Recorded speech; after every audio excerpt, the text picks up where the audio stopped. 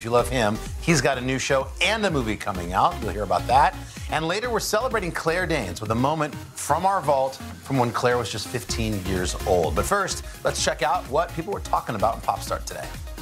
We got a good one for you here to start. Thank you, Uncle Al. First up, Britney Spears. Big news and a big congratulations is in order for the music superstar. Spears announcing Monday that she and her fiancé, Sam Asghari, are expecting a baby. National senior pop star correspondent Chanel Jones here with all the news. Chanel, good morning. It's a title that makes me proud. Good morning to you. Yes, it has been 5 months since the star was freed from her embattled conservatorship with her father. And now Britney is back with a bundle of joy on the way.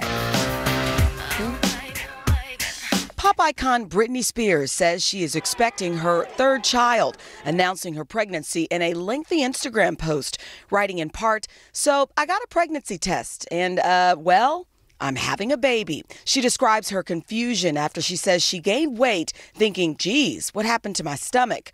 Recalling her fiancé, Sam Asghari, said she was, quote, food pregnant, only to find it was the real thing.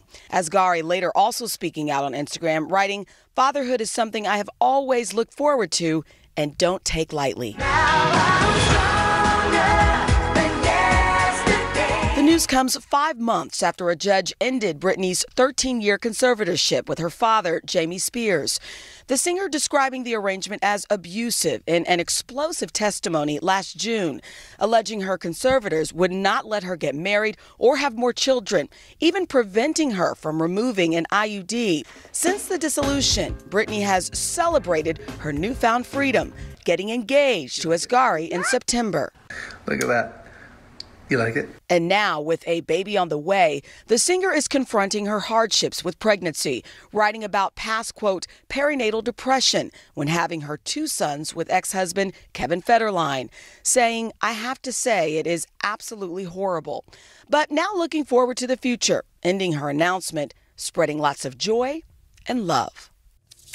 Now, when she discussed those struggles with past pregnancies, Spears also said that at the time, women didn't talk about those issues as much as they do now, which is true. We've moved the needle there when we talk about challenges with pregnancy. So she's glad she can be open and talk about her journey now. So, well, good for her. Absolutely. It's been a great year for Britney. Thanks, Chanel. Appreciate it. Coming up next here.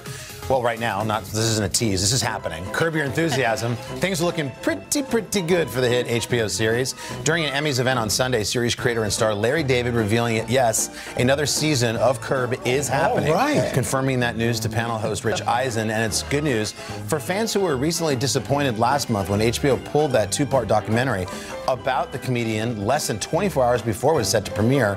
No word yet on when the new doc or the new season will debut. Next up, Kurt Cobain. A piece of rock history is going up for auction. It's Cobain's 1969 Fender Mustang electric guitar. Wow. It's the one from the Nirvana Smells Like Teen Spirit video you're watching right now. It goes on sale next week as part of Julian's Auctions Music Icons event and in honor of Mental Health Awareness Month in May. Now, some of the proceeds will benefit a great program called Kicking the Stigma, which was an initiative led by the NFL football team, the Indianapolis Colts, to raise awareness for mental health disorders. If you want more details, it is a left-handed guitar, of course, in competition Lake Placid blue finish with matching headstock. It's estimated to go somewhere between $600,000 and $800,000 for a great cause. Wow. Yeah. Pretty cool, right? Yeah. Next up, Will Ferrell, the funny actor, just landed his next big role, and he's going to be part of the cast of the Greta Gerwig highly anticipated Barbie movie that's forthcoming. Nobody knows anything about the plot yet, but we do know that Ferrell is set to share the screen with some pretty big stars. Check this out. This is the cast. Margot Robbie, Ryan Gosling. They're going to lead as Barbie and Ken. What? Then we've got Kate McKinnon, America Ferrera, and Shang-Chi star Simu Liu. To round out the cast, the project is slated to hit theaters next year. Yeah, indeed. Yeah, that was good, right? And finally, The Thing About Pam, the limited series starring Renee Zellweger as convicted murderer Pam Hupp, wraps up tonight. And in the final episode, Pam shows she's willing to go to shocking lengths to escape her web of lies, even if that means impersonating a Dateline producer in an attempt to trick someone into helping her. Anyway, we gotta get there as fast as we can. So I can run the first lady home. She just finished her lines. Then I'll circle back and take you home. So they just got producers driving all around the country picking people up? Oh yeah, back and forth between St. Louis and Chi-Town. But I don't mind.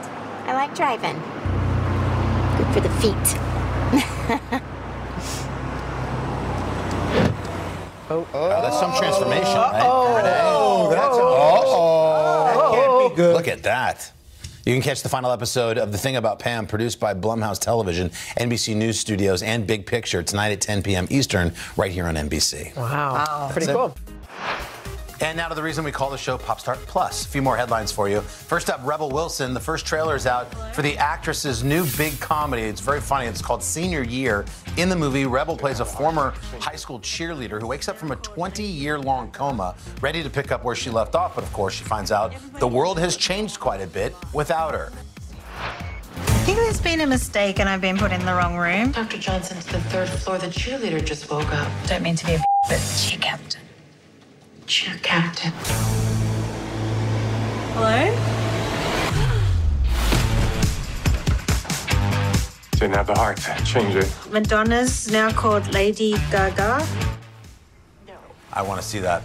Based on that little clip right there. Senior Year starts streaming May 13th on Netflix. And finally, DJ Khaled, the musician, just unlocked the major key to a new level of stardom. On Monday, DJ Khaled earned his very own star on the Hollywood Walk of Fame. The Grammy-nominated artist was joined by some family members and a few famous friends, as you see there, Diddy, Jay-Z, and Fat Joe.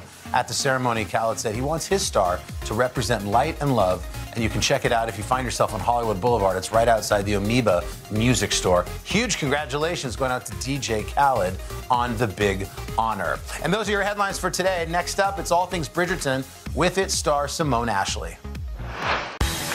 These days, the news never stops. The morning's headlines change by afternoon. And by the end of the day, it's all totally different. So let's get into it. What's happening right now, what it all means for you for an hour every day. I get it. I know that it can be hard to keep up. So let's get started together and go from there. Hey, I'm Hallie Jackson, and we have a ton going on tonight. Here's the deal. Hallie Jackson Now. Weekdays at 5 on NBC News Now. To stand on the edge of the cliff and jump takes a lot of guts. If I never got to sing another song, I would still feel the joy that I feel right now. We are meeting people one after the next who've made profound changes. It's the little moments that are the transforming moments. Oh my gosh, I never thought of that. Oh my gosh, I could apply that. I want to stop for a second. In season 2, I think you're going to be blown away by the life lessons. Join Hoda for new episodes of her podcast, Making Space. Listen now. Today is now a podcast available every morning. Listen wherever you get your podcasts. We'll meet Ukrainians who are defending their country one block at a time. When you were still in Kiev, could you hear the bombing? My name is Lester. Who's this? Top Story with Tom Llamas. Weeknights at 7 on NBC News Now. For breaking news in our changing world, download the NBC News app. And welcome back to Pop Star Plus. Bridgerton fans, we've got a treat for you. The show's star, Simone Ashley, recently confirmed she's going to be joining season 3, and she spoke with us all about her favorite moments from season 2.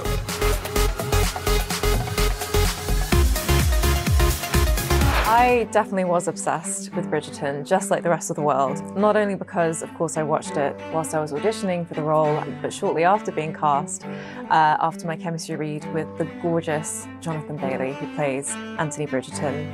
I was immediately on set in wig fittings, makeup tests, transported to this beautiful world, filming on these amazing locations, horse riding.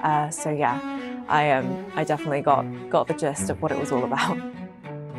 Your Majesty, may I present Miss Kate Sharma and Edwina Sharma? Only hope they like me. All you have to do this evening is remember what it is you're looking for. Someone charming. And handsome, of course. So in season 2, we are introduced to the Sharma family, and they return from India to London with Lady Mary, Edwina, and Kate. Lady Mary is Kate's stepmom. Edwina is her half-sister, and the plan is to help Edwina and protect her family on Edwina's quest to find a true love match. But we may find out that there's a bit more to Kate's plan. The stakes might be a bit higher than we realize, and yeah, then the obstacle of Anthony kind of gets in the way, and we'll figure it out from there. I would describe Kate as loyal, protective, smart, fierce, and big heart. Yeah. I think there's a lot with Kate that I empathized with. I think she can be a little bit stubborn, but I really admire her bravery. And I think it was a two-hander. She kind of came in not wanting to be a part of it, just to kind of protect Edwina. But also I think she was maybe running away from the idea of surrendering to love. So, yeah. So in season 2, we meet the Sharmas, who are of Indian heritage, and I think it's been so much fun to represent this family, who are a minority of what we see on screen, and to represent that with 2 other gorgeous South Asian women, Shelley Conn, who plays Lady Mary, and the diamond, in every meaning of the word, Charitha Chandran, who plays Edwina.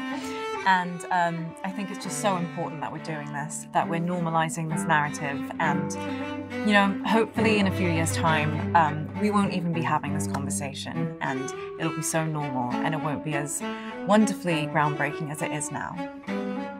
Oh, you brought your dog? Yes. Newton is an excellent judge of character. Oh, see? Mark my words, Miss Sharma, by the end of your stay, your opinion of me will be much improved. So, Kate and Anthony. Kate struggles with Anthony while we're telling this love story that goes from enemies to lovers, and I think it takes one to know one. So they definitely grind each other's gears. They challenge each other, there's a lot of sparring going on, a lot of competition, and I think that soon evolves into vulnerability and the idea of maybe allowing love to kind of affect them. There's so much chemistry between them. It's such a magical love story, and yeah, I'm excited to see everyone slowly see them gravitate towards each other throughout the series. I have so many favorite scenes. I'm not gonna condense it down to one, I'm sorry. I love any scene with Kate and Anthony riding their horses. They were some of my favorite days filming on set with Johnny, and just bringing this love story to life with him. It really, truly was such a joy. And there definitely is a magic between them, between Kate and Anthony, that I think we've brought to life. Other scenes, I loved filming the scene where Kate is applying coconut oil to Edwina's hair. I think it's such a beautiful and intimate bonding moment between 2 sisters that I think a lot of cultures can relate to. And I've never seen anything like that on screen before, so yeah, that was super fun to play. And I would say the first time Kate and Anthony dance. It's just so beautiful, and yeah, I think if there's a way to just condense that love story into one scene, I would say that one. Yeah, it will always be a favorite memory of mine, filming that with Johnny. Yeah.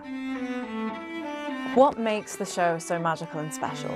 I would say, regardless of the time that it's set in, these are real people, real human people with real problems of heartache and desire that I think we can all relate to. And it sparks the imagination at the idea of love.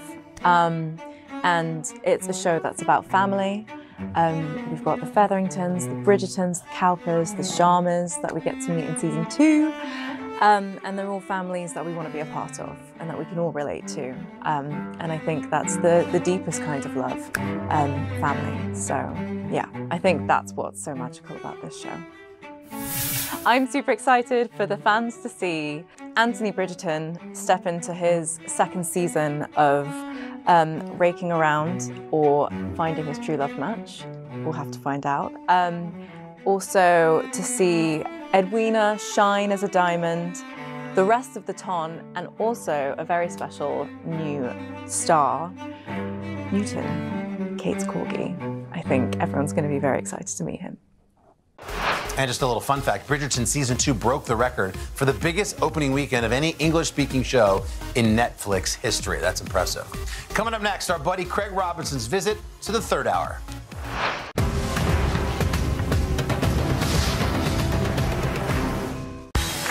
These days, the news never stops. The morning's headlines change by afternoon, and by the end of the day, it's all totally different. So let's get into it. What's happening right now, what it all means for you for an hour every day. I get it. I know that it can be hard to keep up. So let's get started together and go from there. Hey, I'm Hallie Jackson, and we have a ton going on tonight. Here's the deal. Hallie Jackson Now. Weekdays at 5 on NBC News Now. We'll meet Ukrainians who are defending their country one block at a time. When you were still in Kiev, could you hear the bombing? My name is Lester. Who's this? These days, it feels like the news never stops. So let's get into it. What's happening right now, what it all means for you for an hour every day. It can be hard to keep up, so let's get started together. Hallie Jackson Now. Weekdays at 5 on NBC News Now. Sometimes the news can be difficult and overwhelming for kids to understand. Ukraine and Russia. Could you help me understand what's going on? So to help make sense of it, we've created a newscast just for them. We hope your family will watch Nightly News Kids Edition. These days, the news never stops. The morning's headlines change by afternoon, and by the end of the day, it's all totally different. So let's get into it. What's happening right now, what it all means for you for an hour every day. I get it. I know that it can be hard to keep up. So let's get started together and go from there. Hey, I'm Hallie Jackson, and we have a ton going on tonight. Here's the deal. Hallie Jackson Now. Weekdays at 5 on NBC News Now. Today is now a podcast available every morning. Listen wherever you get your podcasts. Making Space, the inspirational podcast from Hoda Kotb. Listen now. Welcome back to Popstar Plus. You just might recognize Craig Robinson from his role on The Office or from his time on Brooklyn Nine-Nine. Nowadays, he's got a new show and a new movie that he's excited about, as he told our friends at the third hour of today.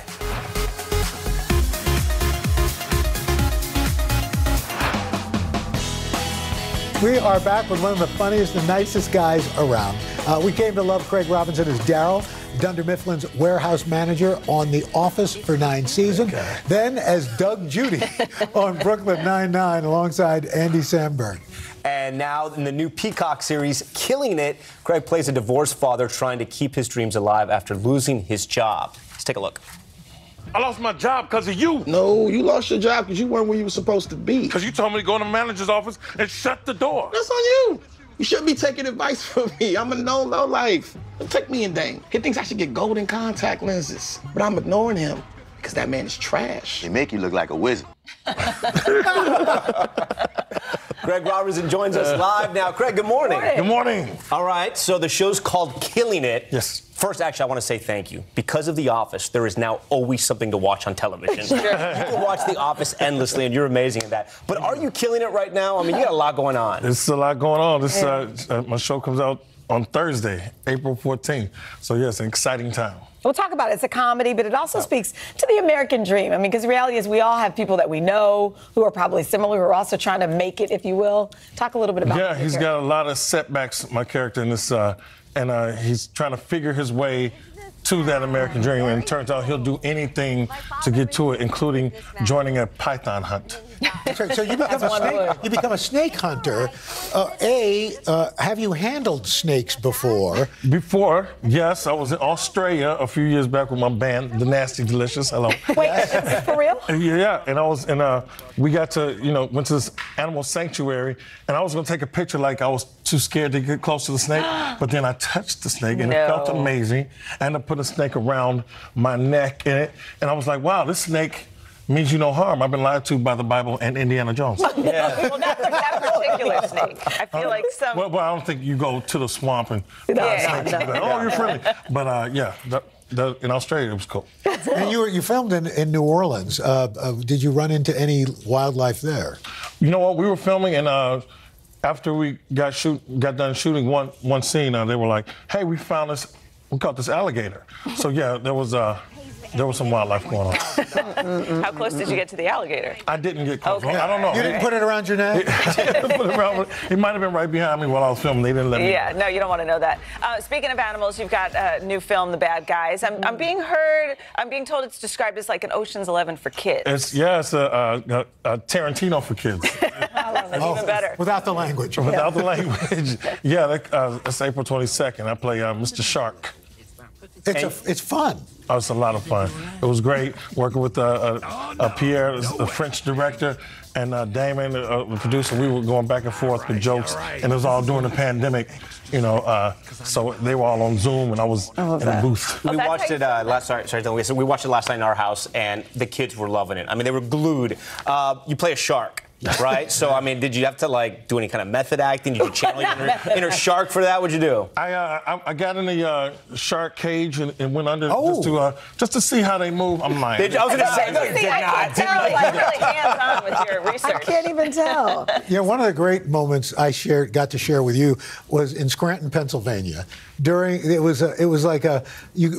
NBC put together a group of you guys from the office, and not expecting a big turnout, and there were over 50,000 people who showed up for the office convention. Office convention, we had one there, and then when the office wrapped, we went back and they had a whole parade, and the whole city was ours. We were like the Beatles. What do you make of it? Just people love it so much. Tom started talking about it. It's amazing, and people are like, this is my 9th cycle through, or it means so much to so many different people. It's a family member was sick, and it's the only thing that made them feel good. It's the only time their family came together, or something like that. It's like you have friends everywhere you go. Do you ever think we'll see a reunion? Ooh. As soon as Greg Daniels says it, sure. But other than that, everybody's speculating. I don't know. And so many stars. I mean, you guys just exploded with your careers. So many people on that show now are huge. It's a true blessing to be on that show. My nieces and nephews are now watching it, so it's fun to see the next generation get into it. But Brooklyn Nine-Nine also has that rewatchability factor. Are you going to miss that show? I do miss it. I love being on there, and the guys from Brooklyn Nine-Nine, Dan Gour and Luke Del Tredici, the writers, they're the ones who wrote Killing It. It's a reunion. So it is a reunion. I do miss Andy Samberg. I was we were like 2 5-year-olds getting together and just playing. Maybe he'll guest star. I was just about to say. Maybe he will. Craig, you're a delight. Yeah, you're awesome. Look who's talking. You just have so many layers. I got to do a USO tour with this guy. Really? At Bagram Air Base. That was one of the best experiences. That was amazing. I love it. And you sing? I didn't know you guys had so much history together. Yeah. Nasty Delicious. Is that really true? Oh, yes. Nasty Delicious. Nasty Delicious. May 4th at the Troubadour. Really? In L.A.? Yeah. All right. Okay. Like I said, so many layers. A renaissance man. Yes. Craig, a commercial break. I want to hear some stories, you and Al, all right? Let's do what we can say here. Always great to hang out with Craig. He's a great dude, very funny.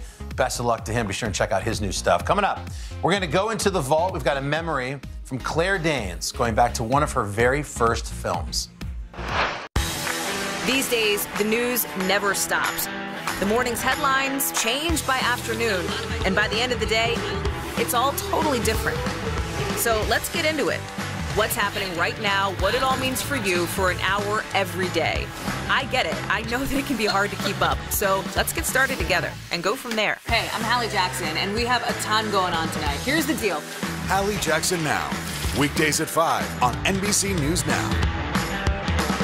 We'll meet Ukrainians who are defending their country one block at a time.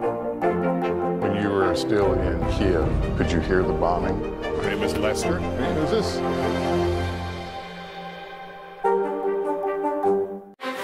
Can this still end diplomatically with Vladimir Putin in charge of Russia?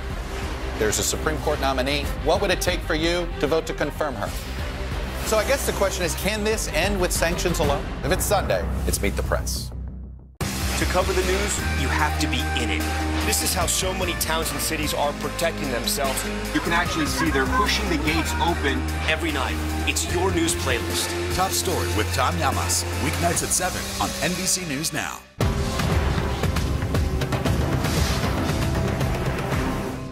Making Space, the inspirational podcast from Hoda Kotb. Listen now.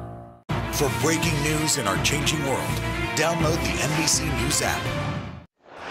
And welcome back. Claire Danes is celebrating a birthday today, and in honor of that, we thought it'd be fun to pull this terrific moment from our vault when Claire visited the Today Show back in 1994. She was just 15 years old. At the time, she was starring in a great television series called My So-Called Life. You You may not recognize the name, but see if you recognize the face of actress Claire Danes. The 15-year-old newcomer is the star of ABC's coming-of-age drama, My So-Called Life, where she plays the introspective high schooler named Angela Chase. I'm just really, low. I'll just find any excuse to touch him. Now Claire Danes has exchanged her jeans for a 19th century hoop skirt in the new movie, Little Women, with Winona Ryder. I'm glad I don't have to go and be with all those frightening people and try to think of things to say. And just yesterday, Claire received a Golden Globe nomination for Best Lead Actress in a Dramatic Role for her TV show. Claire, good morning. Hi. I'd say 1994 has been a very good year for you, wouldn't you? It's been a bit overwhelming. Yeah, I bet. It's been good. Now, you've been working towards this goal since you were 9 years old, is that right? Yeah, I've always been sort of focused. I knew I wanted to be an actress, as a kid.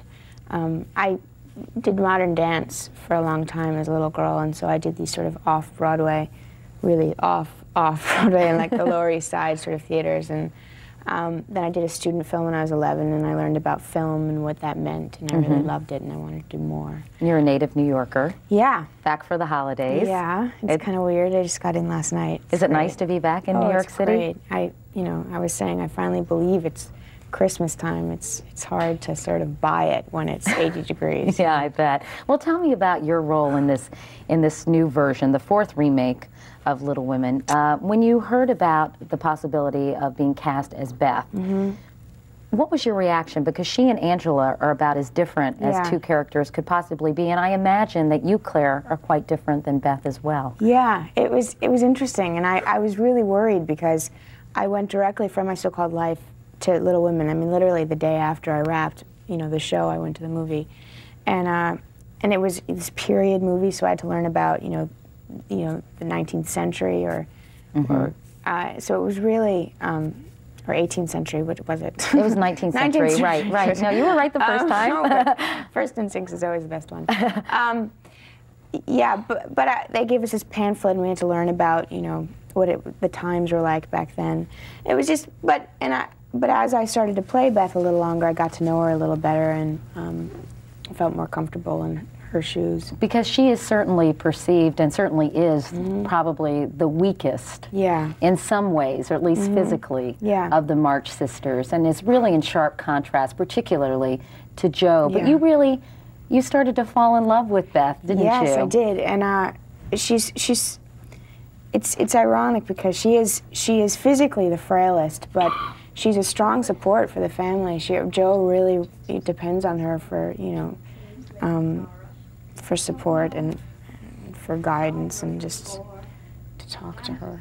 She does have this incredible sort of spirituality, doesn't she? An inner strength that she projects, and you have some pretty challenging scenes because, of course, we don't want to give away the story because Beth has, things happen to Beth that are very difficult to deal with, obviously, for the rest of the family, and I'm sure were a challenge for you to play. It was fun. I had to learn. Beth gets sick, she gets scarlet fever, and I had to learn about the stages of that disease. You were excellent in that scene. That was tough. Do you think young people today, you're 15, but teenagers will be able to relate to this movie? Yes, they should. It's a coming of age story, and it takes place during a different time, but the feelings are still the same. And I don't have any sisters, so it was fun to explore what that's like. And no, there's just the things that these sisters go through are things that everybody goes through today.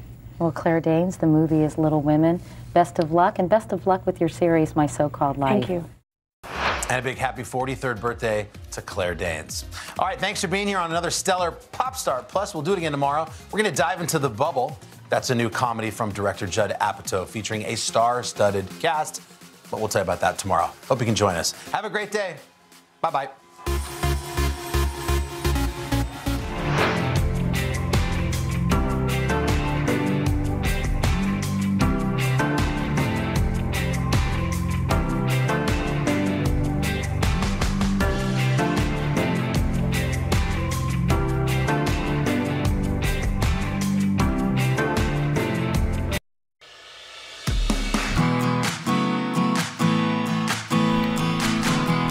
Hello and welcome to Wellness Today. I'm Chanel Jones. Today we're celebrating Women on the Move, exploring how women have used movement to empower themselves and their communities over the last 70 years. We'll take a look at how exercise changes throughout a woman's life, from puberty to menopause. Plus, we'll learn what surprising item inspired the design of the first sports bra and the best ways to eat before, during, and after a workout. And we'll introduce you to a new fitness platform that's making room for everyone to get moving. This is Women on the Move.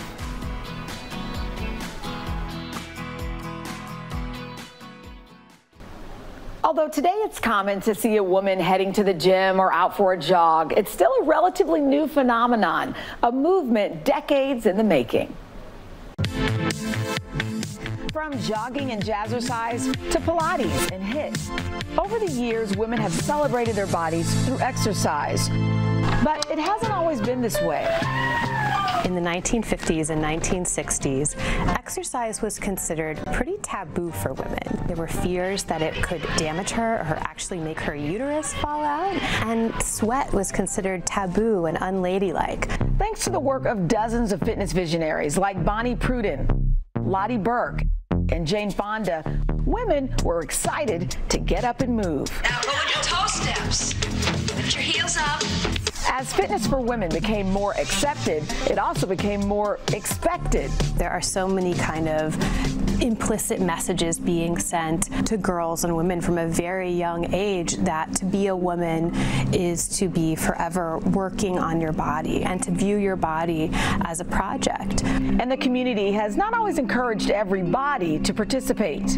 Women's fitness has a history of catering to mostly white, middle to upper class women. But everyone deserves to have access to the true things that fitness can do for our mental, physical, and emotional health. The lessons learned through exercise empower other areas of women's lives.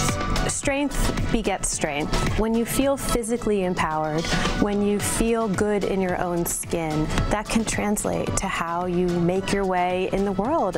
Whether you like to run, dance, or stretch in your home, in the park, or at the gym, women have found their favorite ways to break a sweat. I think we're really at the beginning of a moment where we're learning to harness exercise in a way that's truly about feeling good and feeling strong. Using exercise to harness our power. I love that. All right, let's talk a little bit. Joining us now is OBGYN Dr. Camila Phillips, the founder of Cali Women's Health in New York City, and she's here to explain why exercise is so important at different points in a woman's life. Thank you for talking with us today. Thank you for having me. So we know that a woman's body continues to change over time, but we should be exercising all throughout. So let's break it down into puberty, pregnancy, and then menopause. We'll start with puberty, if you will. When girls go through puberty, their bodies change, and they've noticed, teachers have noticed, and experts have noticed, that's when a girl almost pulls back sometimes. Before, she's running all over the place, running around the playground, and then she starts to get a little self-conscious. She may not want to exercise. How do we push through that? Why is it so important for teenage girls to stay active? Right. Puberty is such an awkward time for so many young people. I remember it myself, just feeling strange in your own body. So being active is really important in helping them reconnect.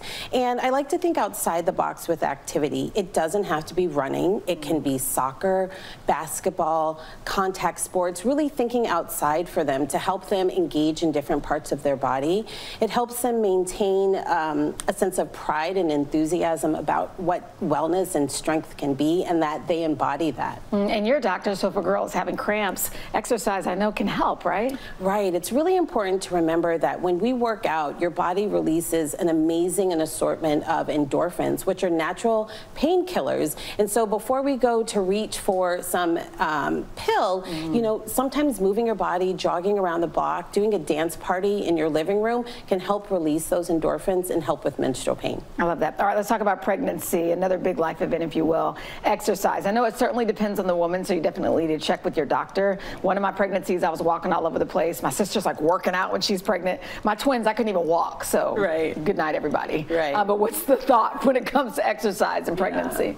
Well, we've really had a paradigm shift as it relates to being active in pregnancy. So the days of laying on the couch are no more. We encourage women who are having normal, safe pregnancies to get out there and move your body.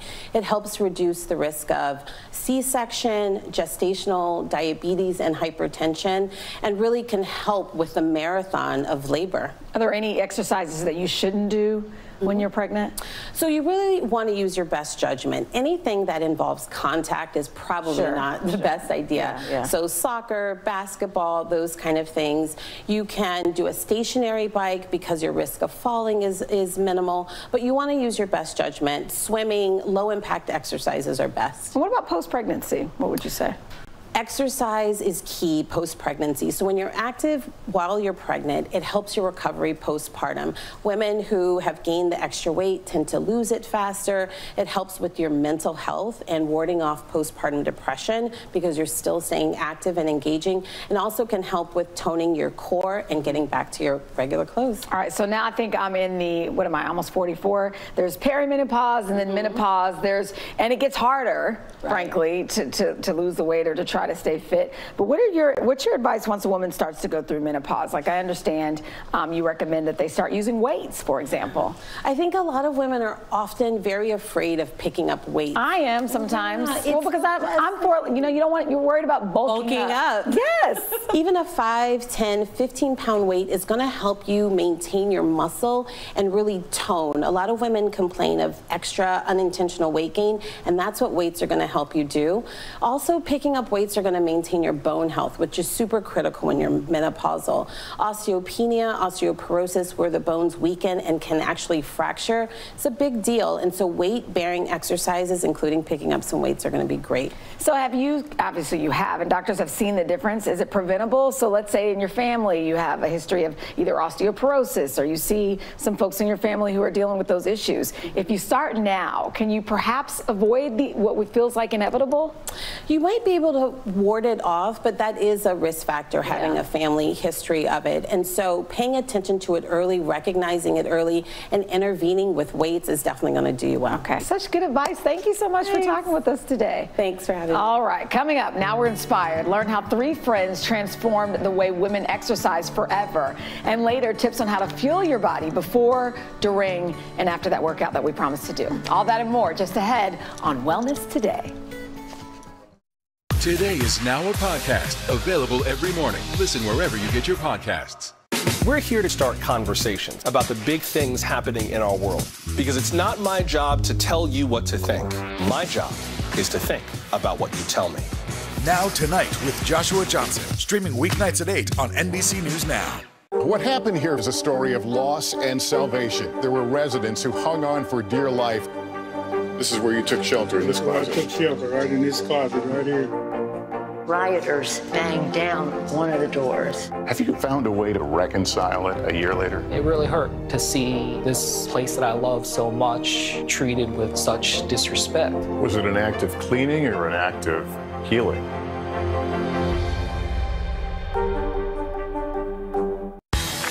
These days, the news never stops. The morning's headlines change by afternoon, and by the end of the day, it's all totally different. So let's get into it. What's happening right now, what it all means for you for an hour every day. I get it. I know that it can be hard to keep up. So let's get started together and go from there. Hey, I'm Hallie Jackson, and we have a ton going on tonight. Here's the deal. Hallie Jackson Now, weekdays at 5 on NBC News Now. Top Story with Tom Llamas, weeknights at 7 on NBC News Now.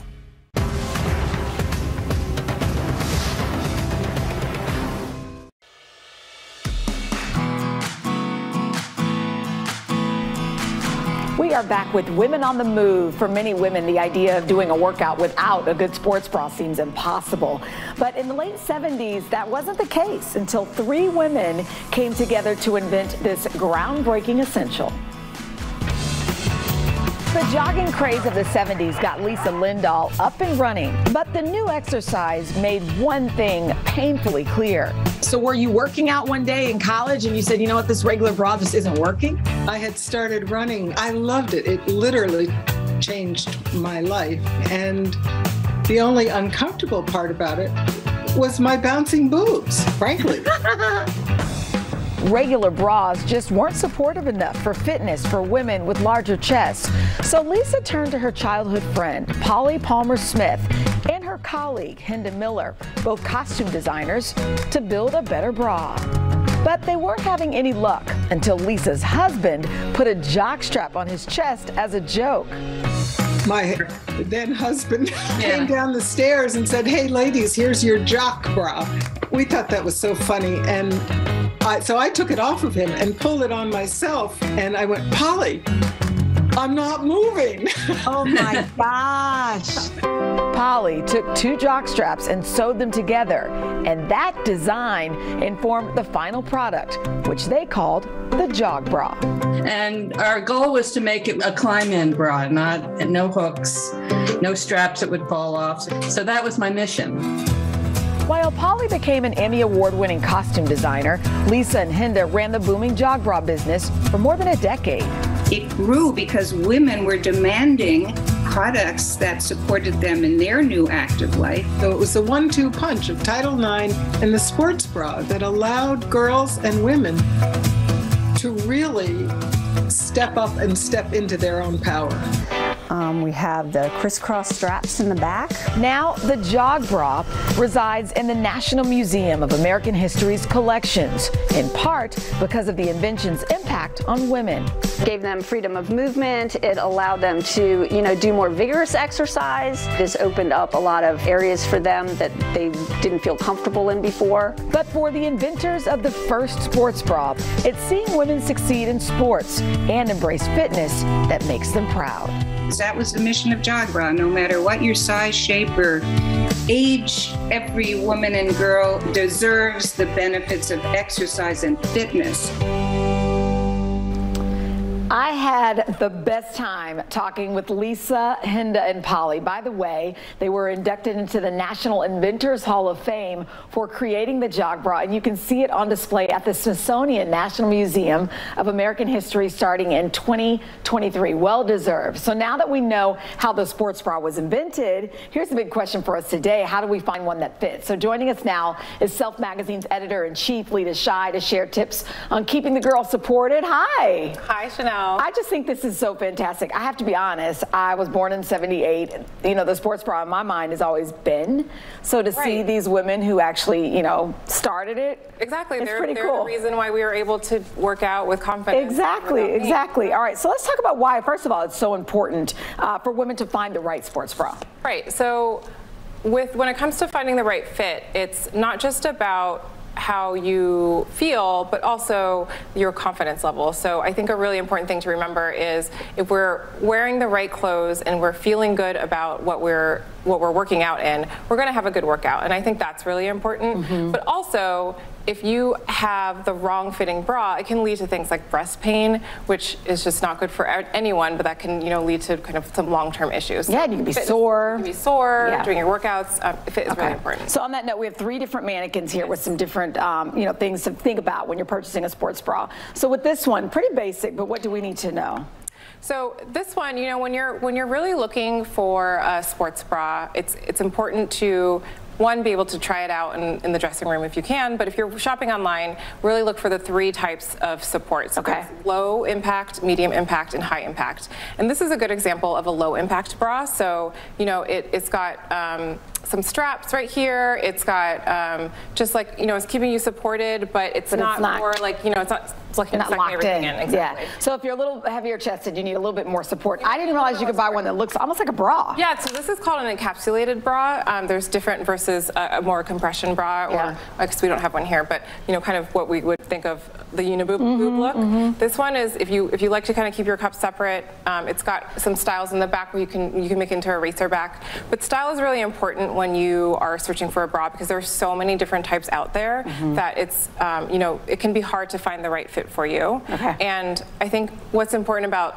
shopping for a bra is to always put it on, try it, see how it feels. Where does it fit on your rib cage? Is it hard to breathe? Is it easy to breathe? Is it too constricting? All of those things are really important. I put on and I just jump. Yeah, you gotta jump. Yeah, exactly. See how it goes. Exactly. All right, so last but not least, full disclosure, I told her, I'm like, do I want a corset vibe? But you brought up a really good point, though. Sometimes vibes going on, right? Yes, but sometimes they're hard to get off. So this takes that away. Exactly. So a lot of people, after a workout, you're really sweaty. You don't actually, the idea of just going like this is not so great. So a lot of people really like front zippers, front clasps, some back clasps.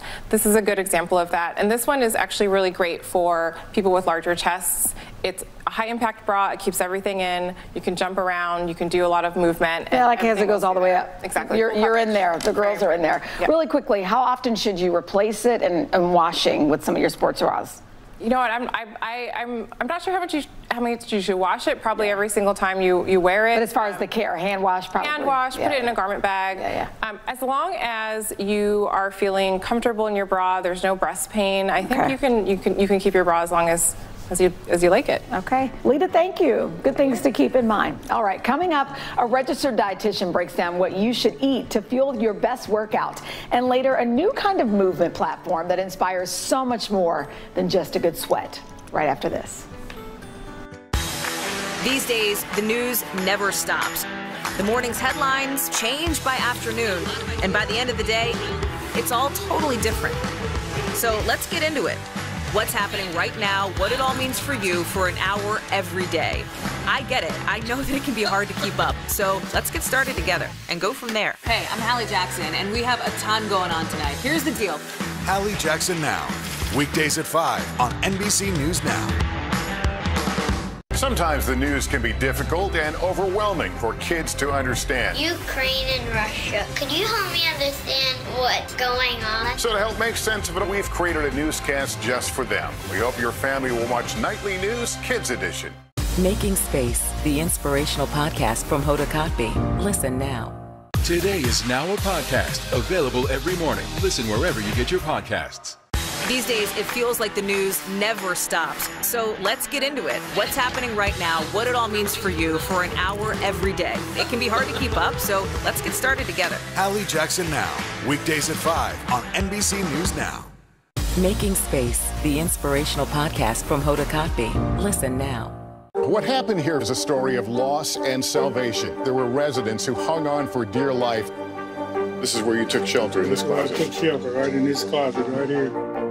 Rioters banged down one of the doors. Have you found a way to reconcile it a year later? It really hurt to see this place that I love so much treated with such disrespect. Was it an act of cleaning or an act of healing?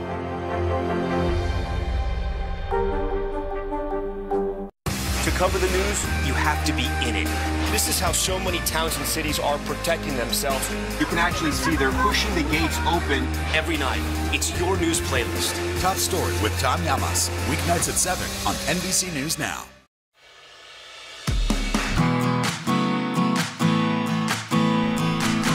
Welcome back to Wellness Today, Women on the Move. Here to teach us a few ways we can use food as our fuel to add a boost to our workouts is registered dietitian Vanessa Rossetto. Thank you for stopping by. Yeah, thanks for having me. So excited. So let's dig in a little bit. First of all, let's talk about 3 factors that we should all consider when we're planning our meals during the day. Yeah, so 3 factors we want to consider are the duration, the intensity, and the time of day. Okay. So if you're going to exercise at 5 o'clock in the morning, a lot of people don't really feel very great eating right away, right? Absolutely. It's like, it's hard, right? Because if you're getting up at 5, you're probably going to work out at like 5:15. So you want to think about, what did you eat the night before? If you're properly fueled from the night before, then you should be fine to sustain your workout. And then after you eat, you probably want to wait about 20 minutes, and you should just have a regular breakfast: protein, fat, carbohydrate. So if we look over here, we can see, right? We have a slice of toast.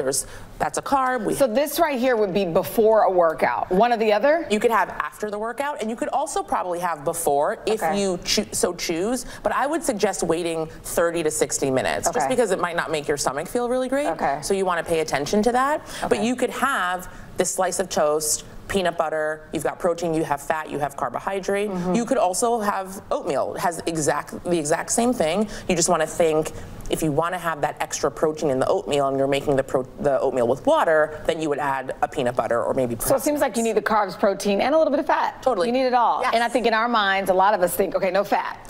Right. Or no carbs. Right. You know, we constantly try to figure it out. Right, but if we had them all together, it helps to slow down that digestion and helps keep you full until the next meal. Okay. So you're not constantly looking for the next meal because you're properly fueled. And then 30 to 60 minutes, would you say, before you work out? Yeah, because, you know, moving around, jumping around, That's a lot. It might make you not feel well. If you're somebody who you're not affected, by all means, have at it, but it just depends on who you are. So let's talk about staying hydrated during a workout. Is just good old-fashioned water not enough, or do you need a little extra oomph? Well, it just depends, right? If I'm training for the New York City Marathon in August, New York City in August is very warm, right? Yeah. So I would need more than just water. But what about just the average Joe watching this morning, or not Joe, or well, you can be a Joe too. Yeah. Or Julia. So how hydrated are you? Are you somebody who drinks alcohol at night? You might be more dehydrated. Did you have coffee? So you want to be paying attention to that. What are these things? Right. So we've got water here is fine. Yeah. You could also have powdered electrolyte water or just a Noon tablet. Okay. And What's also that? I don't even know what that is. A Noon tablet is electrolyte, so it's just going to help you stay more hydrated. And if you don't want to spend money or have these things in your house, good old-fashioned table salt will do the same trick. Really? Yes. What, in your water? Yeah, in your water. Just a little bit? Just a little bit, just a pinch. It's going to help you with hydration. It's going to help your muscles, so you don't have to go through this exercise of spending extra cash on electrolyte water. Learn something every day. All right, let's talk about after your workout. I asked her, full disclosure, if it's true after you work out, if you eat a meal, like your body's like burning it. And she said, no, that's not true.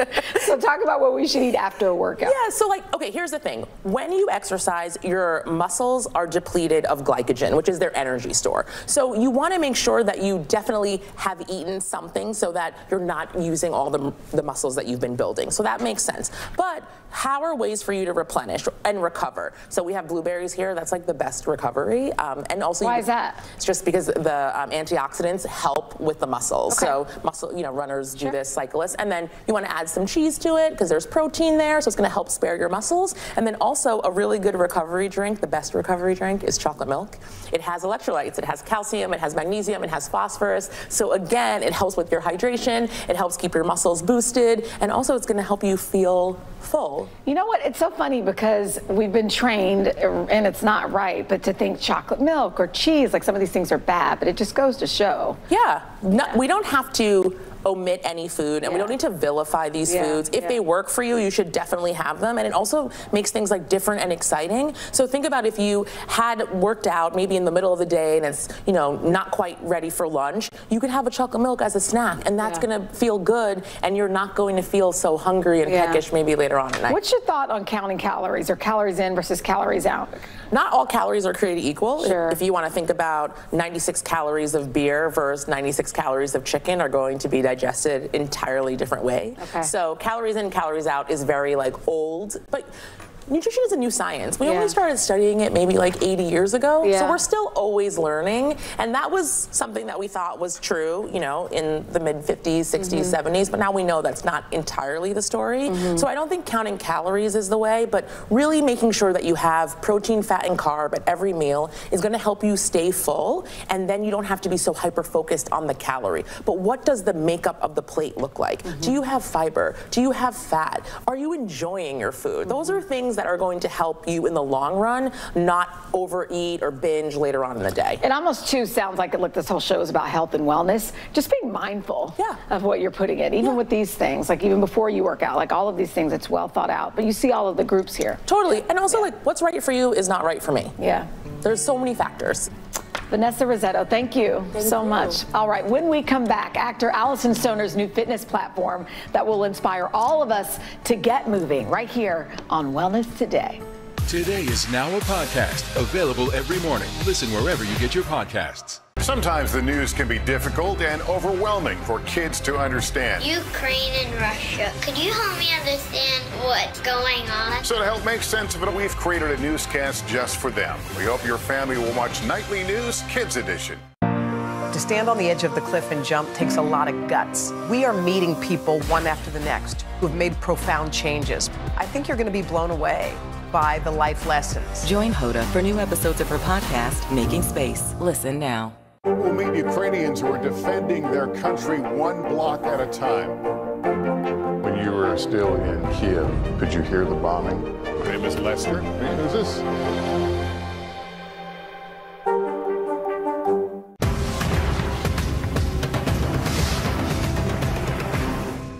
We're here to start conversations about the big things happening in our world, because it's not my job to tell you what to think. My job is to think about what you tell me. Now Tonight with Joshua Johnson, streaming weeknights at 8 on NBC News Now. For breaking news in our changing world, download the NBC News app. To cover the news, you have to be in it. This is how so many towns and cities are protecting themselves. You can actually see they're pushing the gates open every night. It's your news playlist. Top Story with Tom Llamas, weeknights at 7 on NBC News Now.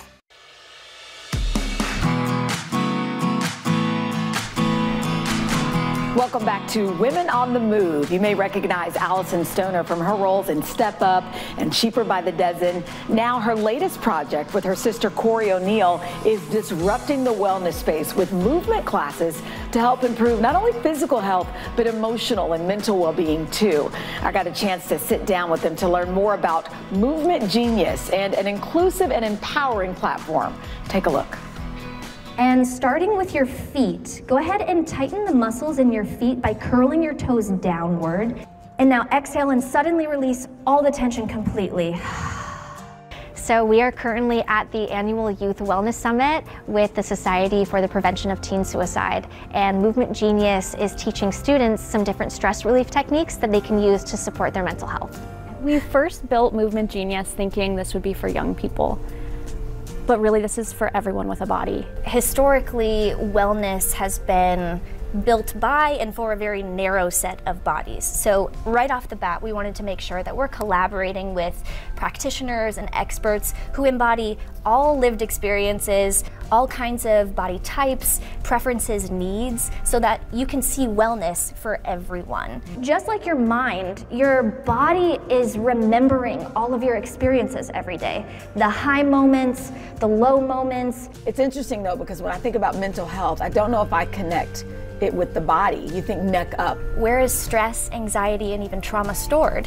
In the body, in the muscles, in your cells, in these learned behaviors and responses to different situations. So mindful movement allows you to reconnect your mind and body, learn how your body needs to relax and release tension. This isn't a new practice per se, but it's never been presented in an entertaining format. If you're releasing a bunch of stress hormones and adrenaline, shaking it out actually helps you release that adrenaline, and then you can come down to a state of calmness. So you've heard of fight, flight, or freeze? Absolutely. Or stress and threat response. Now, what happens after that threat is done? What do you normally do? I don't really run. Maybe I freeze? I don't know. So once we freeze, have you ever seen an animal in a moment of threat? Do you recognize what they do after that threat has passed? No, I've never really thought about it. After a moment of threat, we'll kind of just shake it off and then keep moving forward and shake out some of the stress. So it's not just fun, there's science behind it. There is science behind it. We're just reminding you of the intelligence that your body has to cope with stress and feel better. You'll see me doing this tomorrow before the show and you're like, what is she doing? Exactly. Movement Genius is committed to making their wellness classes accessible to everybody. Most memberships cost no more than $10 a month. Thank you for joining me to celebrate how women have transformed their lives through exercise. We've seen how breaking a sweat is essential for our mental, physical, and emotional well-being at all stages of our lives. I am feeling ready, and I hope you are too, to find the fitness routine that makes you feel your best every single day. I'm Chanel Jones, and we'll see you next time on Wellness Today.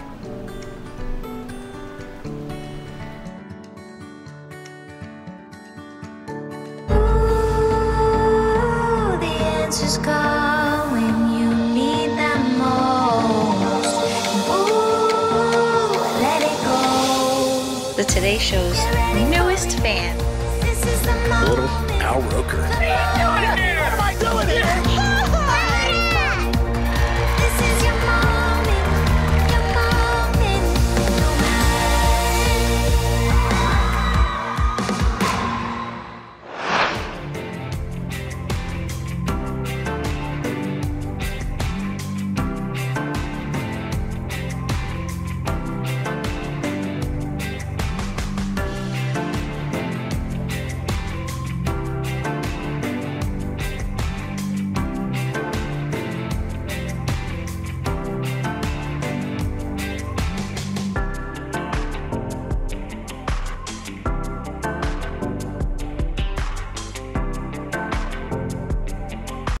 Over the years, I have been lucky enough to step into the Today Show kitchen and watch the best chefs from around the world teach us some incredible recipes. We had made that pesto, which was, oh, exactly. I almost got out of this one clean. Turn it down. Oh my gosh, I had one job. None of which I've mastered because, well, I didn't know the first thing about how to cook. But those days are behind me for good, and I'm starting to find a little confidence in the kitchen. Now, culinary superstar Bobby Flay, sharing his love of seafood from coast to coast. Today, we're gonna be making crab cakes with an orange chive tartar sauce, and then try a West Coast-inspired crispy fried fish taco with a mango black bean salsa. I love tacos. I have a lot to learn about seafood, and I cannot wait to give this a shot. So, let's get started.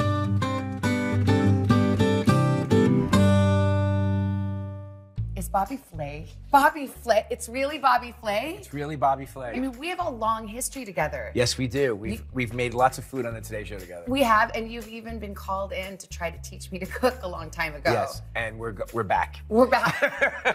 Guess what? It didn't stick, but now it is. I'm learning a few things. So I've been brought in to teach you, a couple of things: seafood, but also frying seafood. Okay, so what's our plan today? So the plan today is first we're going to shape the crab cakes.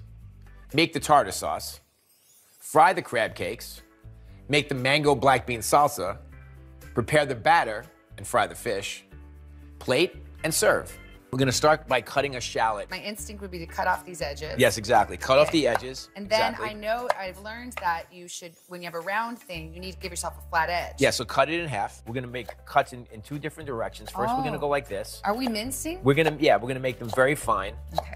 Because this is actually going to be in the crab cake, and we're not going to take it out. So we want it to be good little bite easy size. Exactly right. The one thing I always tell people when they have a knife in their hand, don't daydream. Just think about exactly what you're doing at the very moment. Why would I daydream when being with you is a dream? Oh my goodness. Okay. Ding. Crab cake is over. Okay, I know. So I did that, and now am I just chop? Nope. Oh. And then you're gonna take your hand. Oh, right. Do you remember this? This thing, right? Hold it together. Exactly. I hate this. I hit too hard, and I have to hold it like this because otherwise it splays out. Yes, that's okay. Exactly. And that's how you're gonna create a fine dice. Yeah, exactly. Yeah. This is so unnatural. It is? Look how beautiful. It's gorgeous. Cute. Now, so if a couple of months ago, if somebody handed you a shallot, do you think you could get it diced like that? No, definitely not. Yeah, exactly. So we're going to put our shallots in here. Okay. So neutral oil like canola or something, or vegetable? Canola oil, vegetable oil. You know what I've been using a lot of? Avocado oil. Whose big bit is this? I think that's mine. It's definitely yours, Bobby. I'll take credit mine. for it. Okay. Okay. There's two different ways to saute. Like in this case, we're sauteing the shallots. Yeah. With color is sauteing, and sweating it is cooking it without color. Okay. So what we want to do is sweat this. Okay. So we're softening the shallots. We're bringing out all the natural flavors. You can smell how delicious that is. It smells so good. Dumb question alert. How do I know it's soft if I can't touch it? It's too hot. Well, you're feeling it with your. Yeah. You can also taste it. Oh yeah, they're big on tasting. They're big. Really opens up the pores. It still tastes hard to me. Okay, so then keep sauteing that. Okay. And they're starting to get a little color, so let's be careful. Okay.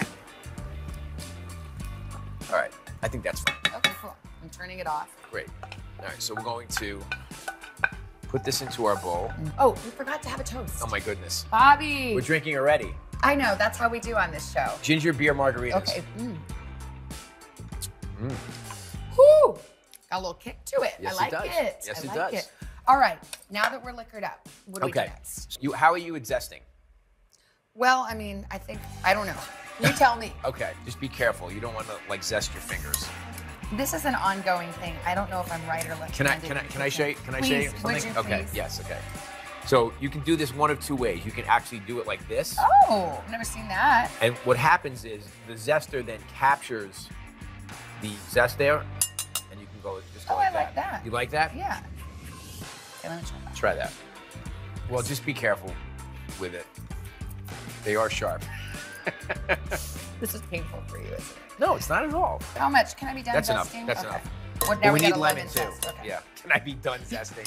Oh my I've God. had enough of zesting. Zesting! Death by zesting! Has the zester ever killed anyone? Okay. I don't know. All right, that's enough lemon. Okay, good. I can't watch it anymore. You know what I'm going to do? Avoid all recipes with zesting. There will be no zesting. Who Okay. needs zest? No. Okay. Now, we're gonna take all this mayonnaise. Okay. And the mayonnaise obviously is gonna give it some richness. Like mayonnaise always tastes good, and also it's gonna help bind the crab cake itself. Okay. We're gonna take 1 tablespoon, which is that measure of horseradish. Horseradish has a good zesty flavor to it. It does. Makes your sinuses open up. Exactly, it does.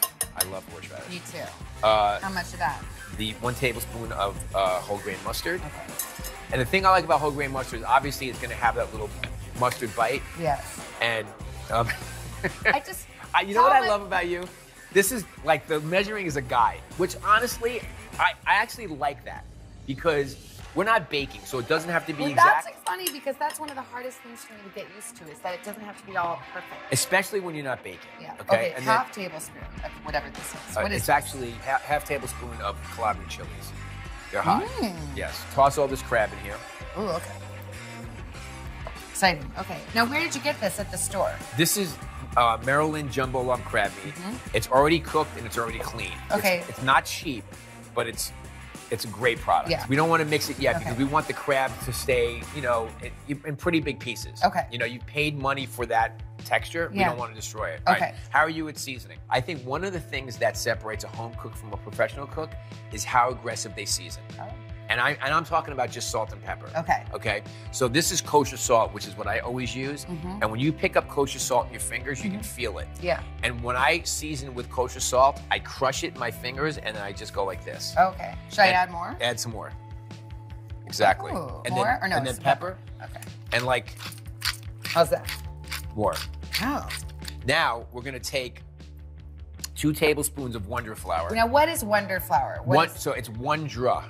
Oh, it's not Wonder. Wonder. I wonder what Wondra is. There you go, Wonder flour. Dump it in? Yes. So Wonder flour is kind of sprinkle it around. Wonder flour is it's already steamed and cooked, so it's going to dissolve a lot easier than say all-purpose flour, which is still raw. Oh, okay. Okay. And this is what's going to help bind our crab cakes. Now you can start to fold it in, and I want you to fold as opposed to stirring. Right. I remember folding from baking. Exactly. See, this is starting to look really good. Now, one of the things about these crab cakes, Savannah, is that we walk a tightrope in terms of whether or not they're going to hold together. And what we're doing is we're giving up the idea of adding lots of breadcrumbs and lots of filler and keeping it about the crab, but at the same time, we want it to stay together. So we're not using those crutches.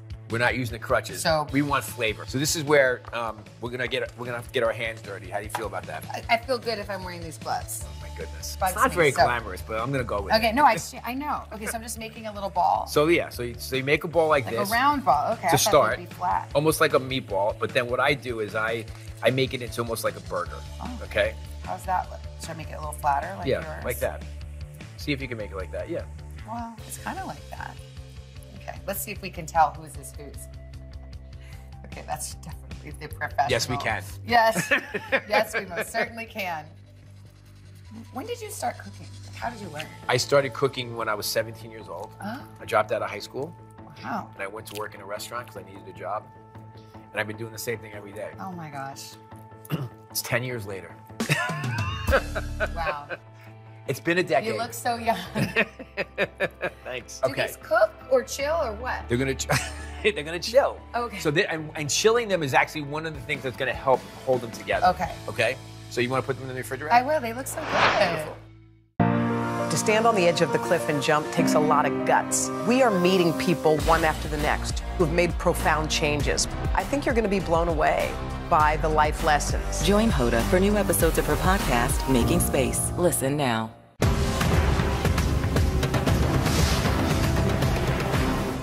Making Space, the inspirational podcast from Hoda Kotb. Listen now. To cover the news, you have to be in it. This is how so many towns and cities are protecting themselves. You can actually see they're pushing the gates open every night. It's your news playlist. Top Story with Tom Llamas, weeknights at 7 on NBC News Now. Top Story with Tom Llamas, weeknights at 7 on NBC News Now. For breaking news in our changing world, download the NBC News app. To stand on the edge of the cliff and jump takes a lot of guts. We are meeting people one after the next who have made profound changes. I think you're going to be blown away by the life lessons. Join Hoda for new episodes of her podcast, Making Space. Listen now. Making Space, the inspirational podcast from Hoda Kotb. Listen now. To cover the news, you have to be in it. This is how so many towns and cities are protecting themselves. You can actually see they're pushing the gates open every night. It's your news playlist. Top Story with Tom Llamas. Weeknights at 7 on NBC News Now.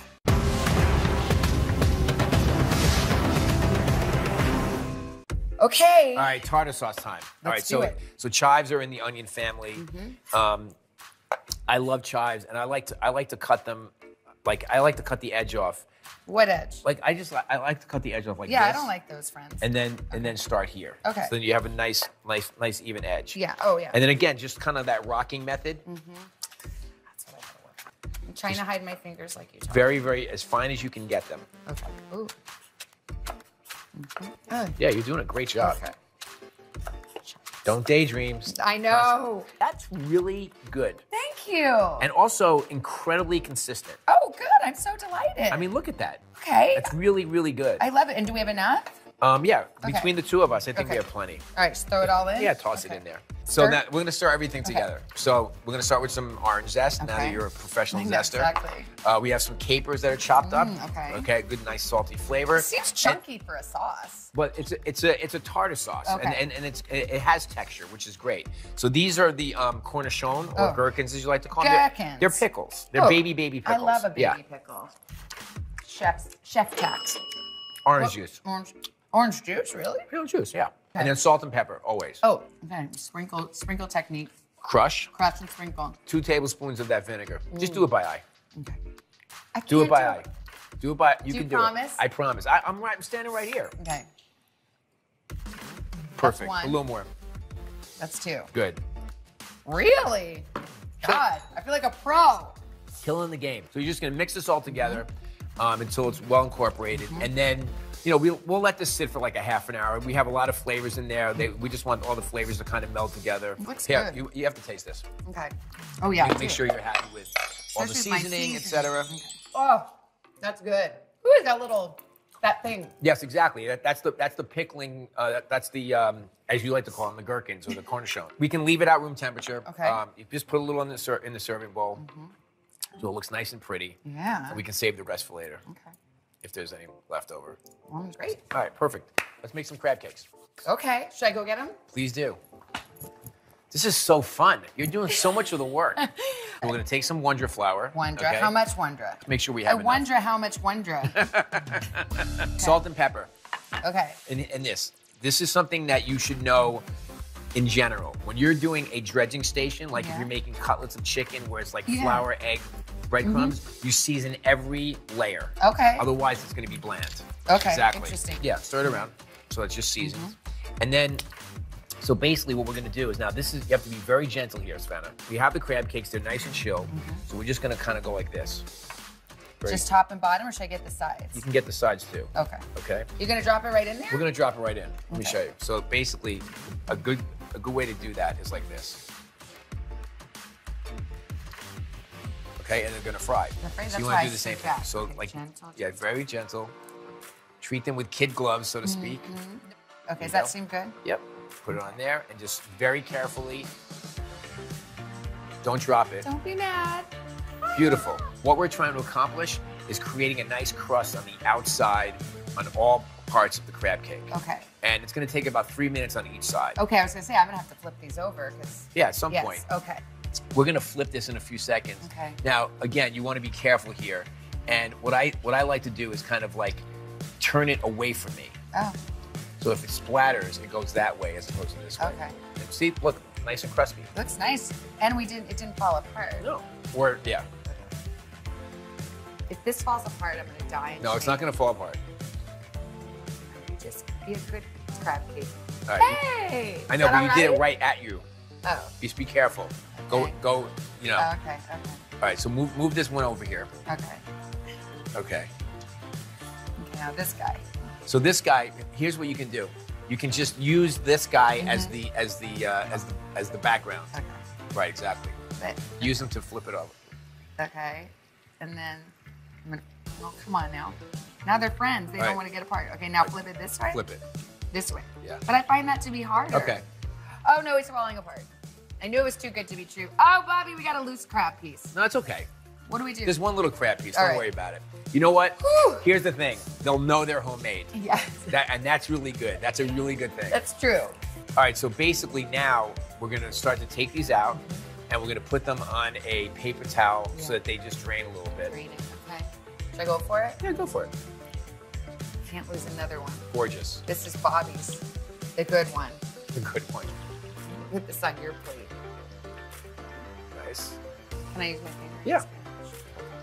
And then this is the number 2. Yep.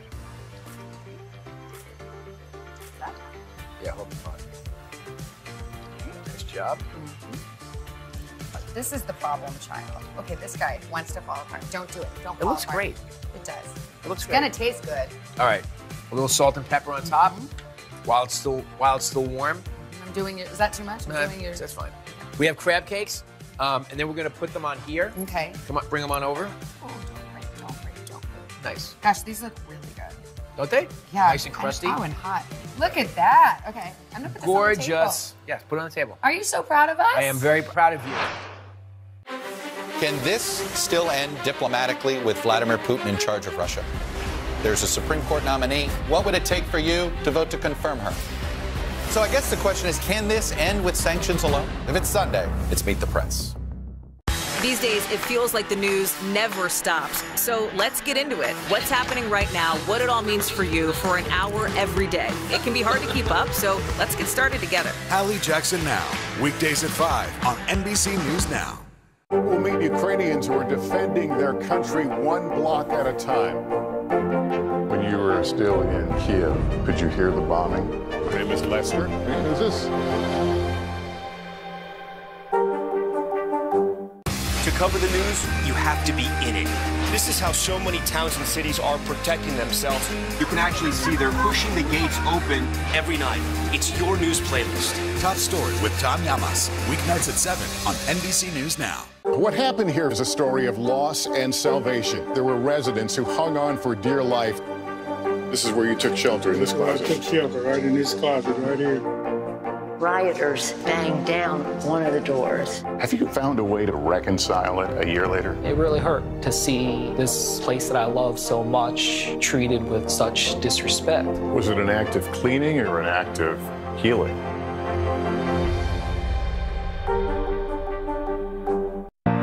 To stand on the edge of the cliff and jump takes a lot of guts. We are meeting people one after the next who have made profound changes. I think you're going to be blown away by the life lessons. Join Hoda for new episodes of her podcast, Making Space. Listen now. To cover the news, you have to be in it.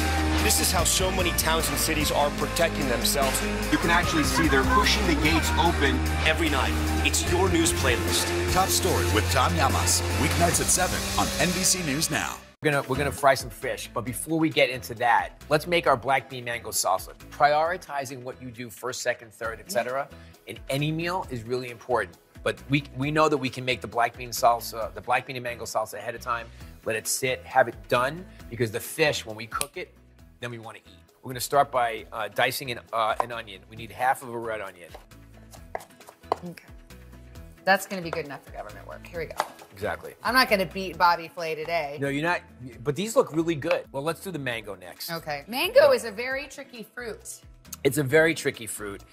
First of all, when you pick a mango, you want it to be ripe. You want it to have some give as you kind of push your thumb into it. Making these stand up is really important. And then you're gonna go down both sides of the mango so that you get these two lobes. One like this, and then one like this. No pit, no pit, no pit. Yeah, the pit is in there. Okay, and then I'm trying to avoid the pit. And then of course you can go around the sides to get these little pieces as well. Yeah. You don't want to lose. I can't see where that pit And then basically this is like the pit's in here, but I just eat this. Oh, I like that. So good, so ripe. We're gonna make like almost like diamonds in the mango. You don't want to cut all the way through, just to the skin.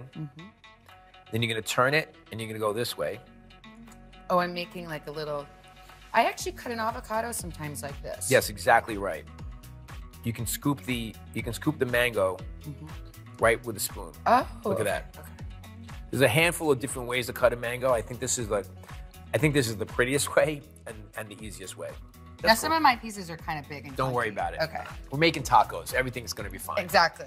I use canned black beans all the time. They're always cooked perfectly. Good. Strain them out, throw them in there. Good, because I didn't want to make beans. Okay. I didn't want to make beans, so you're not going to make beans. Okay. Okay, so we Pour have... the margarita. No, I'm No, just no, kidding. Okay. well, Might be close. good, yeah. Close. The lime juice. Lime juice, Yes. okay. Okay, now a couple of more things we're going to put in here. Some honey. Okay. How much? I don't know. Open it up. Let's do this. Oh, boy. Let's do this. Pour some in. It's gonna- Pour some in. What Yeah. does that even mean? That's good, right? A little more. Really? Yeah. Okay. That's good. Whatever you say, honey. I forgot one more thing. Oh. We have to put the jalapeno in. Oh, there. okay. We have to dice that. Okay. Okay. Let's cut the stem off. Cut it in half lengthwise. Okay.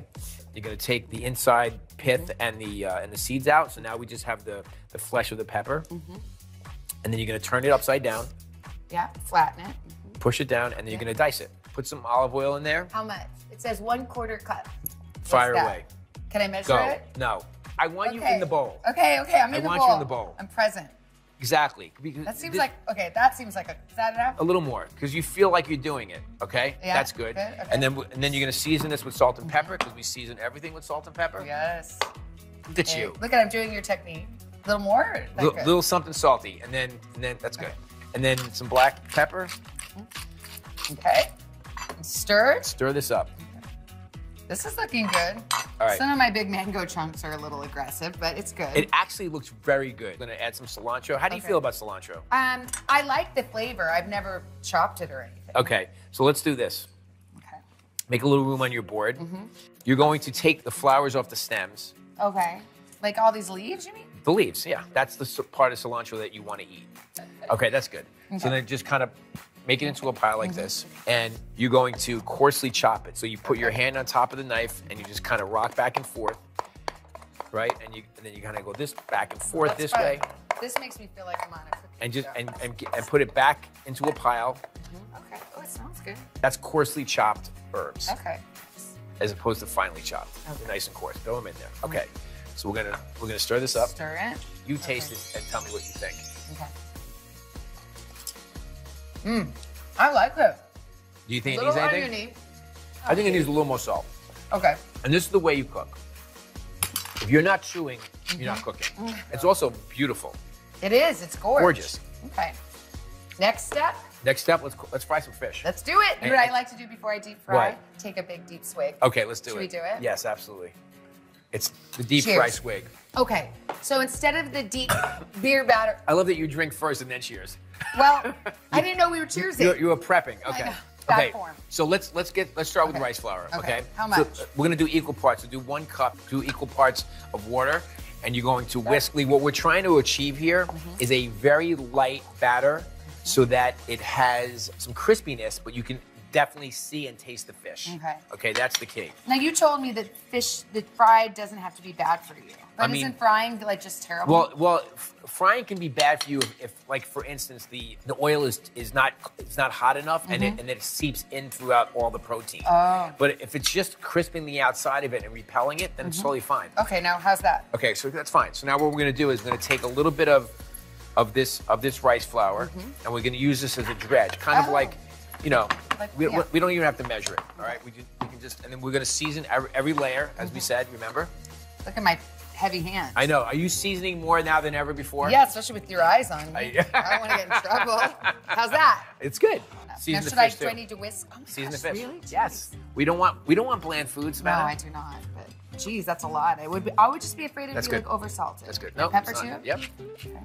That's a thick, dense piece of fish. We want to taste it all But the I way didn't have to through. do both sides. That's just one fine. side. That's Okay. totally fine. So, okay.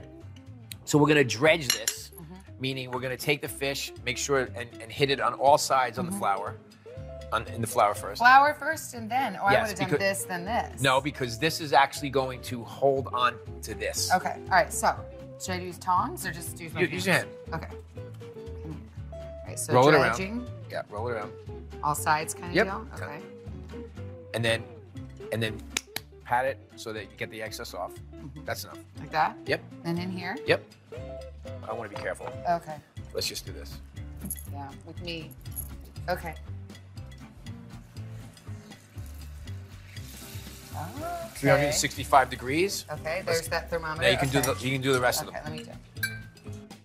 And this is going to be a very, very light batter, nice and crispy. I hope you don't like that shirt because That's I'm getting okay. flour all over it. No problem. Okay, well, send me your bill. I'm just going to keep drinking. That's what I recommend. I love coming to your kitchen. There's always alcohol in it. I know. Savannah's Syrupy Kitchen. You're doing great. I love the technique. Okay. And also, like, you're moving really well in the kitchen. All right, so we're gonna let this cook for about 5 minutes total. And then we have a wire rack there so that the oil drips through to the bottom. Okay. Just be very gentle and also be very careful. It's very hot oil. You can't even see anything. I don't even know if I'm getting one. Okay, wait. Yeah, see? Okay. See, it's like a stealth-like batter. Just touch that. Okay. Nice and crispy. Here, Did I get enough on there? You did great. Let's get the fish out of the pot. Okay. It's been 5 minutes. Does this Beautiful. look right to you? Yep, put it on the tray. Looks great. Look at that. That's gorgeous. It does. Ooh, I didn't stick the landing. So great. Okay. It So looks light nice. and crispy. It really does. Here are your two favorite friends. Oh, jeez, here we go. A little salt and pepper, Okay. just on top while it's still hot and the oil's still warm. Oh my gosh, I really overdid that one. Well, that's a salt. It's okay. And also, when you season, you want to season from up here Why? because otherwise you're going to have clumps of salt. Well, that's what if I it's did. Too get. close. You're exactly. right. Well, that's what happened. Beautiful. Ooh. This looks nice. Can we Done. eat? Yes, let's eat. You get the fish, I'll get the salsa. All right. Let's do it. These days, it feels like the news never stops. So let's get into it. What's happening right now, what it all means for you for an hour every day. It can be hard to keep up, so let's get started together. Hallie Jackson Now, weekdays at 5 on NBC News Now. Top Story with Tom Llamas, weeknights at 7 on NBC News Now. Can this still end diplomatically with Vladimir Putin in charge of Russia? There's a Supreme Court nominee. What would it take for you to vote to confirm her?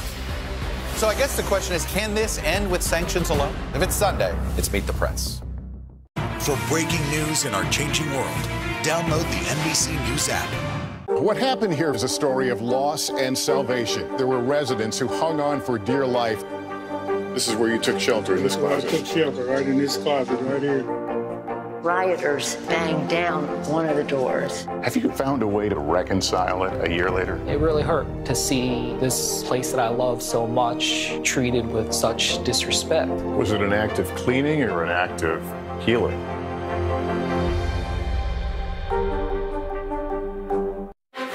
Can this still end diplomatically with Vladimir Putin in charge of Russia? There's a Supreme Court nominee. What would it take for you to vote to confirm her? So I guess the question is, can this end with sanctions alone? If it's Sunday, it's Meet the Press.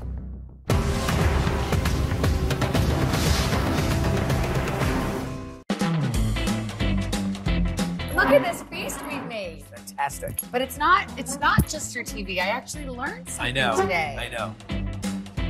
How are you gonna create your fish taco? Okay, so we have some tortillas here. Yeah. Nice and warm.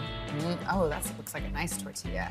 I'm going to teach you a secret. Don't take the one on the top. Take the one in the middle because it's more pliable. Oh, how interesting. You see it? Yeah. Yeah. Okay. I take a little avocado relish. And then you can take a piece of fish. The fish on top. Oh my gosh. A little mango salsa. Thank you. Oh my gosh, this looks so good. Right? Yeah. And then what I like to do is just kind of squeeze a lime on top. Oh yeah. That's good. And then you can take a little cilantro, maybe just a sprig, and put it on top. You can just pick up your tortilla, and you have a fish taco. Oh my gosh, this is a big bite. Turn the camera away. It's Well, not you, gonna be pretty. you taste the fish. You know, it's like. Oh my god. It's so good. Don't look at me.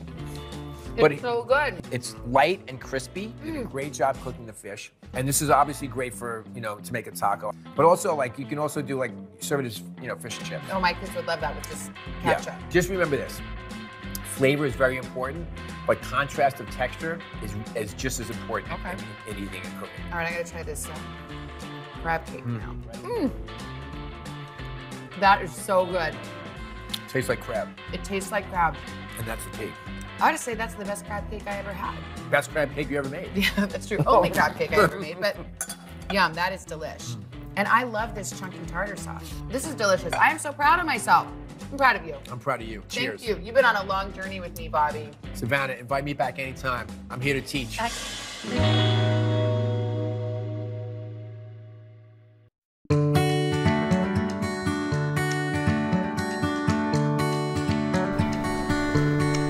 Hello, and thanks for joining us for Consumer Confidential. I'm Vicki Nguyen.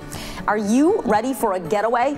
As the number of COVID cases drop and restrictions lift, many of you who held off on taking that vacation during the last 2 years can finally look forward to traveling again.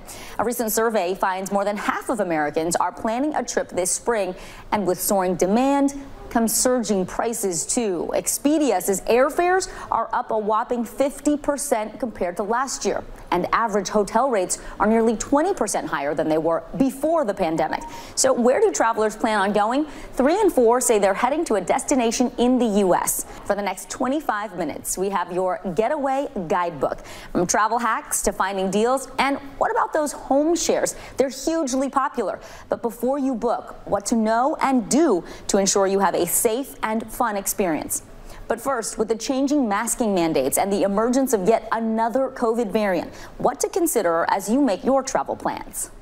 This year, it's a new normal for spring break travel. Nearly 2 million people are passing through TSA checkpoints every day, with crowded airports and packed flights back to their pre-pandemic look. But now, everyone will still be wearing a mask. In an airport, you never know where people are coming from.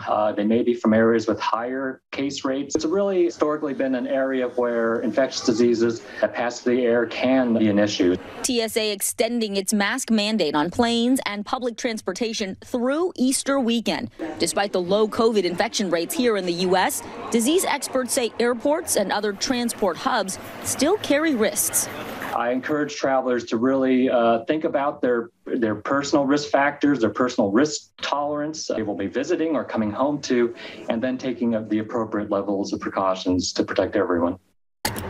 Record gas prices, another hurdle facing spring travelers. Many road trippers now taking another look at their budget before heading out. As much as I would love to go in the truck. Cassandra and her family plan to drive their truck from Wisconsin to Florida this month, but now they're reconsidering which car they'll bring. It's like, is it really worth it though? Because that's an additional, from what we're looking at so far, $300-400. That's a lot of money. Luckily for flyers, the rise in fuel prices won't affect your ticket price for at least another few weeks. In general, we see a lag of a few weeks to a few months generally when fuel prices go up before flight prices go up. That's because airlines buy fuel in advance so they can afford to keep prices relatively low. Still, domestic airfares are up 21% compared to last year. The average flight, $290 round trip. So what's the best way to score a last-minute spring break deal? Consider off-peak travel dates. Be aware, hotspots like Miami and Las Vegas will cost more. Big cities are not quite back to where they were pre-pandemic. So if you want to do a city break in New York City, in San Francisco, in Chicago, you're going to find better hotel prices and you're going to find fantastic flight prices as well. And Dr. Henry Wu joins us from Atlanta right now. Hey, Dr. Wu, thank you so much for being with us. Let's talk about spring break. It's already underway right now. Summer right around the corner, and a lot of us are dying to get away, planning those trips. How safe is it right now for people to travel at this point in the pandemic? That's a great question. I think at this point, we've learned so much about COVID-19 and the pandemic, how it spreads, and we have so many ways to protect ourselves with our vaccines and all the other tools that we've learned in the last 2 years. I think it's a great time to think about travel and really assess, what the risks you're willing to tolerate, but also look forward to really enjoying traveling again. Dr. Wu, what are some of the key things you should look for when you are picking a destination? Should you be monitoring the infection rates there, for example, or what the testing requirements are? Certainly. Of course, if you are somebody who is at higher risk of more severe illness, or especially if for whatever reason you're not vaccinated, or maybe you might respond poorly to vaccine, you should be a little careful still of where you're going. Some parts of the world are having rising COVID cases. Certainly that can occur in the U.S., so it's good to keep an eye on that. I would also consider when you're going overseas, is there going to be treatment available if you might have more severe illness? So these are all things I would consider as people plan, and certainly if you do have some risk factors, I would be a little more careful. Before I let you go, what about mask mandates? A lot of areas have lifted them. So how do you decide when you should be masking, whether you should carry a mask with you? And are there certain scenarios where masking is a good idea still? Yeah, I think that's a great question. I think it's, you know, it's great that a lot of these requirements and rules are relaxing, because I think it's important that we increasingly take our own responsibility. We've learned so much of how to protect ourselves. So much like I think about when I'm going to wear a jacket at night, I think about, you know, when is the right situation for me to put on a mask.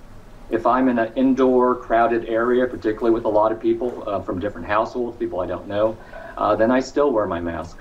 Certainly when I'm outside and doing something where there's good ventilation or just with people I know, I think we can certainly relax things. If I'm seeing somebody who's at high risk of infection, then I'm going to be extra careful. So I do think it's a good habit. It's certainly quite easy to do. There are situations where I think masking is, you know, is not a big deal. If I'm going shopping in a store or watching a movie in a theater, then putting on that mask doesn't take away from that experience. All right, Dr. Wu, thank you so much for the great practical advice. We appreciate you. And coming up, how to snag the best deal for your airfare or where you're staying. Plus, what about staying in a home away from home? Those short-term home rentals are really popular now. What you want to do when you get to that home to ensure everyone has a fun and safe stay. Much more when Consumer Confidential returns. We're here to start conversations about the big things happening in our world, because it's not my job to tell you what to think. My job is to think about what you tell me. Now Tonight with Joshua Johnson, streaming weeknights at 8 on NBC News Now. What happened here is a story of loss and salvation. There were residents who hung on for dear life. This is where you took shelter, in this closet. I took shelter right in this closet right here. Rioters banged down one of the doors. Have you found a way to reconcile it a year later? It really hurt to see this place that I love so much treated with such disrespect. Was it an act of cleaning or an act of healing? We'll meet Ukrainians who are defending their country one block at a time. When you were still in Kiev, could you hear the bombing? Her name is Lester. Who's this? What happened here is a story of loss and salvation. There were residents who hung on for dear life. This is where you took shelter, in this closet. I took shelter right in this closet right here. Rioters banged down one of the doors. Have you found a way to reconcile it a year later? It really hurt to see this place that I love so much treated with such disrespect. Was it an act of cleaning or an act of healing?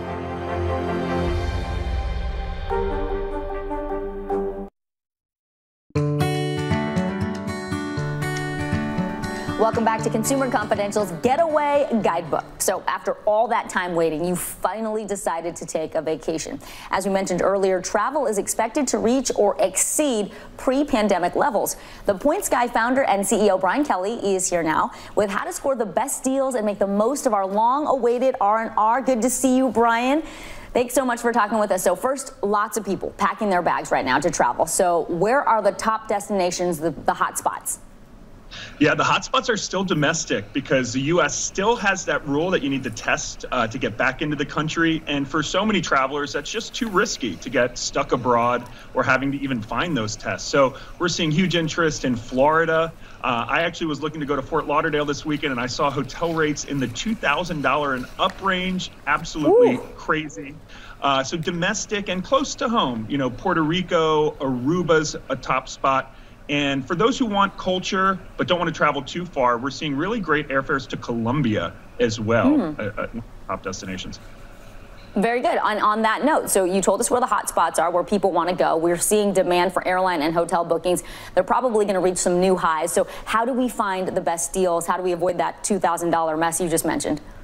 Absolutely. So book in advance. You know, I'm a last minute traveler in general. And as you can see with those hotel rates, you can get burned. You know, I'm seeing flights completely sell out a week or so in advance. So in general, book as far in advance as possible. I using Google Flights. It's free and it lets you search by 30-day calendar. So in order to sniff out those cheapest deals, be flexible, try not to leave on the Thursday and Sunday like everyone else wants to do for weekend trips. But deals can be had. Also, stay active on social media. I follow Scott's Cheap Flights and the Flight Deal. They'll tweet out really great deals all day long. When you see one, book it right away. You've got, in general, 24 hours to cancel a ticket free of charge. So lock in the good fare. Don't sit there and think about it because these fares come and go quickly. We've even seen $220 from the West Coast to Hawaii, which is a screaming deal. That's flaming hot. Okay, so let me talk about this. According to the World Travel and Tourism Council, 62 million travel-related jobs disappeared in 2020. 62 million. What kind of jobs are we talking about? How many have come back? And what does that mean for travelers? Like, what are we going to see, that we may not be accustomed to? Yeah, if you haven't traveled over the last 2 years, you might be in for a shock. Most mid-level and lower hotels now, you're not going to get the full service that you used to, the daily housekeeping. A lot of hotels will make you request that. Gyms and fitness facilities might be, at minimal level. So when you're looking at, should I splurge on a hotel or should I do a vacation rental? First, understand and see what you're actually getting at the hotel, because so many of those frontline jobs, hotels are really just running on minimum capacity. You might not see room service. A lot of hotels have gotten rid of mini bars. So I recommend to everyone, do a little bit of research, make sure you understand the perks that you're going to get, and make your reservations in advance.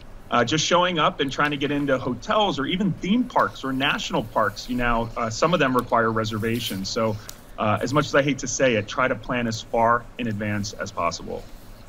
Good to know what to expect. And quickly now, vaccine passports, those are on the rise, and they're sort of confusing to understand. So talk about what they are exactly, and then do we need to get them? How do we get them before we travel? Yeah, so I'm going to Costa Rica this weekend, and most governments will have websites where you can upload your vaccine card or recent test, and what they'll do is give you a QR code so that when you enter the country, you don't have to worry about having papers printed out. Some countries are sticklers about paper tests, though, so don't have things loaded in your email on your phone. You may not be able to get access to a phone, so do print out all of the QR codes and the negative tests. But in general, if you're traveling abroad, just look up the country, go directly to the country site. Usually you're going to have to do what's called a passenger locator form so the government knows where you are in case you do test positive. But a lot of countries are relaxing the rules. Dubai, the UK, even Costa Rica now, if you're vaccinated, you can travel pretty freely. So it varies by country. So make sure you do that little bit of research. Don't assume every country is going to let you in with a negative test, because some might not. Brian Kelly, the Points Guy, bringing so much great practical information for us. Thank you so much, Brian. Thanks for having me. Safe travels. Now, a big part of your trip, where will you stay? Whether it's a quick getaway, a long-term stay, popular option now, home shares. They're booked through popular sites like Airbnb and Vrbo. But before you say yes, what you need to know to ensure you have a safe and fun time. Cooped up no longer. People are planning their getaways, beaches, mountains, deserts, and everything in between. And a record number of travelers now staying in home shares rented from sites like Airbnb and Vrbo. They're so popular, demand for vacation rentals is expected to increase by 14% this year. I booked a home share because everything is in there. They have kitchen, they have beach supplies that you can use. It pretty much has everything. They're super pumped. Can't wait to go. My kids love the beach.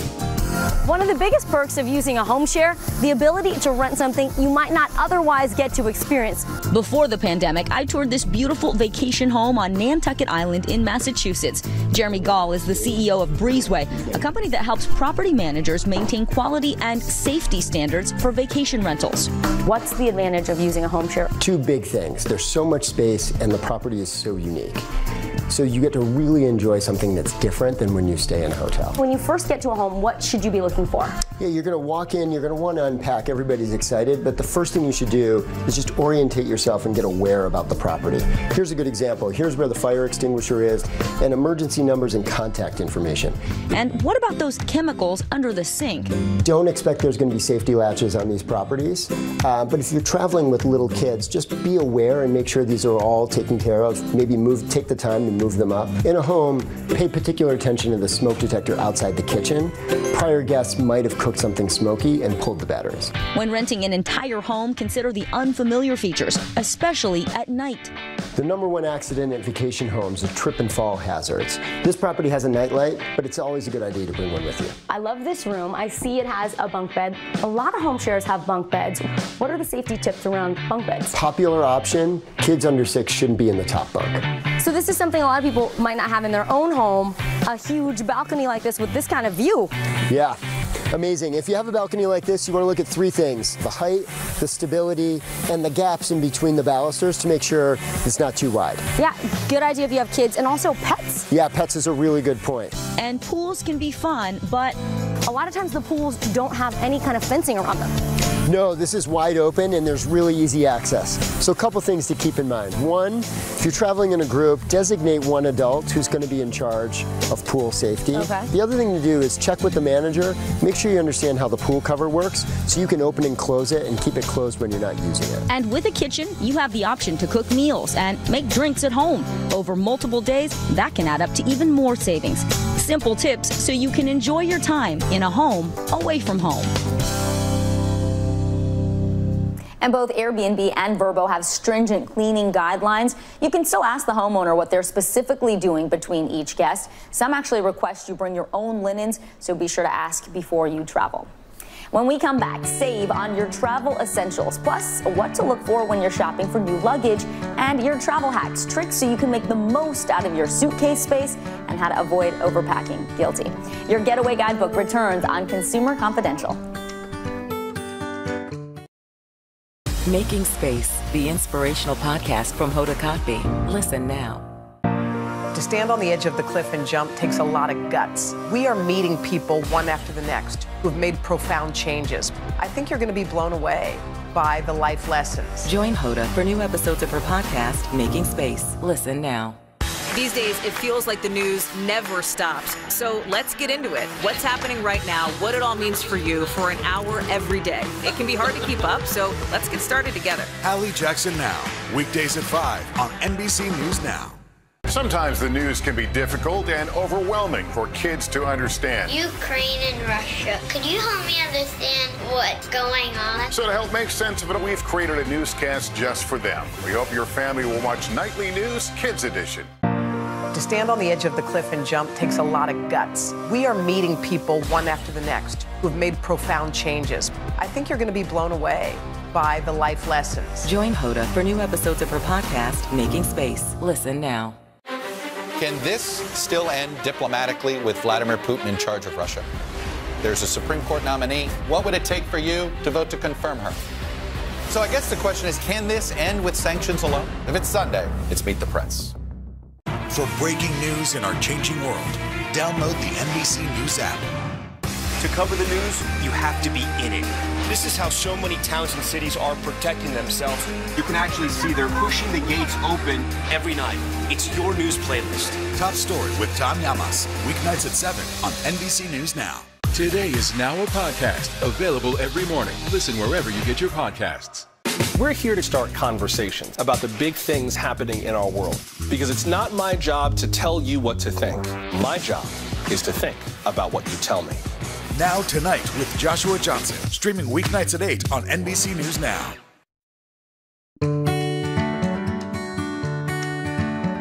When preparing for a getaway, there are certain travel essentials we should all have on our checklist, like the right luggage and clothes for the destination.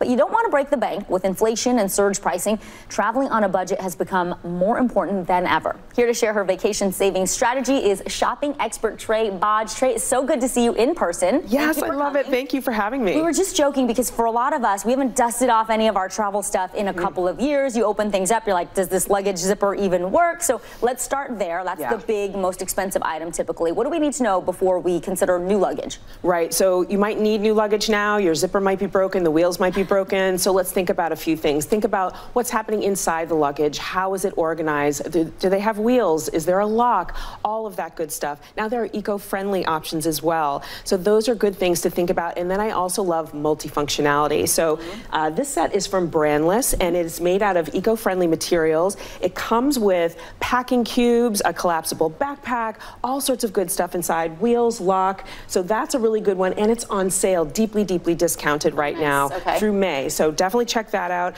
And then, for instance, multifunctionality. This is from Great Useful Stuff. This is the Weekender bag, duffel, unfolds into this whole thing in the closet of your Airbnb or your So you can hotel. hang it up and see everything, and they're like little shelves. How great is that, Very right? good. Yeah. And then this is the Tom Talk Sling. I love this one because it fits way more than you think, and you can sling it, fanny pack it, put around your back, so super multifunctional there as well. So that's like the luggage category, all super multifunctional. So think about things that can do more than one thing. And what about hard-sided versus soft-sided? Is that just a preference? It's a preference, and I actually like hard-sided better, but be careful of the weight. Check it before you buy it, because sometimes they tend to be heavy. Ah, that's good to know. And you don't want that when you have to lug it around or put it into the compartment above you. Right. All right, let's switch over to shoes and clothing. Yes. And you have some really cool options, brands I haven't heard of, and also they have cool features. Absolutely. So a couple options here. These are Kizik sneakers, and what I love about these is that you wear them, you go through security in the airport, you take them off, and then you can put them right in your feet. You don't have to bend down, you don't have to reach. This pops right back up, and you are ready to go. There's actually little instructions there. Yeah, little instructions. So innovative and cool. And plus, I think these are really stylish. You can wear them on the airport, to restaurants, to meetings. So really good there. And then Rothy's, and you were commenting on these driving shoes. Yes, these so comfortable. are so comfortable. They're made of fabric, and what I love about them is that they can go in the wash. So if they get dirty, they get sweaty. Really multifunctional, and lots of men's and women's styles as well. And then for jackets. So I love something that's packable. So just in case you're going somewhere cold. I always get cold on the plane. Even if you're going to a tropical place, they keep the plane so cold. So you want something, these look very lightweight actually. So they're super lightweight. They're from Uniqlo, and they have all different styles. My favorite is the long one, because you can use that as a blanket on the plane. But then it also packs down to its own little pouch, super compact. I've seen that. And It's very very budget light. friendly. I've had that long one for about 5 years. Okay. And so they really, really hold up. This is all Uniqlo? Yes. Okay, very good. So this is great. I like that because they do different things, and you only need one piece to go with you. Exactly. Okay, well, let's talk about tech. Are there little things that'll just make the flight more, enjoyable, or the ride wherever you're going? What kinds of new tech should we be considering? Yeah, so lots of cool things here. So first of all, you want a multifunctional charger, so you can use it on the airplane. You can use it in the airport, hotels. You have lots of outlets. So this is from Travel Candy. I love this one. This is an international traveler, so you can use all sorts of international plugs in it. It has lots of USB holes and a long 5-foot cord that wraps around the body. So for me, I've been using mine for about 4 years. I absolutely love it, so that for sure. And then something to think about with tech, you might have your wireless earbuds. They may not work on the plane, so you want to get a pair of wired. And so JLab has some really good over-ear ones. They fold. Panasonic has some good ones, and these actually have a microphone in them as well, and they're like $11. They're on sale right now, so make sure to get that so you can use the audio on the plane. Yes, you're right, because you can't depend on the Bluetooth connection. Exactly. Trey Bodge with some really cool new products that will really help us now that we're traveling again. Fantastic. Thank you so much. Thanks for having me. All right, next up, travel hacks. How to make the most of the clothes you bring and how to pack them to avoid all those annoying wrinkles. We will see you when Consumer Confidential's Getaway Guidebook returns. Making Space, the inspirational podcast from Hoda Kotb. Listen now. Top Story with Tom Llamas. Weeknights at 7 on NBC News Now. What happened here is a story of loss and salvation. There were residents who hung on for dear life. This is where you took shelter, in this closet. I took shelter right in this closet right here. Rioters banged down one of the doors. Have you found a way to reconcile it a year later? It really hurt to see this place that I love so much treated with such disrespect. Was it an act of cleaning or an act of healing?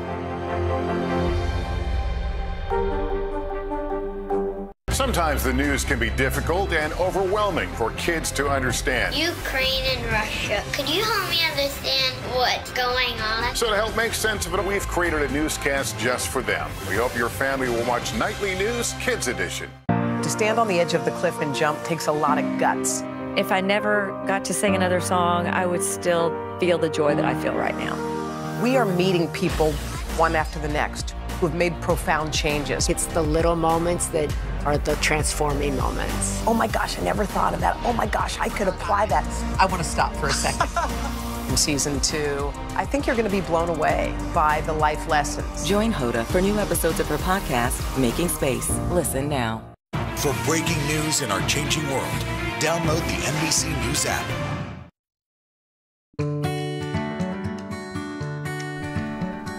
And now that you've made your vacation plans and hopefully saved some money, it is time to pack. And whether you're flying or driving, you certainly can't bring your entire wardrobe. But not to worry, lifestyle expert Maureen Petrosky has some simple tips to make sure you have what you need and that you still look good. Now, Maureen, when it comes to packing for a vacation, I feel like the first thing people do is they overpack, they bring too many things, they don't know what they need to bring and leave at home. So what should we consider before we even pull the luggage out?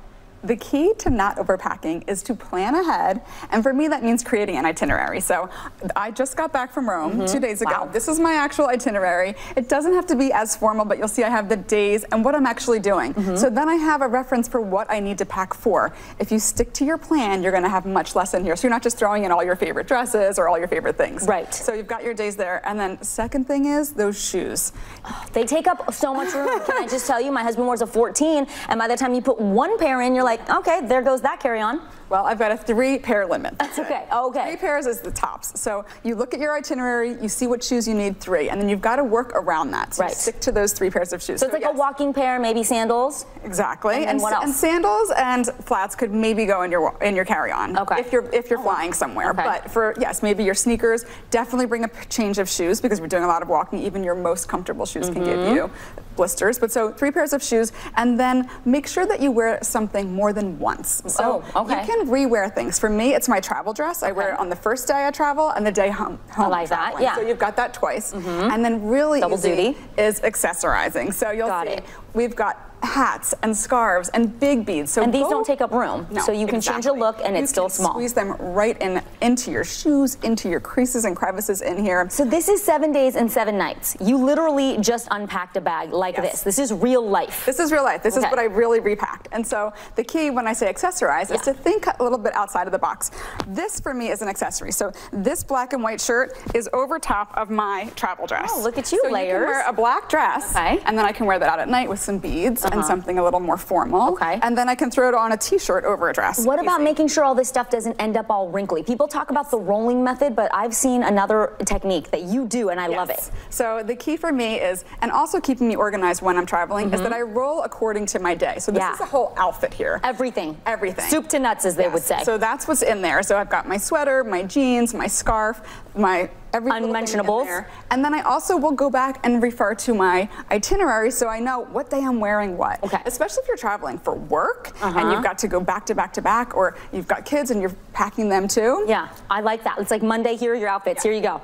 Take a roll. And don't overthink it. When you're at home with the kids, do they wear 7 pairs of pants a day? No. I mean, a week? Oh my God. Or 7 shirts? No, they do not. And they don't need to. Well, so can I unwrap? Absolutely. Okay, so you're going to show us how you do this, but you actually put the shirt and the skirt together. Oh my gosh, this is great. There it is. And then the great thing about rolling is that it really keeps it from wrinkling less. You're never going to get rid of all of the wrinkles, but you're going to get rid of some of them. And the kids can roll too. So even though I've got my itinerary, if your kids are old enough to walk and talk, they can help pack. And if they're old enough to read, even better. This is 7 days at the beach. I just tell them, go grab this, and then it cuts down on your time too, and no more stress. Okay, very good. So let's talk about the important carry-on, because that's the thing that you need to have with you in case this gets lost, God forbid. Absolutely. But what should we have in our carry-on that makes the trip more enjoyable? First and foremost, I always use a backpack. Keeps your hands free. So backpack is great. And then the items you need immediate access to, your identification, your money, your phone, they go right here into a tiny little over the shoulder from me. So don't put that in your backpack. Got it. Backpack hands free. In your backpack, a few really important things. I do have another pair of sandals there. They're well worn, as you can see, but that is an easy pair of shoes you can slide in. If you're doing an overseas trip, sometimes there's feet swelling. That's a great thing to have easy access to. A hooded sweatshirt. Gets cold on a plane, you can go back and forth. A scarf is another great item to keep it's like a blanket too. And it's tiny, it doesn't take up a lot of space. Of course you need your electronics. It's important to have all your chargers and things, but always have something that is not electronic and something to keep the kids engaged. So I've got Mad Libs here, a deck of cards, a book for myself to read. But more importantly, traveling can be stressful, so make sure that you I pack myself a little self-care kit. I love that little mask. I've got eye masks in there. I've got some fancy hand sanitizer. This one smells like lavender, so it relaxes me a little bit in the high stress moments. And then my little jade roller or your rose quartz roller. These are things that can really small, and it makes a big difference, yeah? And it can take just one deep breath. Travel can be a little difficult and a little stressful, but remember, just you're having fun. You're packing to go somewhere, and of course, snacks. Yes, always snacks. My next there. This is awesome, Maureen. Thank you so much. I can't wait to incorporate some of these on our next vacation because I'm definitely going to use some of your tips. Thank you. Good to see you. Well, that is our time for now. I'm Vicki Nguyen, and for all of us here at NBC News, thank you so much for joining us. We'll see you on another edition of Consumer Confidential on Today All Day. In the meantime, safe travels. How does it feel being in this national park? Well, you know what? We get out of the city and we're among trees and woods and critters. I feel better.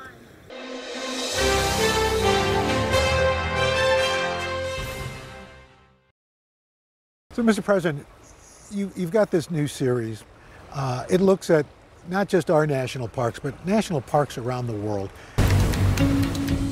Species found nowhere else on Earth. Join me in this celebration of our planet's greatest national parks and wilderness.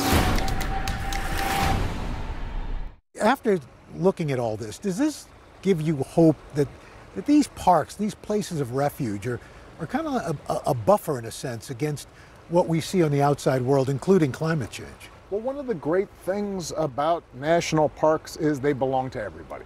And you know, one of the reasons I wanted to do this show about these great national parks is this is really one of America's great exports. Teddy Roosevelt designated Yellowstone as a national park. We had one. Now around the world there are 4,000 great national parks. And what we do is we look at the variety of landscapes from Monterey Peninsula and the amazing waters that are filled with all kinds of sea animals that are continually replenishing our air and our water, down to Tsavo in Africa, this massive park that's full of lions and elephants and amazing creatures. But part of what we also see in these national parks is how people are learning to take care of these amazing landscapes, but also the dangers that are posed by human encroachment. And I'm hoping that by us reminding ourselves of how precious these resources are, that we're going to learn something not just about how to maintain national parks, but why it's so important to deal with issues like climate change that threaten the entire planet. We have younger kids, Sasha Malia, that this generation that demands us being better caretakers. Yeah. Will people seeing this heed that call? One of the amazing things about the footage, it reminds you of the incredible biodiversity of our planet. But we are continually losing species. We're losing plants. We're losing the land on which they thrive. And as you point out, Al, I think that the generation of our kids are more mindful of how we haven't always taken care of the planet. And with climate change affecting everything, they are demanding action. And my hope is that what this show does is not only remind us why we need to act, but also gives you some indication of the ways in which we can actually restore and rebuild some of these landscapes that were devastated. You think about even here in the United States, a place like Yellowstone where for a while there were almost no bison. They were right on the verge of extinction. And now when you go into these national parks, you have entire herds that are running across the plains. Nature is more resilient than we think if we are intentional about it. But when you look at the recent reports, for example, from the International Panel on Climate Change, the window for us to act to ensure that we don't have cataclysmic climate change, that window's closing and we're going to have to seize on it. you as a boy went to national parks, and you've gone with the family. Right. Is that one of the impetuses for this?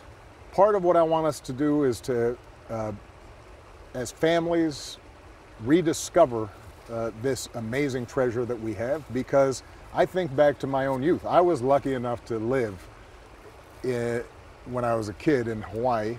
The whole state almost is a national park. And so the oceans, the coral reefs, the mountains, the forests, that was part of my everyday life. Yeah. And part of what we do in this show is track some of the areas like Indonesia, Kenya, Patagonia, places where I've traveled. But it stirred, when I was a child, a sense of how big the world was. And how interconnected we all are. Speaking of being interconnected, I mean, climate is one of those things that gets pushed down when things happen. For example, now we've got Ukraine, and there's a talk about let's ramp up production of fossil fuels because inflation, higher gas prices. Do you worry that that's going to push back the initiative? Well, interestingly, when we see what's happened with Russia's invasion of Ukraine, it argues for us redoubling our efforts to wean ourselves off fossil fuels. Russia is emboldened and empowered in part because they think we have to buy their oil and gas. And one of the things I've been very encouraged by, because it's not easy to do, is the Biden administration's ability to mobilize Europe, countries like Asia and Korea, to say not only that we're going to sanction Russia for this vicious and unjustified invasion of an independent country, but also that we now have to think about how do we revamp our energy so that we are no longer dependent on these fossil fuels. It's not just that it is contributing to the heating of our planet, it's also that it ends up empowering folks that we don't want empowered. Speaking of Vladimir Putin, you're one of the few people who've been in the room with him. Is this what you see happening now? Is this the Vladimir Putin that you had to deal with? Putin has always been ruthless against his own people as well as others. He has always been somebody who's wrapped up in this twisted, distorted sense of grievance and ethnic nationalism. That part of Putin, I think, has always been there. What we've seen with the invasion of Ukraine is him being reckless in a way that you might not have anticipated 8-10 years ago, but the danger was always there, and I think that, as I said, the encouraging thing has been the extraordinary courage of the Ukrainian people, but also the ways in which the majority of the world has been repulsed by it and is reacting to it. We're all going to have a part to play in not only helping the Ukrainian people, but also looking at some of these larger trends. How can we reduce our dependence on fossil fuels so that we can shift to a more clean energy future? That's going to be good for all of us. You talk about the current administration. You were just at the White House for the first time in 5 years. How did that feel? It was wonderful to see some of the old team, people who we interacted with every day for 8 years, worked so hard, folks who looked after us, not just the policy people, but the staff that do the little things every day to make your life easier. The fact that I could leave, though, was nice. Were you surprised that a lot of people, I think, when you made the joke, the Vice President Biden joke, were you a little surprised that people are like, hey, what's up with that? No, look, President Biden and I have an extraordinary friendship as well as a professional relationship. Our families know each other. His grandkids are close friends with my daughters, and I think that he understands what I came to understand when I was president, which is each of us, when we occupy that seat, we're relay runners. We're trying to move the ball forward. Issues are tough. It's not always easy, but if we've got good people around us and a good team, we can get things done, and I think they're getting good stuff done. We're here to start conversations about the big things happening in our world, because it's not my job to tell you what to think. My job is to think about what you tell me. Now Tonight with Joshua Johnson, streaming weeknights at 8 on NBC News Now. What happened here is a story of loss and salvation. There were residents who hung on for dear life. This is where you took shelter, in this closet. I took shelter right in this closet right here. Rioters banged down one of the doors. Have you found a way to reconcile it a year later? It really hurt to see this place that I love so much treated with such disrespect. Was it an act of cleaning or an act of healing? Today is now a podcast, available every morning. Listen wherever you get your podcasts. To stand on the edge of the cliff and jump takes a lot of guts. If I never got to sing another song, I would still feel the joy that I feel right now. We are meeting people one after the next who have made profound changes. It's the little moments that are the transforming moments. Oh my gosh, I never thought of that. Oh my gosh, I could apply that. I want to stop for a second.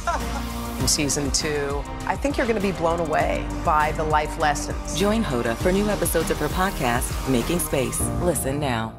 Top Story with Tom Llamas, weeknights at 7 on NBC News Now. Today is now a podcast, available every morning. Listen wherever you get your podcasts. You talk about, back in 2010, you talked about with the midterms, we took a shellac, you took a shellac. Yes. What do you think is going to happen in this midterm election? Well, it's too early to say. I mean, we're still far away. I will say this. I think the Biden administration has overcome some extraordinary circumstances. COVID, the economy, and now most recently Ukraine, and they have handled the policy right. But look, understandably, people feel exhausted by COVID. That was a traumatic experience for a lot of people, even tougher on a lot of working families who didn't have the option of Zooming from home when it came to work, and people who've lost loved ones. So that was tough, and that's going to create, that's going to dampen the mood of a country. Inflation is a real issue. A lot of it is having to do with the COVID and supply chains, and now Putin's gas tax, essentially, by virtue of his invasion of Ukraine. But the underlying economy, there's a good story to tell. I mean, unemployment is close to record lows. Wages are up. People are finding jobs, and so you know, what I've said consistently is Democrats have to go out there and tell the story, and you know, we'll see how it plays out. Ultimately, the voters decide on this thing. The one thing I've always that I learned, I guess, from my own experience is, you know, typically in any election, you know, you've got to tell a story that people find compelling, and you know, you wish sometimes if you built a better mousetrap that people would beat a path to your door, but sometimes you got to go out there and show them what a good mousetrap this thing is. You know, you mentioned COVID. 80 million Americans. You've tested positive for it. How are you feeling? I feel fine. I mean, look, I was fortunate that I did not get it until I had been vaccinated, I had been boosted, and I barely had symptoms. And you know, this is one of the arguments that, for those who are still hesitating about getting a vaccination, because they say to themselves, well, you got vaccinated and you still got COVID. I barely had any symptoms, and the risk of hospitalization or long COVID symptoms that linger on for years are an awful lot lower if you take advantage of this modern medical miracle that now has been tested on probably about 1 billion people with almost no evidence of any significant side effects. This is something that I hope people continue to take seriously and continue to take advantage of. Post-presidency, how has life changed for you, Michelle, Sasha, and Malia? Well, there's nothing that compares to the privilege and honor of serving the American people in the highest office of the land. You know, there are times where I miss the work. There are times where I miss the incredible camaraderie that you build with a team of people who are incredibly dedicated, working amazingly hard, and you're in the foxhole together, right? The adrenaline that comes with that, and the team spirit that comes with that. I don't miss the hoopla, though. I don't miss the confinement, and you know, we're finding that we can be really productive, contributing citizens in all kinds of other ways. My work and Michelle's work with the foundation, we're training a whole new set of leaders all around the world and here in the United States who are interested in figuring out how do we solve big problems like climate change. Our ability to do projects like this one with the great national parks, which, by the way, not only do we have a show on Netflix, but we're also partnering with you know, the Wildlife Conservation Society with something called Wild for All, and you can go on a website, Wild for All, and find out ways in which viewers can actively participate in helping to build a conservation mindset and appreciate our national parks. So there are a lot of fun things that we're able to do, but things that I think are meaningful as well, and I hope you know, we are able to continue to do. During your presidency, you protected more public lands, more waterways than any previous administration. Now that you are a private citizen, is climate change and the environment one of your top priorities? I think it has to be one of the top priorities for all of us. Look, you and I were fortunate enough growing up, and it almost didn't matter where you were on the planet, where as we were coming of age, an environmental movement came about. You know, if you were a little older than us and you were living in LA, you couldn't breathe because of the smog. If you were a little older than us and you were living in Chicago, the Chicago River caught on fire. Because of the environmental movement, all of us ended up living happier, healthier lives. And that was passed on to us because of the work of a generation before us. The threat of climate change is many times over a bigger threat than pollution was. Because if we start seeing temperatures tip to a point in which we can't reverse them, and oceans start rising, as you know better than anybody, the climate patterns and the jet stream, huge global systems start changing.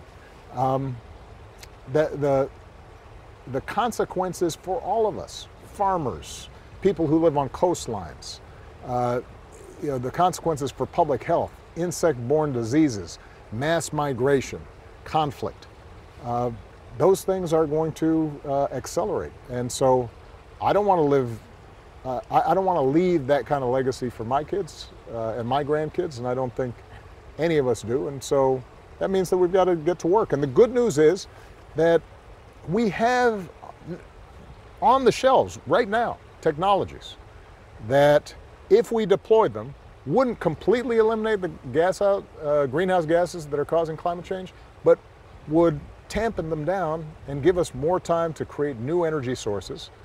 It's just a matter of will and us getting ourselves organized, and we're going to have to do that here in the United States as a major contributor to these greenhouse gases. We've got to set a good example, and then we're going to have to help mobilize the world. And that's not easy to do, but we've done hard things before.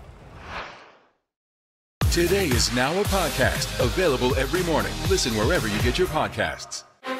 Can this still end diplomatically with Vladimir Putin in charge of Russia? There's a Supreme Court nominee. What would it take for you to vote to confirm her? So I guess the question is, can this end with sanctions alone? If it's Sunday, it's Meet the Press. We'll meet Ukrainians who are defending their country one block at a time. When you were still in Kiev, could you hear the bombing? My name is Lester. Who's this? Top Story with Tom Llamas, weeknights at 7 on NBC News Now. Making Space, the inspirational podcast from Hoda Kotb. Listen now. Top Story with Tom Llamas, weeknights at 7 on NBC News Now. These days, the news never stops. The morning's headlines change by afternoon, and by the end of the day, it's all totally different. So let's get into it. What's happening right now, what it all means for you for an hour every day. I get it. I know that it can be hard to keep up. So let's get started together and go from there. Hey, I'm Hallie Jackson, and we have a ton going on tonight. Here's the deal. Hallie Jackson Now, weekdays at 5 on NBC News Now. Can this still end diplomatically with Vladimir Putin in charge of Russia? There's a Supreme Court nominee. What would it take for you to vote to confirm her? So I guess the question is, can this end with sanctions alone? If it's Sunday, it's Meet the Press. We'll meet Ukrainians who are defending their country one block at a time. When you were still in Kiev, could you hear the bombing? My name is Lester. Who's this? Making Space, the inspirational podcast from Hoda Kotb. Listen now. Today is now a podcast available every morning. Listen wherever you get your podcasts. One last question on a personal note. Our son Nick is getting ready to go to college. He's about to leave. Deborah and I are like, I can't believe this. You've been through it. You got any tips for us as far as empty nesting? First tip is you are going to weep copiously when you drop Nick off at college, but you can't let him see you cry, so you drop him off, and then you quickly leave, and then you cry in the car. That's tip number one, because you don't want them to feel bad as they're getting all excited about their new life. You'll feel horrible. Thank you. Tip number two is you try to bribe them with like nice trips. Hey, we're going to Hawaii. You guys want to come? So that they show up and keep the refrigerator stocked because they can't afford, fresh fruit and things like that. But look, seriously, Michelle always said, and she's absolutely right about this, our job as parents is to teach our kids not to need us. And it hurts, but when you see them as accomplished, confident, kind, thoughtful, responsible people, then you know you've done your job. And it turns out that, after they've been away from you for a little while, they kind of remember, I sort of like them. And they start showing up again. Absence makes the heart grow fonder. Absolutely. You'll survive. Thank you, Mr. President. Appreciate you. Appreciate it. Good luck. Thank you.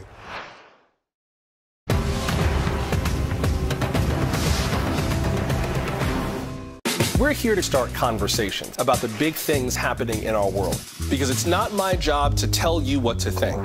My job is to think about what you tell me. Now Tonight with Joshua Johnson, streaming weeknights at 8 on NBC News Now. Top Story with Tom Llamas, weeknights at 7 on NBC News Now. Sometimes the news can be difficult and overwhelming for kids to understand. Ukraine and Russia. Could you help me understand what's going on? So to help make sense of it, we've created a newscast just for them. We hope your family will watch Nightly News Kids Edition. What happened here is a story of loss and salvation. There were residents who hung on for dear life. This is where you took shelter, in this closet. I took shelter right in this closet right here. Rioters banged down one of the doors. Have you found a way to reconcile it a year later? It really hurt to see this place that I love so much treated with such disrespect. Was it an act of cleaning or an act of healing?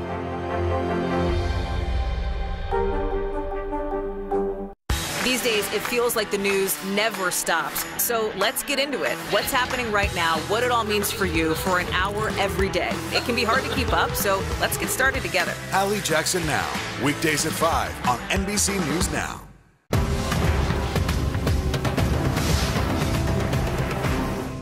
Part of why I'm excited about this show is so many of us are removed from nature most of the time.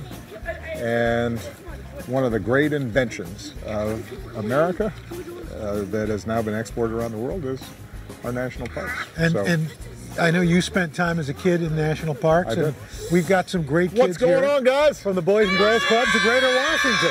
Hey!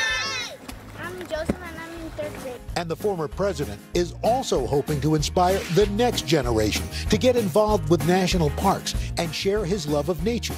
So we led some local kids on a scavenger hunt. It was very nice to meet you. And Mom made you put on a tie today, huh? Yeah, it's okay. It looks sharp. All right, is this Team Roker over here? This is Team Roker. Team Roker! All right, you guys, you know. I want to be on your team. No, you know what? Roker's team, he knows a lot about this stuff. So I think you guys will be all right with Team Roker. We got this. Let's see Team Obama, though. Hey, Team Obama. Hi, Obama. Yes, sir. Nice to meet you. What's your name, He's sir? come to play. Joel. Very nice to meet you. Take his team down. What grade are you in? Well, I am very excited about our kind of treasure hunt we got going here. A scavenger hunt. We're going to go find stuff that's on our list, right? Yes, sir. And Ranger Aaron's going to explain it all. This thing, where's my clipboard? All right. Andrew Aaron, how are we going to do this?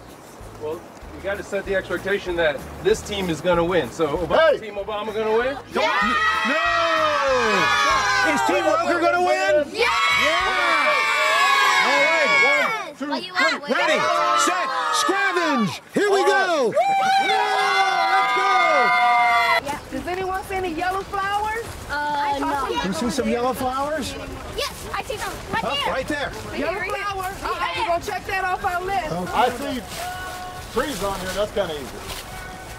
Am I right? I think that counts. That's big. That's bigger than a kid's arm span. Why don't you guys, let's make sure we're doing it right. See if you can... So what about a big tree bigger than your arm span? Who can find a big tree that they can't hug? You can't hug the tree. Can you hug that? In the animal kingdom, it is the male that looks fancier, is more colorful, etc., because they're trying to attract the female. Oh, yeah. See? So the wood duck we have here is brilliant greens and blues and oranges, all kinds of different color feathers. So I think that means that it must be a male duck. Yes, sir. Okay. Is this fungi? It is. So does anybody know the difference between a fungi and a moss? Ranger, fungi? Yeah. Is this going to be a fungi pun? Is this going to No, be like... No, it wasn't a dad joke. I was actually asking a serious. You see any? You see any? Oh, there go one. Is that a bluebird? There's a bird. I saw a bird right there. They're right there on the branch. Oh, we got this checked off our list. Let's go. And I hear some birds. So this is now peak migration, spring migration for birds. And there's, if you, birders who like to check birds off lists, kind of like what we're doing, they want to attract the birds closer to them so that they can see those birds. That's how the way you can identify birds is by, like we were talking about the ducks, by looking at their feathers, right? And so to attract birds, you can fish by using your mouth, right? And then the birds are curious or interested as to what that noise is, and they can come closer so that they're easier to identify. Okay. Or, yep, or you can use a bird call. Oh, have you guys tried these? No. You want to try it? But I'll try it with scissors. It makes so like how a do you do squeaky it? noise. Twist. Oh. Sounds like a bird, doesn't it? Whales that migrate they swim all the way down from Alaska. And then they swim all the back. I was born in Hawaii, yeah. It starts with like an H and it's in Honolulu. Yeah. Very good. Thank you. See, you know more than some people about where I was born. All right. So this is skunk cabbage, guys. And why do you think they call it skunk cabbage? Because it smells bad. Well, let's have Mr. Al Roker see how it smells. Why me? Oh my, that's not good. That smells just like this. Has anybody smelled a skunk before? Yeah, no. No, yeah. You don't want to smell this. We already smelled it. Let's pass it around. Yeah, everybody take a whiff. Take a whiff of that. It's not that bad. Ooh. Wow. You hang around with some smelly people. No, I don't. All right, let's pass it around. What does stink? Ooh. Is this the cabbage like you eat at home? To find a former president. Does anybody know where there's a former president? Where? I think, Team Obama. We've got to take advantage of something. One of the things on our list is a weather expert, so we're going to grab this guy and take a quick picture. Peace. Do we have to take a pledge? Yep, we must take a pledge and raise our right hand. We should stand up for this. Yes. All right, everyone stand up. All right. Raise your right hand. Everybody ready? Everybody good? Everybody got their right hand up? All right. All And right. repeat after me, loud and clear. Okay. As the Junior Ranger, As a Junior Ranger, I promise to learn.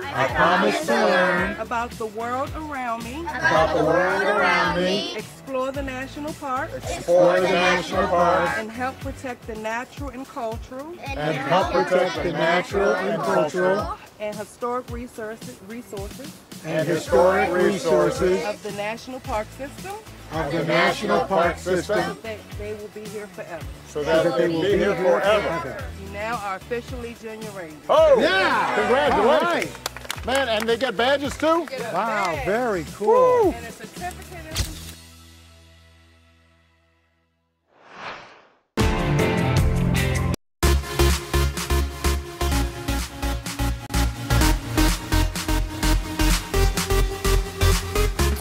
Well, hello there, friends. Great to bring you a middle-of-the-week episode of Popstar Plus. Hope you're well. On tap today, we are diving into The Bubble. It's a new movie out with a star-studded cast. We'll tell you what we know about that. And the third hour recently caught up with the talented Jon Batiste. So we'll tell you all about Jon and everything that he's been doing lately. And later, a clip of young Emma Watson. We'll do that from our vault. But first, let's get to today's Popstar headlines.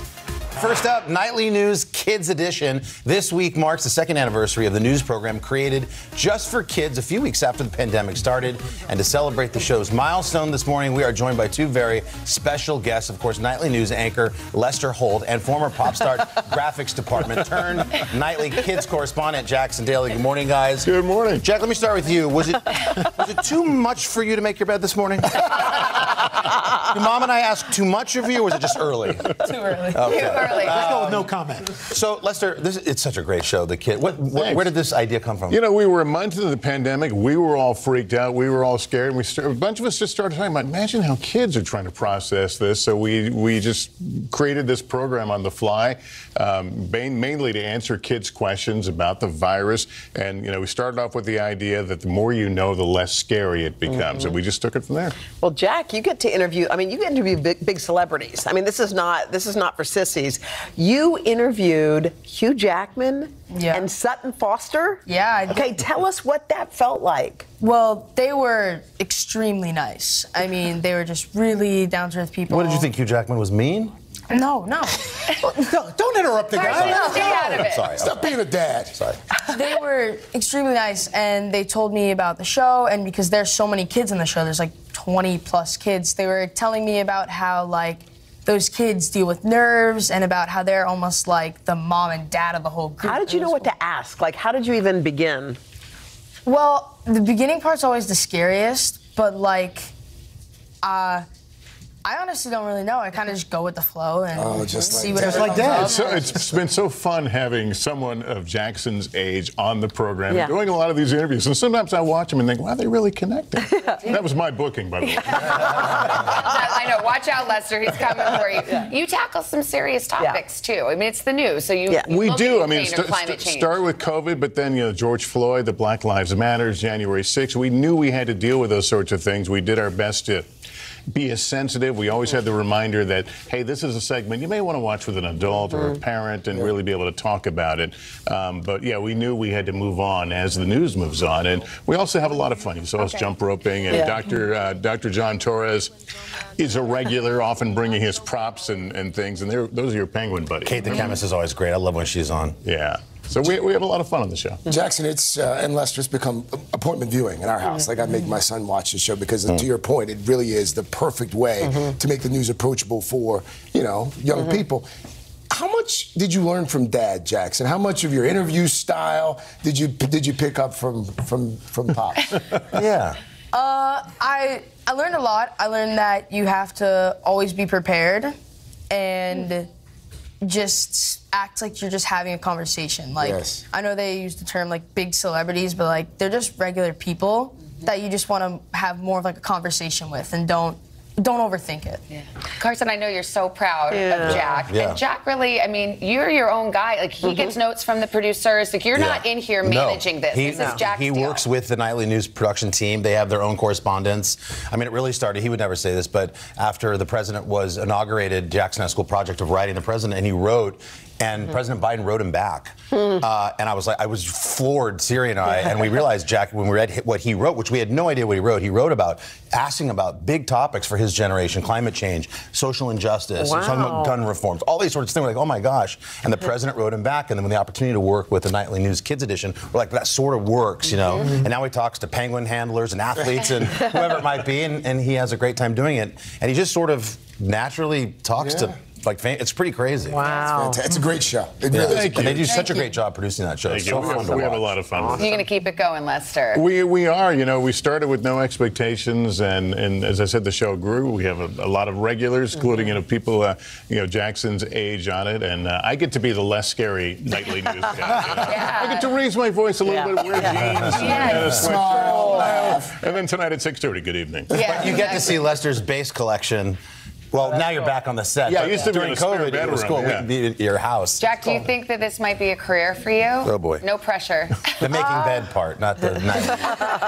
I don't know. I mean, I guess we'll see where it takes me. Yeah. There you go. Coolest. Well, maybe if you work really hard like Mr. Holt has, one day you'll be honored by the National Broadcasters, the NAB, the National Association of Broadcasters, because Mr. Holt's going to be inducted into the Hall of Fame, which we want to say so obviously richly deserved. But how does that feel? So it feels great. You know, I've always loved broadcasting. I always wanted to do it. When I was your age, I used to sit in my bedroom with a tape recorder and a newspaper and a record player and play DJ and practice the news, and to be now honored at that level all these years later it's pretty amazing. Cool, real cool.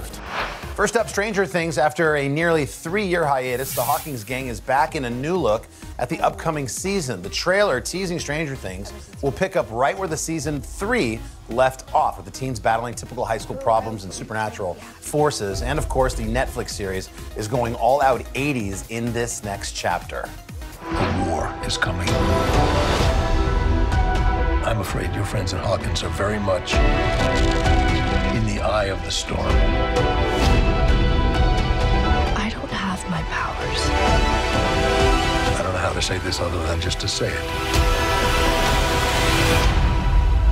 Without you, we can't win this war. Stranger Things Season 4 will stream in 2 parts, with the first volume kicking off May 27th and the second coming in July. And here are some more headlines for you. Girls 5 Eva. Speaking of highly anticipated returns, the Girl Gang is back in a new look at Season 2. Busy Phillips, Renee Elise Goldsberry, Sarah Bareilles, and Paula Pell have returned. We got a brand new season of the hit Peacock series. This time around, the girls have so much momentum, they're going to put together a brand new album and ride their second wave of fame. Here's a peek at the trailer.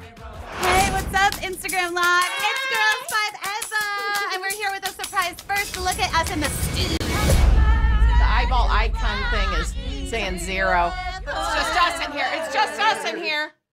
Oh. What you got there, Vic? My riff Rolodex. All the greats are in here.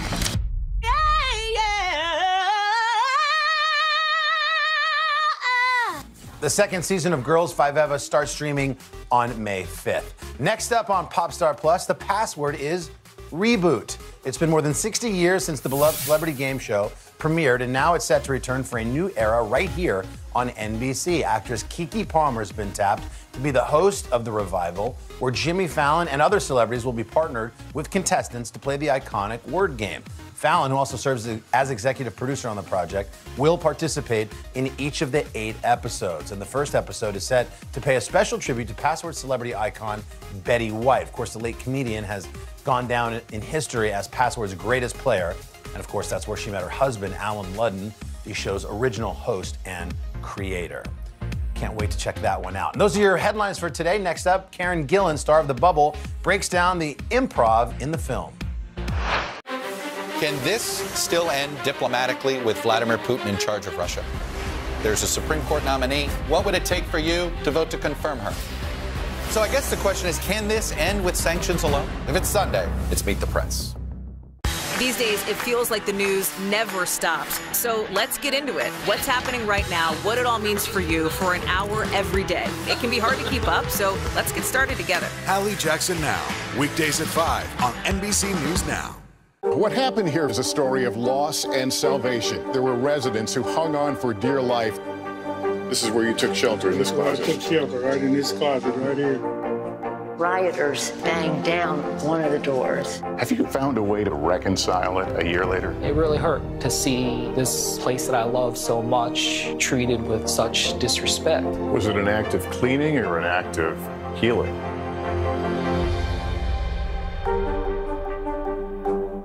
To cover the news, you have to be in it.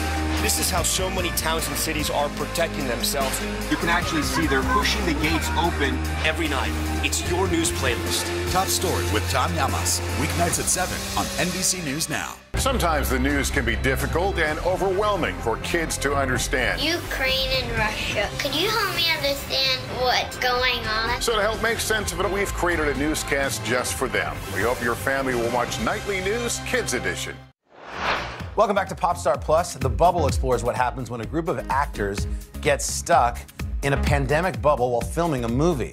The comedy features a star-studded cast. Karen Gillan plays a washed-up actress named Carol Cobb, and she spoke to us about what it was like to make the film.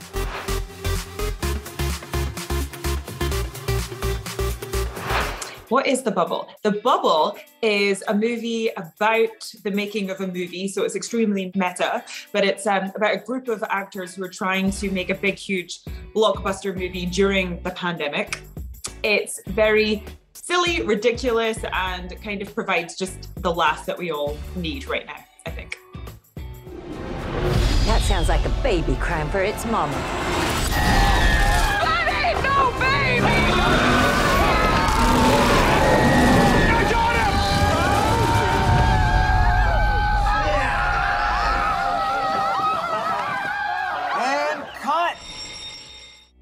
How would I describe Carol Cobb? I would say that Carol is your quintessential Hollywood actress who has kind of had a little bit of an issue within her career because she made a movie that was extremely offensive to a lot of people. And so she's coming out of the backlash of that. And so she is coming back into the Cliff Beasts franchise, having skipped a movie, so everybody's kind of mad at her, but she's kind of the more sane one out of the whole group of people. And then gradually throughout the movie, we just get to watch her lose that sanity and just join everybody else in their madness. Your generation sucks. At least I'm not a baby boomer. I'm not a baby boomer. I'm Generation Y. Thank you very much. So much of the movie felt too real. Like the whole experience was so wildly meta because I was making a movie about making a movie during the pandemic, but we were making the real movie during the height of the pandemic in London, where you weren't even allowed to go for a walk with more than one person and nothing was open. And so we were, quarantining exactly like the characters do in the movie. It was just such an interesting experience because you're kind of alone for 2 weeks and then you're like thrown out and you're around all of these people. And it's like, okay, how do you interact with other humans again? Like I've completely forgotten how to do that. And then that's exactly what happened in The Bubble. It was like quarantine, go to cast dinner, shoot the film. I was like, this is a film of my life. It's so confusing. My favorite scene to film would have to be, there's so many. This whole movie was so fun to film because there was so much improv involved and I've never really done that before, but I just felt like as soon as I got over the fear of it, I was like, this is my new favorite thing that I've ever done in my life. Like, it's so exhilarating to completely surrender any feeling of control and you just have to kind of like cast your fate to the wind. So for that reason, I'm going to choose maybe a scene where we had to party. Everybody kind of goes crazy at a party and then we hatch this plan to kind of escape, or rather my character does. And we may fight it, and oh, how we fight it, but we are a family. A Cliff Beast family. And that is just such a beautiful thing. And listen to me, this is not even me acting. No, we know. That felt real. And we have to come together. And I liked filming that scene because that was the more challenging piece of improv that I've ever had to do, because basically Judd Apatow was just like, okay, go on a rant about escaping and being the hero and taking everybody to safety, and go. And I was like, this is really scary, but also the most fun I've ever had. It's just like I switched off the thing in my brain that judges anything I say before I say it. And I've walked away with that skill now. What was it like working with everyone? It was the most fun ever. Like, it was such a great ensemble. Like, I just have so much respect for all of the actors that are in this movie, and had so much respect before I even met them. So it was actually quite intimidating, because I was like, I have to be funny and improvise in front of all of you? God damn it.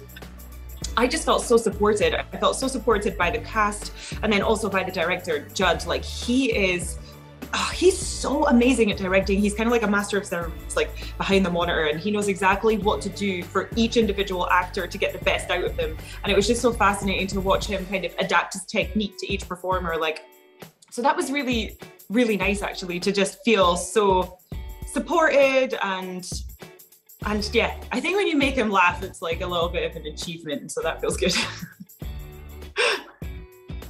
You know, I think that we've just lived through such a crazy, extreme period that was so unexpected and so challenging in so many ways. And I just think it's one of the more bizarre things that any of us will ever experience in our lives.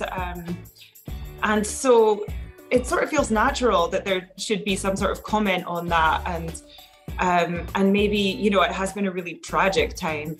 But through tragic times, like, moments of levity and humor can really lift us out of that, can help us process things, actually. So for that reason, I think The Bubble is pretty important, because it marks a really kind of strange time, but yet provides a little relief from it all. And yeah, these are just still really weird times. So I think just I welcome moments of laughter as much as I can. You can find The Bubble on Netflix, and a big thanks to Karen for hanging out with us. Next up, Jon Batiste recaps his multiple Grammy wins with our third hour gang. Sometimes the news can be difficult and overwhelming for kids to understand. Ukraine and Russia. Could you help me understand what's going on? So to help make sense of it, we've created a newscast just for them. We hope your family will watch Nightly News Kids Edition. Top Story with Tom Llamas, weeknights at 7 on NBC News Now. Today is now a podcast, available every morning. Listen wherever you get your podcasts. Making Space, the inspirational podcast from Hoda Kotb. Listen now. To cover the news, you have to be in it. This is how so many towns and cities are protecting themselves. You can actually see they're pushing the gates open every night. It's your news playlist. Top Story with Tom Llamas, weeknights at 7 on NBC News Now. These days, it feels like the news never stops. So let's get into it. What's happening right now, what it all means for you for an hour every day. It can be hard to keep up, so let's get started together. Hallie Jackson Now, weekdays at 5 on NBC News Now. To stand on the edge of the cliff and jump takes a lot of guts. We are meeting people one after the next who have made profound changes. I think you're going to be blown away by the life lessons. Join Hoda for new episodes of her podcast, Making Space. Listen now. Today is now a podcast, available every morning. Listen wherever you get your podcasts. To stand on the edge of the cliff and jump takes a lot of guts. If I never got to sing another song, I would still feel the joy that I feel right now. We are meeting people one after the next who have made profound changes. It's the little moments that are the transforming moments. Oh my gosh, I never thought of that. Oh my gosh, I could apply that. I want to stop for a second. In season 2, I think you're going to be blown away by the life lessons. Join Hoda for new episodes of her podcast, Making Space. Listen now. Today is now a podcast, available every morning. Listen wherever you get your podcasts. For breaking news in our changing world, download the NBC News app. Welcome back to Popstar Plus. Jon Batiste is a truly incredible musician now with, count 'em, 5 Grammy Awards from last week's ceremony under his belt. He certainly has the hardware to show for it. Today, he caught up with our third hour.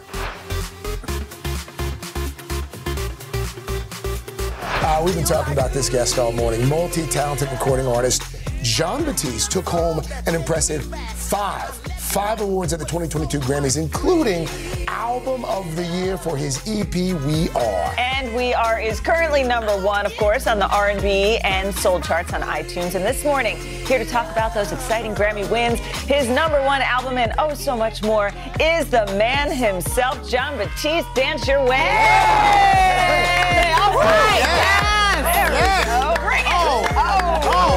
Hey. Love it. Yes. The only guest to do that. Oh, my God. The only guest So to do nice to have you. So good to see you. So good to have you. Thanks for coming. And you're the real deal because you were dancing even there behind the wings there. Congratulations. Congratulations. Congrats. Yes, indeed. We having a good time. Life is beautiful. Yes, Yeah. I mean, 5 wins at the Grammys, Album of the Year. What is it like to be you right now? It's amazing to see not only the wins, but to have my family there with me. Yeah. My grandfather is almost 90 years old. Wow. Wow. He was sitting right there in the center in the king's chair. And he saw his grandson walk on the stage and win Album of the Year. Oh, my goodness. And my nephew was 7. We recorded this, he was 5 when we recorded this. He's the youngest Grammy winner ever. Oh, that's right. Because they all took part of that. They were all part of it, right? He was featured on the track We Are. And it's the first track of the album. It features my high school marching band, the St. Aug Marching 100, legendary high school alumni marching band I was part of. And it was basically the whole city that I grew up with. Everybody that I could think of that was important to me growing up in New Orleans, I put on this album and featured. And all of them have Grammys now. Yeah. That's the beauty. It's not just me. Yeah. The whole community. We are. Everybody. Yeah. We are. So, you know, when I listen to this album, I see it's #1 and I see everybody's, you know, renewed excitement for this record. I'm so moved because it was not just me. Yeah. It was so many of us. And you're staying, and you stay busy. You know, I was just thinking about this because those Grammys won't be lonely because they join your Oscar for the 2020 animated film Soul. Yes, yes. Where do you keep all of these? Where are you keeping them all now? I have a plan. Okay. See, I want to take everything that I win, everything that I'm acknowledged for, and use it to inspire people. Okay. I want to figure out something, whether it's an archive, whether it's some sort of museum placement, even just somewhere back home or somewhere that young people can see it. Because I don't want to just have awards that collect dust in my house and remind me of what I did in the past. Amen. I want to keep moving. Yes. I'm creating. I'm ready to make the next thing. I have a symphony that's premiering in May in Carnegie Hall. Yeah. Oh, my Y'all goodness. want to come out? Yes. Where's Yes. May 7th. Done. It's May 7th in Carnegie Hall. It's incredible for me because it's the first time I'm premiering something this large. It's a 4-movement, over 200 musicians, the modern definition for me of what a symphony orchestra would be. If it was made in the 21st century in America, it would have, you know, marching band musicians next to classical musicians, next to indigenous folk musicians, or Native American musicians, next to jazz musicians. Yeah. Next to electronic musicians. That's going to be a masterpiece. Wait. I know. And you know, we've been marking your professional milestones, but you recently created a new personal milestone, marrying Suleika, your longtime partner. That's a nice ring. That's beautiful. Yes. How has life changed Amazing. with that ring on your finger and her next to you? It's the best thing that you can do if you find the right person. If you find the right person, it's beautiful. We met when we were in, you know, band camp as kids. Oh, you know? really? We've been knowing each other for like the 5 phases of growing up, from adolescence to adulthood. You know, the dorky teen phase when I had braces and wore baggy clothes. You know, I just feel like if you have the right person, it makes life much better, no matter what you're going through. You could be going through the hardest times. You could be going through something that seems insurmountable, and you could still feel a peace. And that's what I feel. So, you know. One of the things I've always admired about you, perhaps long before a lot of folks showed up to the party, you've never forgotten where you came from. And not only have you not forgotten, I feel like your art pays tribute to it. It's this unending homage. Why is that so important to you? Oh, it's given me so much. I think about everybody who has created the space for me to now have the success that I'm having. You have lineages, generations of people, traditions that have been hard fought and established in a way that now someone like me who's born into all of that has this opportunity as an artist to combine things that have never been combined before, take styles of music, take forms of art, put them together in ways that haven't existed before, and do it in a way that brings people this transcendent feeling. It's always more transcendent if it's bigger than yourself, if it's more than just, I'm gonna lift myself up because I'm talented.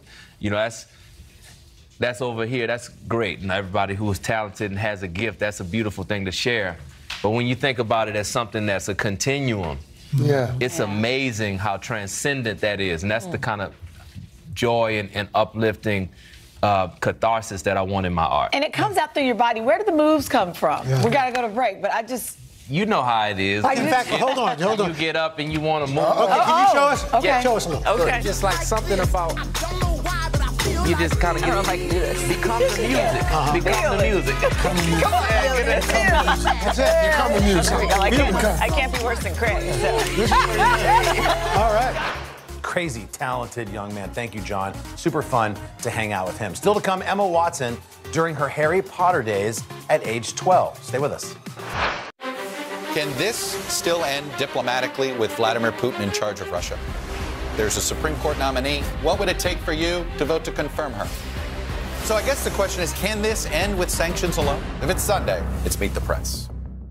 For breaking news in our changing world, download the NBC News app. Can this still end diplomatically with Vladimir Putin in charge of Russia? There's a Supreme Court nominee. What would it take for you to vote to confirm her?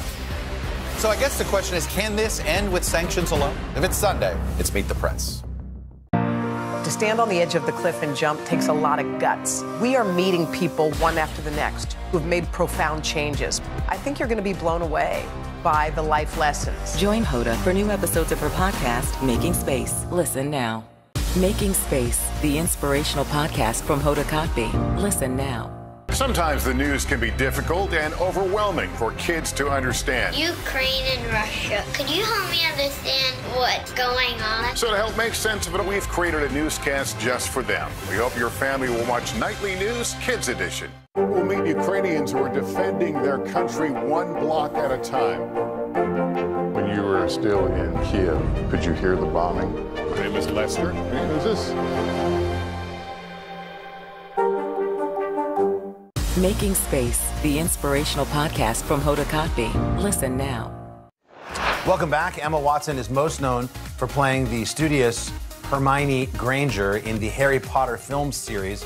Emma's celebrating her 32nd birthday later this week, so we thought it'd be fun to mark the passage of time here on the show. Let's go back to when Emma was just 12 years old.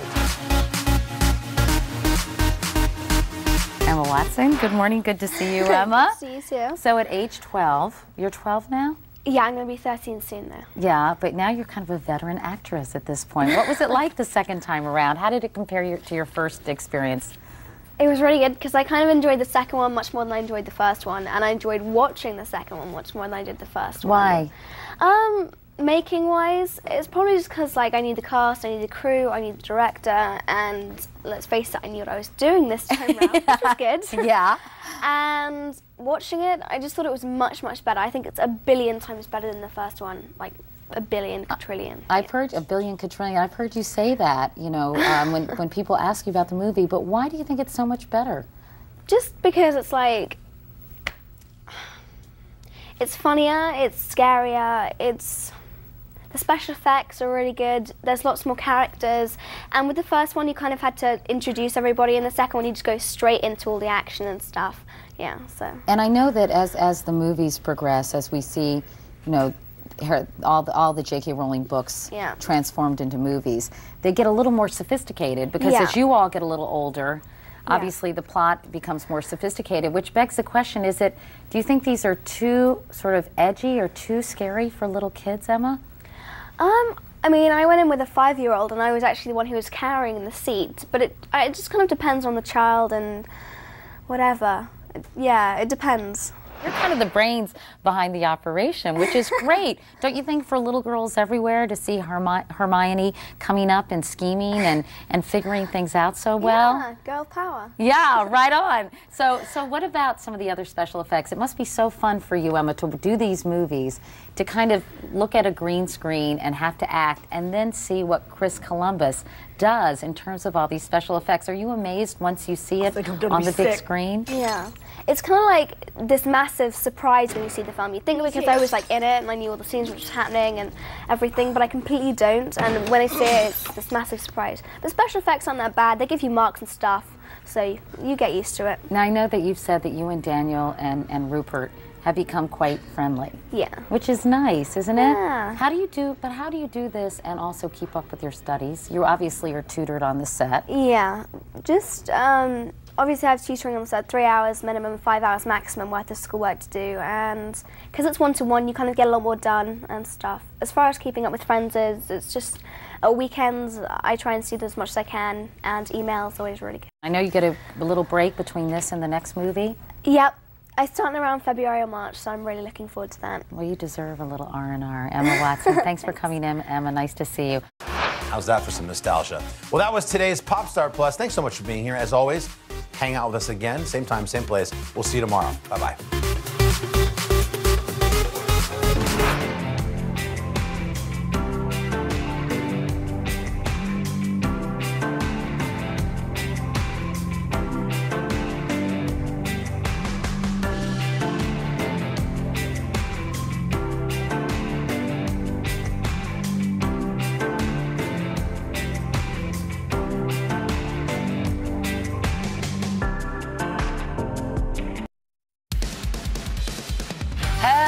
Friends watching Today All Day, so glad you tuned into our digital show Today in 30 on this Wednesday. We meet again. We have a lot of fun segments coming up for you guys. Okay, we're going to get to those in a second, but we are, of course, going to begin with the latest on the manhunt. It is still underway for that person of interest in a shooting spree on that crowded New York City subway train. The mayor of New York City, who was a former police captain, will join us live. He'll update us on the investigation and what's ahead. Ben Al's got an exclusive interview with President Obama talking about his new documentary series, Our Great National Parks. He and Al then teamed up with some kids for a pretty cool outdoor adventure. You don't want to miss this one. It's going to be good. And after taking home 5 Grammys last week, one of the hottest names in music stopping by to hang with us, Jon Batiste. Yeah, the New Orleans native. He's got a special new project. You can't wait to hear all about it. Okay, we can't wait any longer. It's all coming up on this episode of Today in 30. First, NBC's Jesse Kirsch is at the scene in Brooklyn with the very latest overnight. Hi, Jesse. Good morning. Good morning, Savannah. Police believe they have the gun used in this violent rampage, as well as a hatchet, fireworks, and more smoke canisters. But who they do not have at this point is the person responsible for this violent rampage. This morning, an urgent manhunt in New York City as police intensify the search for the gunman who opened fire on a subway train Tuesday morning. Authorities now calling this man, 62-year-old Frank James, a person of interest in the frightening shooting rampage. The morning rush hour quickly turning to chaos when police say a gunman put on a gas mask, opened 2 smoke canisters on a moving train in Brooklyn's Sunset Park, and opened fire.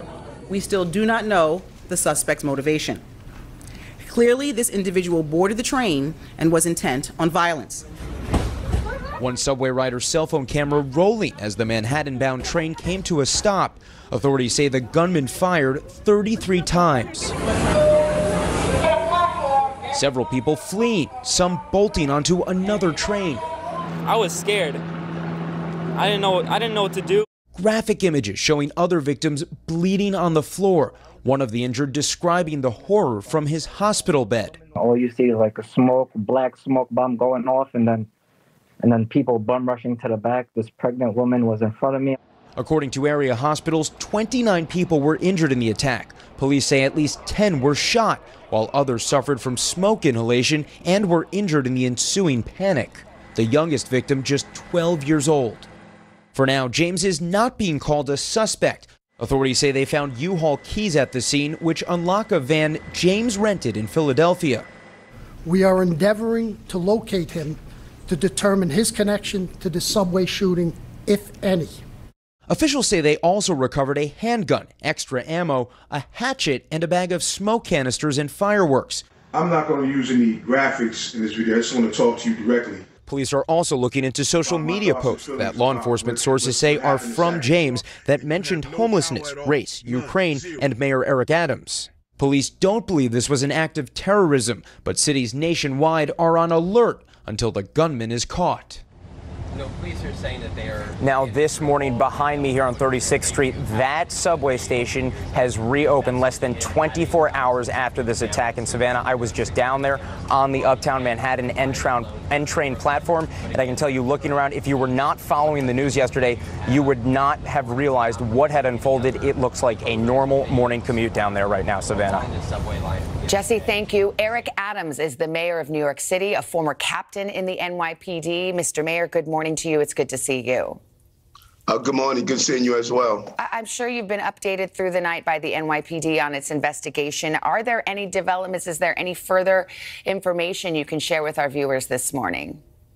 No, not at this time. I received a briefing earlier this morning around 6 a.m., but there's nothing new. We still are zeroing in on the person of interest, and we are sure we're going to apprehend him. New Yorkers who are waking up, many need to take the subway. A lot of people say if the subway doesn't work, the city doesn't work. Is it safe for them? And you're right. The subway is the lifeblood of our city. And we're saying to New Yorkers, we want you to be vigilant. We're going to have the patrol strength out there to make sure uniform presence is there. And, you know, New Yorkers are extremely vigilant. As we saw yesterday after the incident, New Yorkers were helping their fellow New Yorkers. And I cannot thank the first responders and everyday New Yorkers enough for their bravery and their courage to deal with this crisis we were facing. Let's talk about the person of interest in this case. Police say they're looking into social media posts. Someone by the same name talks about homelessness, talks about New York City, talks about you. Have you had a chance to look at any of these or been given a briefing on these? What do you make of this information that's surfacing through these social media posts? I was briefed by the police department on some of his social media posts. I think that when you look at people who have engaged in social media all day, make these posts, he appears to be all over the place, according to the briefing. And I just think that we need to focus on his apprehension at this time. And the police department are going to use those posts and all the evidence that we are gathering, not only to apprehend him, we also must make sure that he's prosecuted. And that is why we're extremely delicate about the information and the evidence that we're releasing at this time. Officials have beefed up your security in light of what this person of interest said on social media. Do you have any concerns about your personal safety?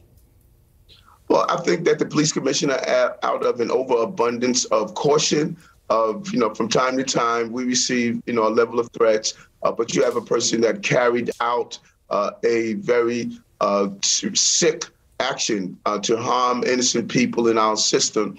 So I think the police commissioner, out of an overabundance of caution, is taking the necessary steps until this person is apprehended. This person of interest is brought in. As you know, the camera at this particular train station was not working at the time. There were no uniformed officers at the time. And the New York Times reports a witness is saying even a police officer who responded to the scene, his radio wasn't working. So he had to ask others to call 911 for help. How frustrating is this for you? And how do you explain those failures? Well, the MTA controls the camera system. We have been cooperating with the MTA to find out what went wrong, if it was a feed problem or what was the problem. And they have been extremely cooperative. We want to zero in on what the problems are because it's imperative for cameras to operate. The transit system is a very complicated system when it comes down to the use of technology. We just upgraded to having Wi-Fi a few years ago with some of the stations, but because of the thick walls, because it's underground, from time to time there is a malfunctioning, but it doesn't happen often. I was a former transit cop. During the days when I was a transit cop, it was well known that your radio didn't operate, but we have gotten much better. And I'm a little surprised to find out that we had a radio that was inoperative. And we will look into that because we always want to improve the technology so that we can respond to these emergencies. And finally, Mr. Mayor, the crime rate in this city in March was up over 37% from a year ago. Shootings are up 16%. We've seen brutal crimes. I think of the young lady who was pushed into the oncoming train in the subway station. You've made this a priority, improving public safety, but level with New Yorkers. How long before they actually start seeing these policies work and the crime rate come down? This is a crucial for me. It's so important. As I say, the public safety and justice, they are the prerequisite to prosperity. I say over and over again, I'm a hard grader myself. I think we got an eye in progress. There's some serious things we are doing. Number one, to stop the feeders of crime. These are generational problems that actually are starting to materialize across the country. We're watching the increase of gun violence and other violence all across the country. I think big city mayors have been seeking the help that they need. We're going to do our job. You know, we've removed 1,800 guns off the streets of the city of New York since I've been the mayor. You know, we have to really think about that. Why do we have this continuous flow? 10% of those guns were ghost guns. And so we're going to do our job on the ground. We're going to stop the feeders, the failure in our foster care system, dyslexia screening. Those are some of the feeders that we have failed. And then we're going to zero in on those things that are happening now with these dangerous gangs and some of the actions that we're witnessing. All right, Mayor Adams, you have your work cut out for you. I know you're recovering from COVID. I hope you're feeling better. Thank you for your time this morning. Thank you. Take care. Thank you. Today is now a podcast available every morning. Listen wherever you get your podcasts. What happened here is a story of loss and salvation. There were residents who hung on for dear life. This is where you took shelter, in this closet. I took shelter right in this closet right here. Rioters banged down one of the doors. Have you found a way to reconcile it a year later? It really hurt to see this place that I love so much treated with such disrespect. Was it an act of cleaning or an act of healing?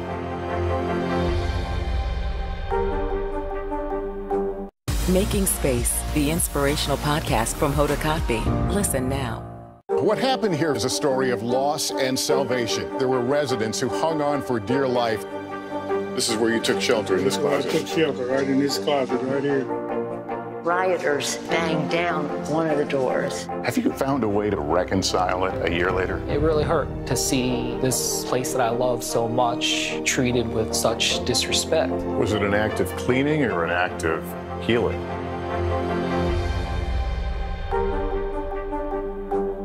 We're here to start conversations about the big things happening in our world. Because it's not my job to tell you what to think. My job is to think about what you tell me. Now Tonight with Joshua Johnson, streaming weeknights at 8 on NBC News Now. For breaking news in our changing world, download the NBC News app. We are back with Today Climate and Al's exclusive interview with former President Barack Obama. During his 8 years in the White House, the 44th president built a legacy of protecting our planet. Well, now he's out with a new Netflix series showcasing iconic national parks. It's also a call to action to preserve them for generations to come. Yeah. President Ulysses S. Grant started the first national park, Yellowstone, 1892. It was the first one in the world. Well, we got to spend Monday afternoon at Great Falls National Park in Virginia, where the former president and I talked about his new show and his life since leaving the office. And while we were there, we brought in a few new friends for an outdoor adventure. Yeah. How's it feel being in this national park? Well, you know what? Anytime we get out of the city and we're among trees and woods and critters, I feel better. For former President Barack Obama, national parks are the backdrop for some of his favorite memories, from his first trip to Yellowstone to growing up in Hawaii. The whole state almost is a national park. So the oceans, the coral reefs, the mountains, the forests, that was part of my everyday life. Now, his new Netflix series, Our Great National Parks, showcases some of the world's most spectacular settings. This is a journey through the natural wonders of our shared birthright. the former president serving as both executive producer and narrator. There's nowhere else you'll see a hippo in the Atlantic Ocean. The series not just a feast for the eyes, but a lesson on the importance of protecting the parks and their wild residents. I'm hoping that we're going to learn something not just about how to maintain national parks, but why it's so important to deal with issues like climate change that threaten the entire planet. In fact, we have younger kids, Sasha and Malia, this generation that demands us being better caretakers. Yeah. Will people seeing this heed that call? Well, I think that the generation of our kids are more mindful of how we haven't always taken care of the planet. And with climate change affecting everything, they are demanding action. Nature is more resilient than we think if we are intentional about it. In addition to spending his time out in nature, former President Obama has been navigating some political terrain, returning to the White House for the very first time just last week. How did that feel? Well, you know, it was wonderful to see some of the old team. The fact that I could leave, though, was nice. Vice President Biden, Vice President. When you made the Vice President Biden joke, were you a little surprised that people were like, hey, what's up with that? No, you know, look, President Biden and I have an extraordinary friendship as well as a professional relationship. Last month, Mr. Obama became one of the more than 80 million Americans who tested positive for COVID-19. How are you feeling? I feel fine. I was fortunate that I did not get it until I had been vaccinated, I had been boosted, and I barely had symptoms. Post-presidency, how has life changed for you, Michelle, Sasha, and Malia? There's nothing that compares to the privilege and honor of serving the American people in the highest office of the land. You know, there are times where I miss the work. I don't miss the hoopla, though. And, you know, we're finding that we can be really productive, contributing citizens in all kinds of other ways. On a personal note, our son Nick is getting ready to go to college. You've been through it. You got any tips for us as far as empty nesting? Michelle always said, and she's absolutely right about this, our job as parents is to teach our kids not to need us. And it hurts, but when you see them as accomplished, confident, kind, thoughtful, responsible people, then you know you've done your job. And the former president is also hoping to inspire the next generation to get involved with national parks and share his love of nature. So we led some local kids on a scavenger hunt. We've got some great kids. What's going on, guys? From the Boys and Girls Club to Greater Washington. All right, is this Team Roker over here? This is Team Roker. Let's see Team Obama, though. Hey, Team Obama. Uh-oh. He's come to play. Andrew Rand, how are we going to do this? Well, we got to set the expectation that this team is going to win. So, Team Obama going to win? Come on. Is Team Roker going to win? Yeah! 1, 2, 3. Obama! Let's do it. Oh, they're moving already. That's it. Getting ahead of us. The turtles are... The turtles? Oh, where? Over there on that log. Anybody know what that is? Moss, yes. Oh, wow. Look at all those tadpoles. So you guys know what tadpoles turn into? Yeah. They turn into frogs. Have we seen any birds? You see any? So this is now spring migration for birds. Does everybody know what Ranger means when he says migrate? Is that they move to a different place? So I was in Hawaii, and I saw a bunch of whales that migrate they swim all the way down from Alaska. And then they swim all the way back. I was born in Hawaii, yeah. That's right. It starts with like an H and like in a Honolulu. Yeah, very good. Thank you. See, you know more than some people about where I was born. So this is skunk cabbage, guys. Oh my, that's not good. Woo! That is stinky. Bye! Everybody point at the cabbage. Cheese! Everybody, good job. Way to go. Woo! You guys were outstanding on our scavenger hunt. That was funny. He couldn't resist. I'm telling you, it was great. And the great thing, a big shout out to all the Rangers at Great Falls National Park, including Ranger Aaron, who was on Team Obama, and Ranger Fernice, who was on Team Rogan. We know the former president is quite competitive. Yes. So who won the scavenger hunt? When you are out in nature, everybody Oh, wins. gosh. Oh, maybe you should run for office. Very diplomatic. And here's my Junior Ranger pin. Very exciting. Our great national parks premieres on Netflix today, and the former president isn't stopping with the show. He's also launching the Wild for All initiative, encouraging folks to get outside and learn more about conservation. We'd like to thank Mr. Obama, the Boys and Girls Clubs of Greater Washington, as well as the National Park Service. They were fantastic. I got to get me one of those hats. That was great, man. Yeah, that was great. Thank you, Al. Stick around because there's much more coming up on Today in 30. We're here to start conversations about the big things happening in our world, because it's not my job to tell you what to think. My job is to think about what you tell me.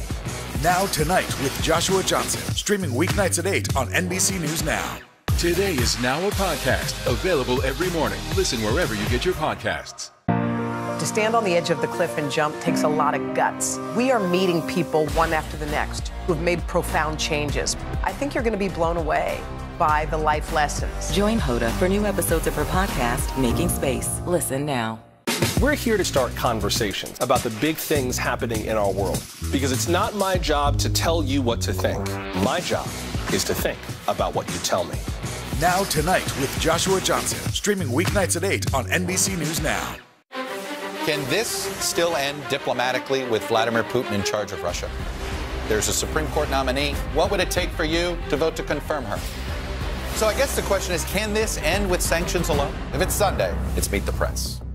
To stand on the edge of the cliff and jump takes a lot of guts. We are meeting people one after the next who have made profound changes. I think you're going to be blown away by the life lessons. Join Hoda for new episodes of her podcast, Making Space. Listen now. To cover the news, you have to be in it. This is how so many towns and cities are protecting themselves. You can actually see they're pushing the gates open every night. It's your news playlist. Top Story with Tom Llamas, weeknights at 7 on NBC News Now. Can this still end diplomatically with Vladimir Putin in charge of Russia? There's a Supreme Court nominee. What would it take for you to vote to confirm her? So I guess the question is, can this end with sanctions alone? If it's Sunday, it's Meet the Press. Top Story with Tom Llamas, weeknights at 7 on NBC News Now.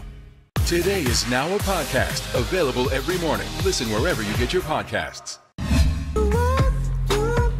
Oh, can you feel it? Can you feel the freedom? You know that's the hit song. John Baptiste performed at the Grammys earlier this month, and as it turned out, boy, was it John's night. He won not 1, not 2, not 3, not 4, but 5, the most of any artist. And that includes the most coveted Grammy for Album of the Year for his album We Are. And we are clearly thrilled to have you here. John Baptiste, welcome. Hello. Yes. Come on, it's your victory tour, baby. It is your, play a little victory music.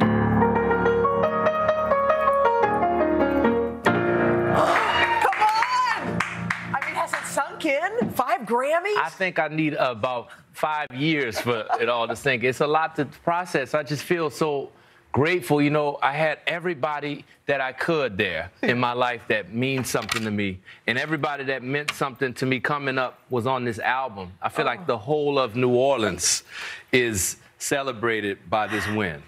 Do you feel a responsibility? You are bringing these Grammys home and representing your city? Oh, of course. It's not just responsibility. I love it. It's a part of me. You know, if you're really an artist who's authentic and true to who you are, you can't ever get away from where you come from. You evolve and you grow and you gather nice things along the way. And I like to just continue to expand and evolve. Who knows what's next? I'm just thinking about creating and just putting my head down and focusing on the craft. I think that's why everything works for you, isn't it? Because like you said, everybody who you've known in your life who's contributed is on this record. You never forget home. I don't feel like you even think about awards. You just do your magic. You gotta do it.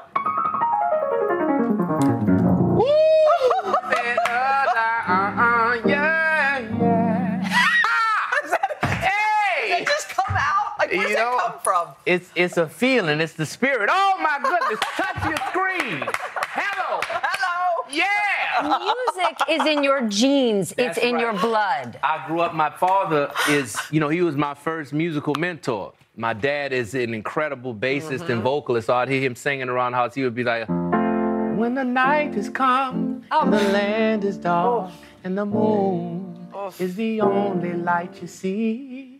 He would sing "Stand By Me," sing "Wonderful World." He would play New Orleans music for me. He would play jazz music. He would play classical music. My mother was really so instrumental in getting me on the piano. I was 11 years old, started the piano, and the rest is history. I don't think about music as a job or something that I can win awards from. Yeah. It's just something that you do that's a spiritual practice. Did you know it was your gift, though? Did you always know you were talented? I thought about music first before I realized it was a deep spiritual practice and something I could have as a profession. I thought about it as just something as a kid that was a hobby, just like basketball or chess or painting or anything else. And I just turned out to have some talent at it, so I stuck with it. I like your term spiritual practice. Yeah. I like talent. that. Yeah, exactly. Talent. Exactly. Yes. But I do like that. It's so much more than notes. It's Yes. so much more than a rhythm, right? Oh, my goodness. Think about music for thousands of years, millennia before it was, the last 100 years, Yeah. entertainment, commodified into Yeah, entertainment. yeah. What was it? It was, people passing the fiddle around the campfire in Appalachia, the drum circles in Ghana and Africa and Cuba. I just visited the incredible Sioux tribe in North Dakota, and you still have forms of early social music there. It's ritualistic music, sacred dances, all types of ways to connect to the community and to connect to the divine. That's the real purpose of music. That's the whole thing. That's it. So if someone said, "What is your genre?" Yeah. I don't think about stuff like that. You don't That's, know. It's what you're hearing. Oh my goodness! Whoa! Touch the screen! Ha ha! Let it A. Woo, boy! Can I tell you? Ooh, da da da da da da da da da da. Okay, beautiful, John. Okay, can I ask you this? I had the privilege, John, of meeting you and your lovely wife. Oh yes. When Suleika Yes. Jawad, who I am Yes. a huge fan of, and congratulations on your nuptials. Oh, thank you so much. When you think of her, what comes to mind on those keys? Oh wow, wow. Let's see.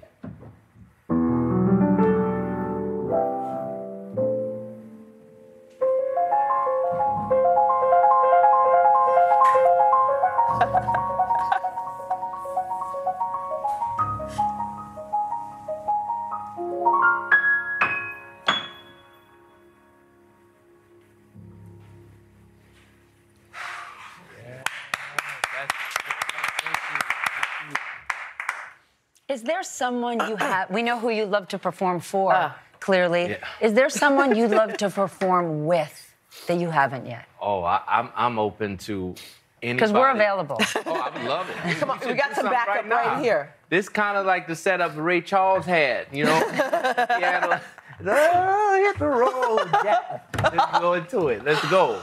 I'm open. I really just like performing with, the greats, obviously. Anybody who you can consider to be a living legend, I want to learn from. But also folks in the community. I love going to places and playing with middle school, high school bands. I love hearing the youth, and they have a different perspective. When I made this album, I was thinking about my high school marching band that's on this record. And now it's won a Grammy, St. Aug Marching 100. St. Aug, wow. Yeah, it's incredible to think. Go back to the school. Yeah. And I'm 33 and they're making the record, and these kids 18, 17, and it's just such a beautiful thing to learn from the generation that's coming. Remember what it felt like when you were there. To stand on the edge of the cliff and jump takes a lot of guts. We are meeting people one after the next who have made profound changes. I think you're going to be blown away by the life lessons. Join Hoda for new episodes of her podcast, Making Space. Listen now.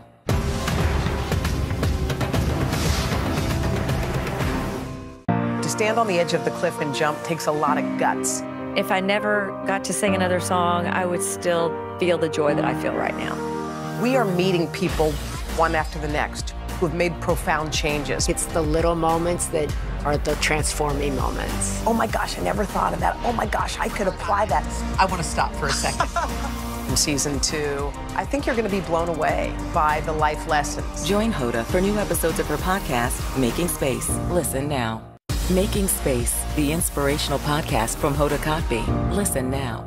Sometimes the news can be difficult and overwhelming for kids to understand. Ukraine and Russia. Could you help me understand what's going on? So to help make sense of it, we've created a newscast just for them. We hope your family will watch Nightly News Kids Edition. Top Story with Tom Llamas, weeknights at 7 on NBC News Now. Today is now a podcast available every morning. Listen wherever you get your podcasts.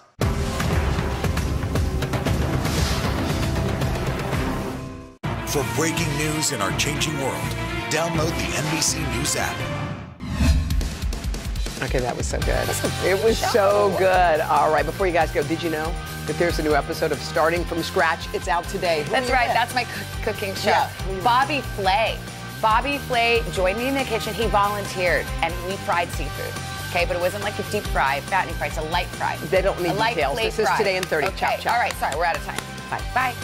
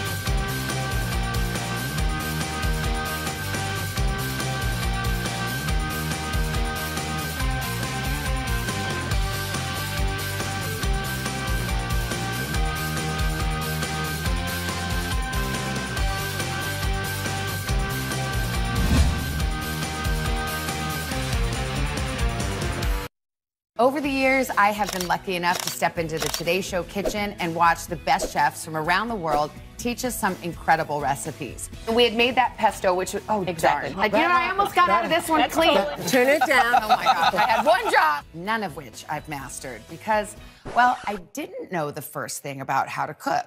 But those days are behind me for good, and I'm starting to find a little confidence in the kitchen. Now, culinary superstar Bobby Flay, sharing his love of seafood from coast to coast. Today, we're gonna be making crab cakes with an orange chive tartar sauce, and then try a West Coast-inspired crispy fried fish taco with the mango black bean salsa.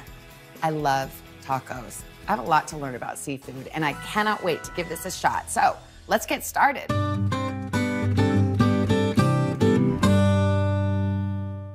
Is Bobby Flay? Bobby Flay? It's really Bobby Flay? It's really Bobby Flay. I mean, we have a long history together. Yes, we do. We've made lots of food on the Today Show together. We have, and you've even been called in to try to teach me to cook a long time ago. Yes, and we're back. We're back. Guess what? It didn't stick, but now it is. I'm learning a few things. So I've been brought in to teach you, a couple of things: seafood, but also frying seafood. Okay, so what's our plan today? So the plan today is first we're going to shape the crab cakes. Make the tartar sauce, fry the crab cakes, make the mango black bean salsa, prepare the batter, and fry the fish, plate, and serve.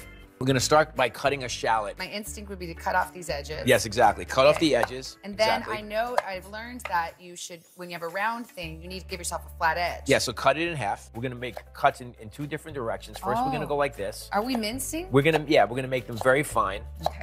Because this is actually going to be in the crab cake, and we're not going to take it out. So we want it to be good little bite easy size. Exactly right.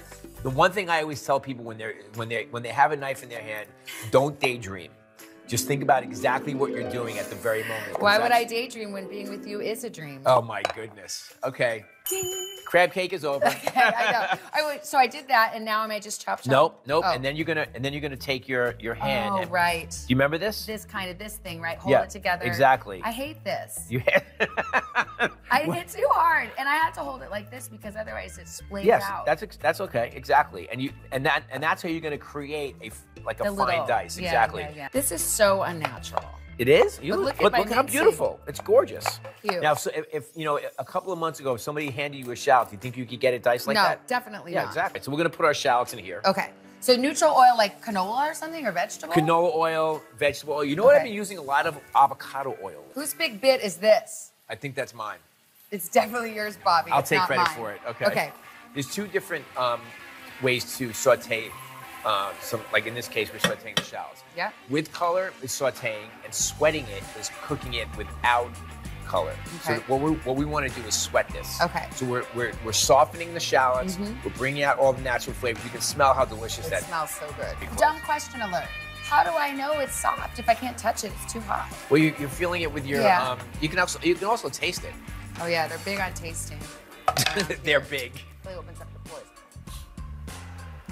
They still taste hard to me. Okay, so then keep sauteing them. Okay. And they're starting to get a little color, so let's be careful. Okay.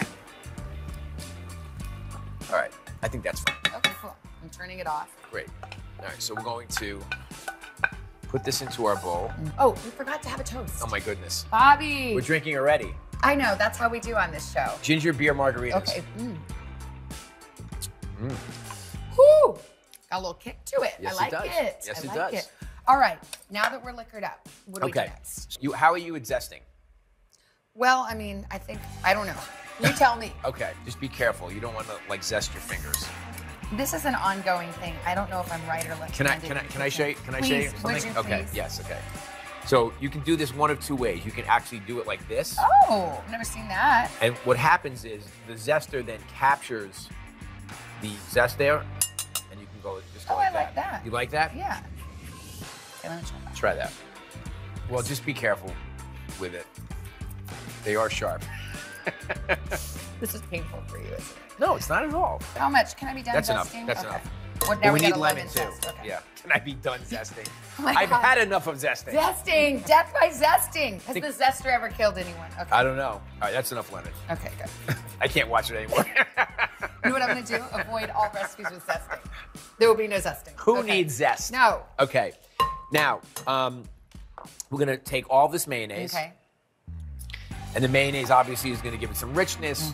Like mayonnaise always tastes good, and Yeah. also it's gonna help bind the crab cake itself. Okay. We're gonna take 1 tablespoon, which is that measure of horseradish. Horseradish has a good zesty flavor to it. It does. Makes your sinuses open up. Exactly, it does. I love horseradish. Me too. Uh, How much of that? The 1 tablespoon of whole grain mustard. And the thing I like about whole grain mustard is obviously it's gonna have that little mustard bite. Yes. And I just. you know what I love about you?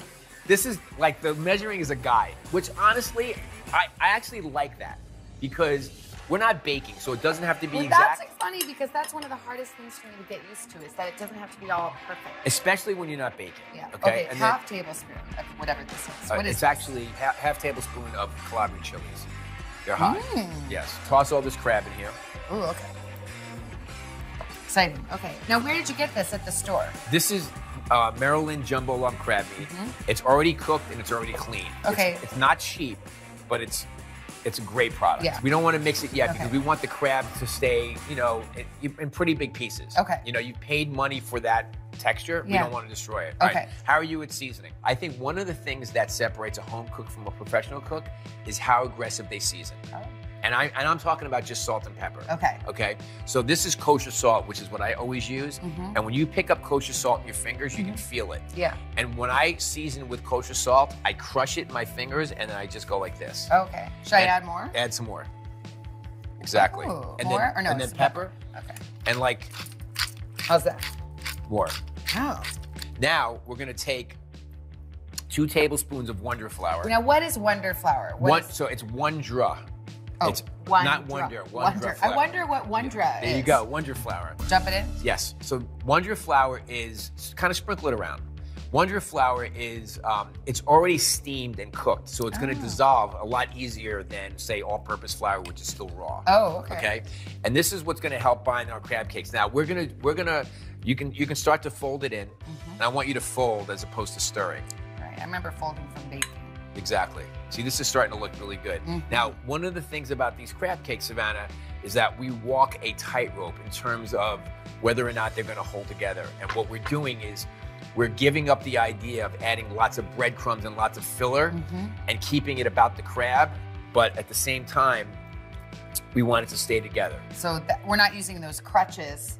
We're not using the crutches. So we want flavor. So this is where we're gonna have to get our hands dirty. How do you feel about that? I feel good if I'm wearing these gloves. Oh my goodness. Bugs It's not me, very so- glamorous, but I'm gonna go with it. Okay, no, I know. Okay, so I'm just making a little ball. So yeah, so you make a ball like Like this. a round ball. Okay, I To thought start, they'd be flat. almost like a meatball. But then what I do is I make it into almost like a burger. Okay. How's that look? Should I make it a little flatter like Yeah, yours? like that. See if you can make it like that. Yeah. Well, it's kind of like that. Okay, let's see if we can tell whose is whose. Okay, that's definitely the professional. Yes, we can. Yes, yes, we most certainly can. When did you start cooking? How did you learn? I started cooking when I was 17 years old. Oh. I dropped out of high school. Wow. And I went to work in a restaurant because I needed a job. And I've been doing the same thing every day. Oh my gosh. It's 10 years later. Wow. It's been a decade. You look so young. Thanks. Do these cook or chill or what? They're gonna chill. Okay. So and chilling them is actually one of the things that's gonna help hold them together. Okay. Okay. So you want to put them in the refrigerator? I will. They look so good. To cover the news, you have to be in it. This is how so many towns and cities are protecting themselves. You can actually see they're pushing the gates open every night. It's your news playlist. Top Story with Tom Llamas, weeknights at 7 on NBC News Now. These days, it feels like the news never stops. So let's get into it. What's happening right now, what it all means for you for an hour every day. It can be hard to keep up, so let's get started together. Hallie Jackson Now, weekdays at 5 on NBC News Now. These days, the news never stops. The morning's headlines change by afternoon, and by the end of the day, it's all totally different. So let's get into it. What's happening right now, what it all means for you for an hour every day. I get it. I know that it can be hard to keep up. So let's get started together and go from there. Hey, I'm Hallie Jackson, and we have a ton going on tonight. Here's the deal. Hallie Jackson Now, weekdays at 5 on NBC News Now. For breaking news in our changing world, download the NBC News app. Sometimes the news can be difficult and overwhelming for kids to understand. Ukraine and Russia. Could you help me understand what's going on? So to help make sense of it, we've created a newscast just for them. We hope your family will watch Nightly News Kids Edition.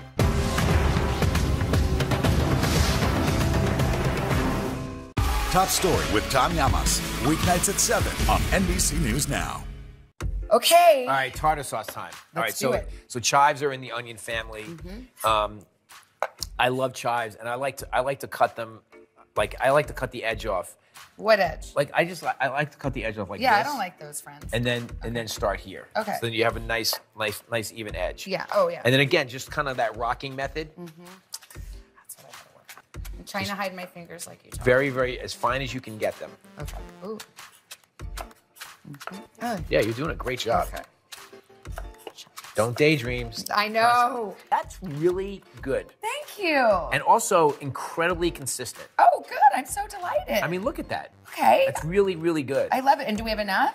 Yeah, Okay. between the two of us, I think we Okay. have plenty. All right, just throw it all in? Yeah, toss it in there. So Stir? now we're gonna stir everything together. So we're gonna start with some orange zest. Now that Okay. you're a professional I know, zester. exactly.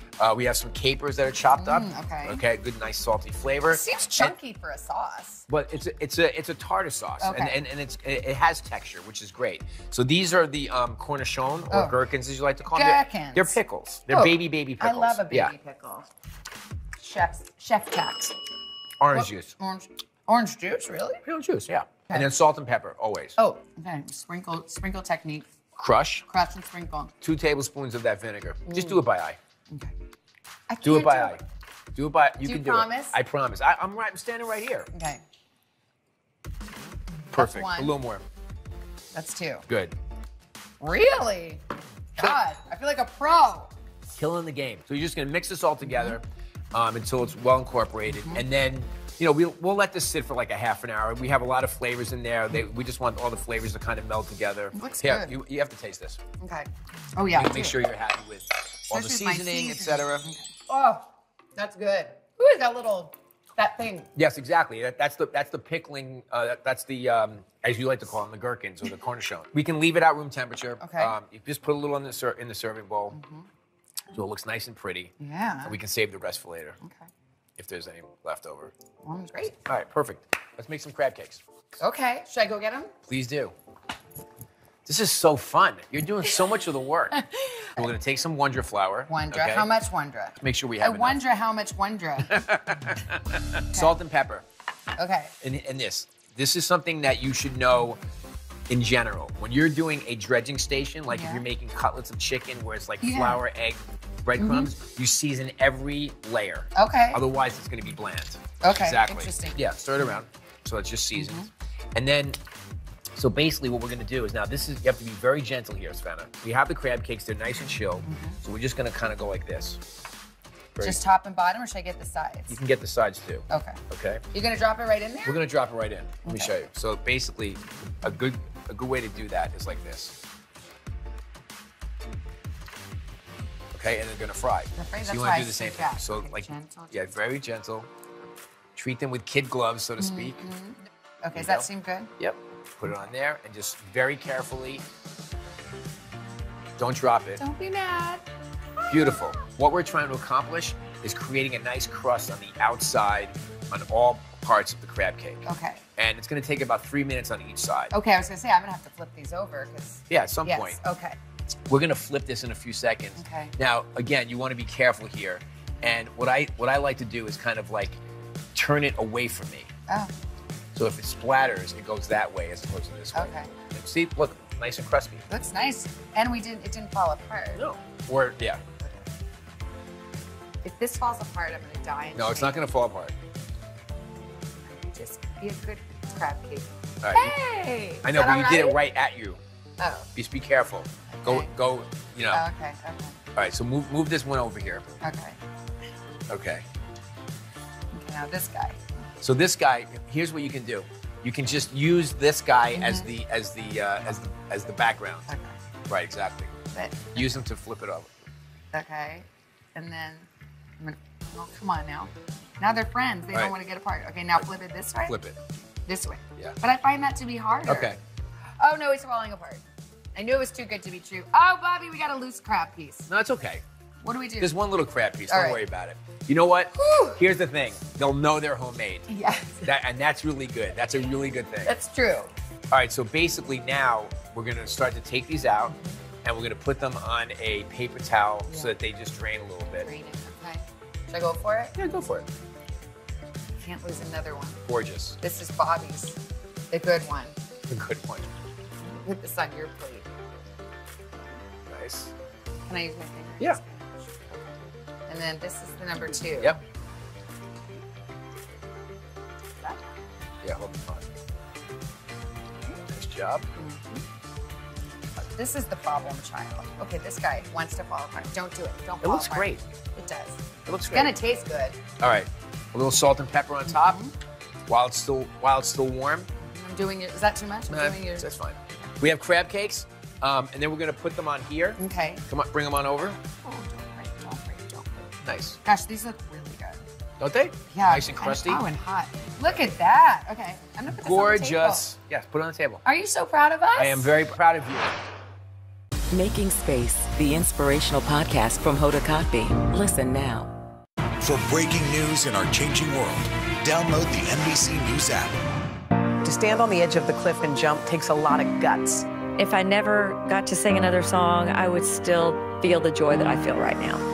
We are meeting people one after the next who have made profound changes. It's the little moments that are the transforming moments. Oh my gosh, I never thought of that. Oh my gosh, I could apply that. I want to stop for a second. In season 2, I think you're going to be blown away by the life lessons. Join Hoda for new episodes of her podcast, Making Space. Listen now. These days, the news never stops. The morning's headlines change by afternoon, and by the end of the day, it's all totally different. So let's get into it. What's happening right now, what it all means for you for an hour every day. I get it. I know that it can be hard to keep up. So let's get started together and go from there. Hey, I'm Hallie Jackson, and we have a ton going on tonight. Here's the deal.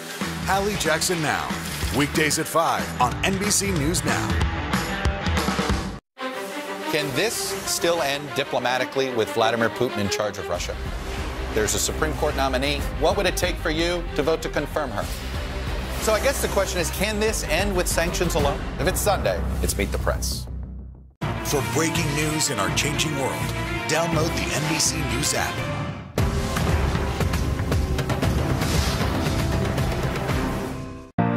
To stand on the edge of the cliff and jump takes a lot of guts. We are meeting people one after the next who've made profound changes. I think you're going to be blown away by the life lessons. Join Hoda for new episodes of her podcast, Making Space. Listen now.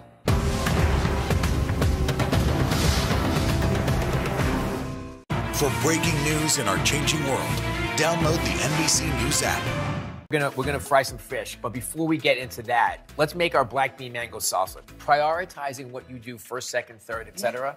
in any meal is really important. But we know that we can make the black bean salsa, the black bean and mango salsa ahead of time, let it sit, have it done, because the fish, when we cook it, then we want to eat. We're gonna start by dicing an onion. We need half of a red onion. Okay. That's going to be good enough for government work. Here we go. Exactly. I'm not going to beat Bobby Flay today. No, you're not, but these look really good. Well, let's do the mango next. Okay. Mango is a very tricky fruit. It's a very tricky fruit. First of all, when you pick a mango, you want it to be ripe. You want it to have some give as you kind of push your thumb into it. Making these stand up is really important. And then you're gonna go down both sides of the mango so that you get these two lobes. One like this, and then one like this. No pit, no pit, no pit. Yeah, the pit is in there. Okay, and then I'm trying to avoid the pit. And then of course you can go around the sides to get these little pieces as well. Yeah. You don't want to lose. I can't see where that pit And then basically this is like the pit's in here, but I just eat this. Oh, I like that. So good, so ripe. We're gonna make like almost like diamonds in the mango. You don't want to cut all the way through, just to the skin. Then you're gonna turn it, and you're gonna go this way. Oh, I'm making like a little. I actually cut an avocado sometimes like this. Yes, exactly right.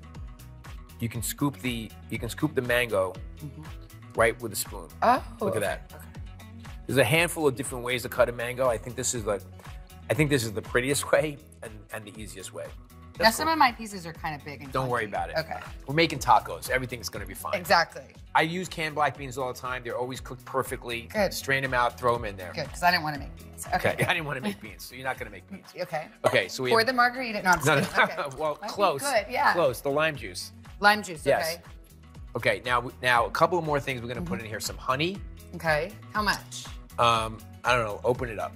Let's do this. Oh boy. Let's do this. Pour some in. Pour some in. What Yeah. does that even mean?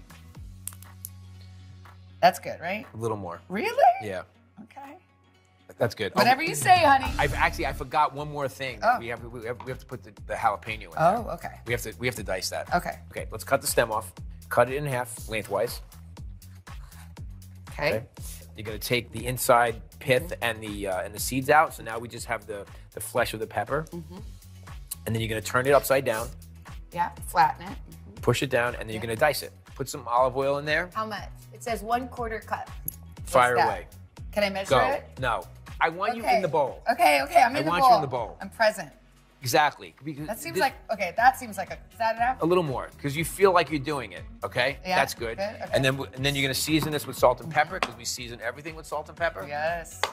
Look at Okay. you. Look at I'm doing your technique. A little more? Or is that good? Little something salty, and then that's good. And then some black pepper. Okay. Stir it. Stir this up. This is looking good. All right. Some of my big mango chunks are a little aggressive, but it's good. It actually looks very good. I'm gonna add some cilantro. How do you feel about cilantro? I like the flavor. I've never chopped it or anything. Okay, so let's do this. Okay. Make a little room on your board. You're going to take the flowers off the stems. Okay. Like all these leaves, you mean? The leaves, yeah. That's the part of cilantro that you want to eat. Okay, that's good. So then just kind of make it into a pile like this, and you're going to coarsely chop it. So you put your hand on top of the knife, and you just kind of rock back and forth, right? And then you kind of go this back and forth That's this fine. way, This makes me feel like I'm on a cooking and just show. and put it back into a pile. Okay. Oh, it smells good. That's coarsely chopped herbs, Okay. as opposed to finely chopped. Nice and coarse. Throw them in there. Okay. So we're gonna stir this up. Stir it. You taste this and tell me what you think. Okay. I like it. Do you think it needs anything? Oniony. I think it needs a little more salt. Okay. And this is the way you cook. If you're not chewing, you're not cooking. It's also beautiful. It is. It's gorgeous. Gorgeous. Okay.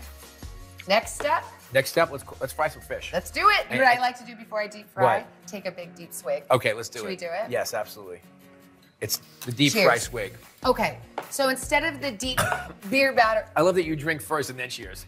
Well, I didn't know we were cheersing. You were prepping. Okay. Bad Okay. form. So let's start with rice flour. Okay. How much? So we're gonna do equal parts. So do 1 cup, do equal parts of water, and you're going to whisk. What we're trying to achieve here is a very light batter, so that it has some crispiness, but you can definitely see and taste the fish. Okay. Okay, that's the key. Now you told me that fish that fried doesn't have to be bad for you. But isn't frying like just terrible? Well, frying can be bad for you if like for instance, the oil is not hot enough and it seeps in throughout all the protein. Oh. But if it's just crisping the outside of it and repelling it, then it's totally fine. Okay, now how's that? Okay, so that's fine. So now what we're gonna do is we're gonna take a little bit of this rice flour and we're gonna use this as a dredge, kind of like, you know, we don't even have to measure it. All right, we can just, and then we're gonna season every layer, as we said. Remember? Look at my heavy hands. I know. Are you seasoning more now than ever before? Yeah, especially with your eyes on me. I don't want to get in trouble. How's that? It's good. Now, do I need to whisk? Oh my Season gosh, the fish. Really? Yes. We don't want bland foods, No, Savannah. I do not. But geez, that's a lot. I would just be afraid it'd That's be good. like over salted. That's good. No, No, pepper it's too. not. Yep. That's a thick, dense piece of fish. We want to taste it all But the I way didn't have to through. do both sides. That's just one fine. side. That's Okay. totally fine. So, okay. So we're gonna dredge this, meaning we're gonna take the fish, make sure and hit it on all sides on the flour, in the flour first. Flour first and then, or I Yes, would have done because- this, then this. No, because this is actually going to hold on to this. Okay. All right. So, should I use tongs or just use my Use your hand. Okay. All right. So Roll it dredging. around. Yeah, roll it around. All sides kind of Yep. deal. Okay. And then pat it so that you get the excess off. That's enough. Like that. Yep. And in here. Yep. I want to be careful. Okay. Let's just do this.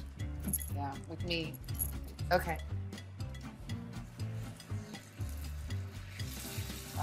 365 degrees. Okay, there's that thermometer. Now you can do the rest of them. Okay, let me do. And this is going to be a very, very light batter, nice and crispy. I hope you don't like that shirt because That's I'm okay. getting flour all over it. No problem. Okay. Well, send me your bill. I'm just going to keep drinking. That's what I recommend. I love coming to your kitchen. There's always alcohol in it. I know. Savannah's syrupy kitchen. You're doing great. I love the technique. Okay. And also, like, you're moving really well in the kitchen. All right, so we're gonna let this cook for about 5 minutes total. And then we have a wire rack there so that the oil drips through to the bottom. Okay. Just be very gentle and also be very careful. It's very hot oil. You can't even see anything. I don't even know if I'm getting one. Okay, wait. Yeah, see? Okay. See, it's like a stealth-like batter. Just Yes. touch that. Okay. Nice and crispy. Did I get enough on there? You did great. Let's get the fish out of the pot. Okay. It's been 5 minutes. Does this Beautiful. look right to you? Yep, put it on the tray. Looks great.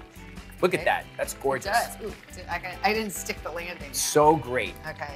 It So looks light nice. and crispy. It really does. Here are your 2 favorite Oh, friends. jeez, here we go. A little salt and pepper, Okay. just on top while it's still hot and the oil's still warm. Oh my gosh, I really overdid that one. Well, that's a salty. It's okay. And also, when you season, you want to season from up here Why? because otherwise you're going to have clumps of salt. Well, that's what if I it's did. Too get. close. You're right. Exactly. Well, that's what happened. Beautiful. Ooh. This looks nice. Can we Done. eat? Yes, let's eat. You get the Okay. fish, I'll get the salsa. Let's do it.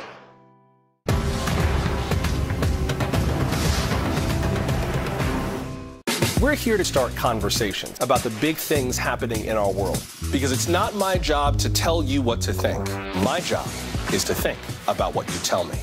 Now Tonight with Joshua Johnson, streaming weeknights at 8 on NBC News Now.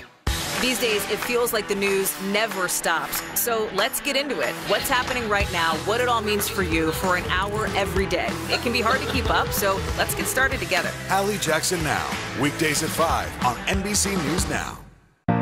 To stand on the edge of the cliff and jump takes a lot of guts. We are meeting people one after the next who've made profound changes. I think you're going to be blown away. by the life lessons. Join Hoda for new episodes of her podcast, Making Space. Listen now. Making Space, the inspirational podcast from Hoda Kotb. Listen now. Today is now a podcast available every morning. Listen wherever you get your podcasts. To cover the news, you have to be in it. This is how so many towns and cities are protecting themselves. You can actually see they're pushing the gates open every night. It's your news playlist. Top Story with Tom Llamas, weeknights at 7 on NBC News Now. For breaking news in our changing world, download the NBC News app. Making Space, the inspirational podcast from Hoda Kotb. Listen now.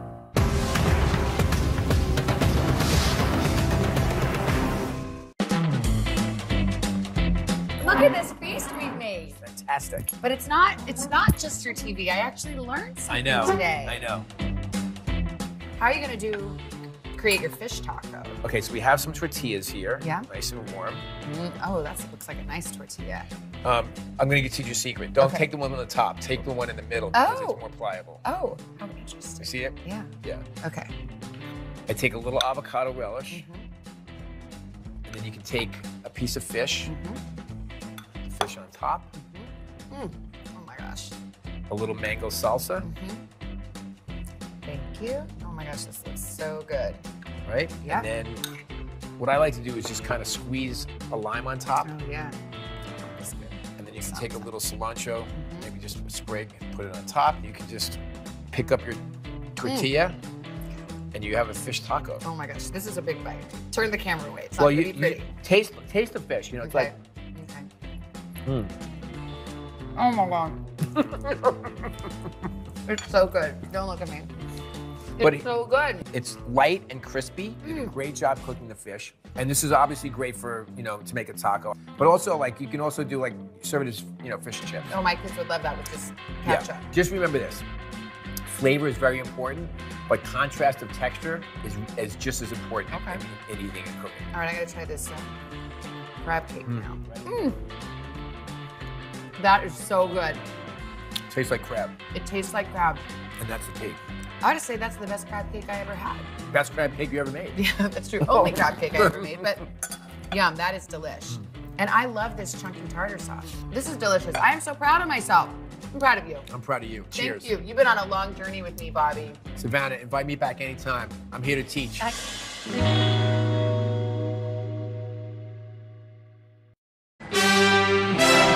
Good morning, manhunt. An intense search still underway for the suspect in a shooting spree on a crowded New York City subway train. I was scared. I didn't know what to do. The clues left behind and the disturbing social media history of the suspect in the case. Clearly, this individual boarded the train and was intent on violence. The clues left behind and the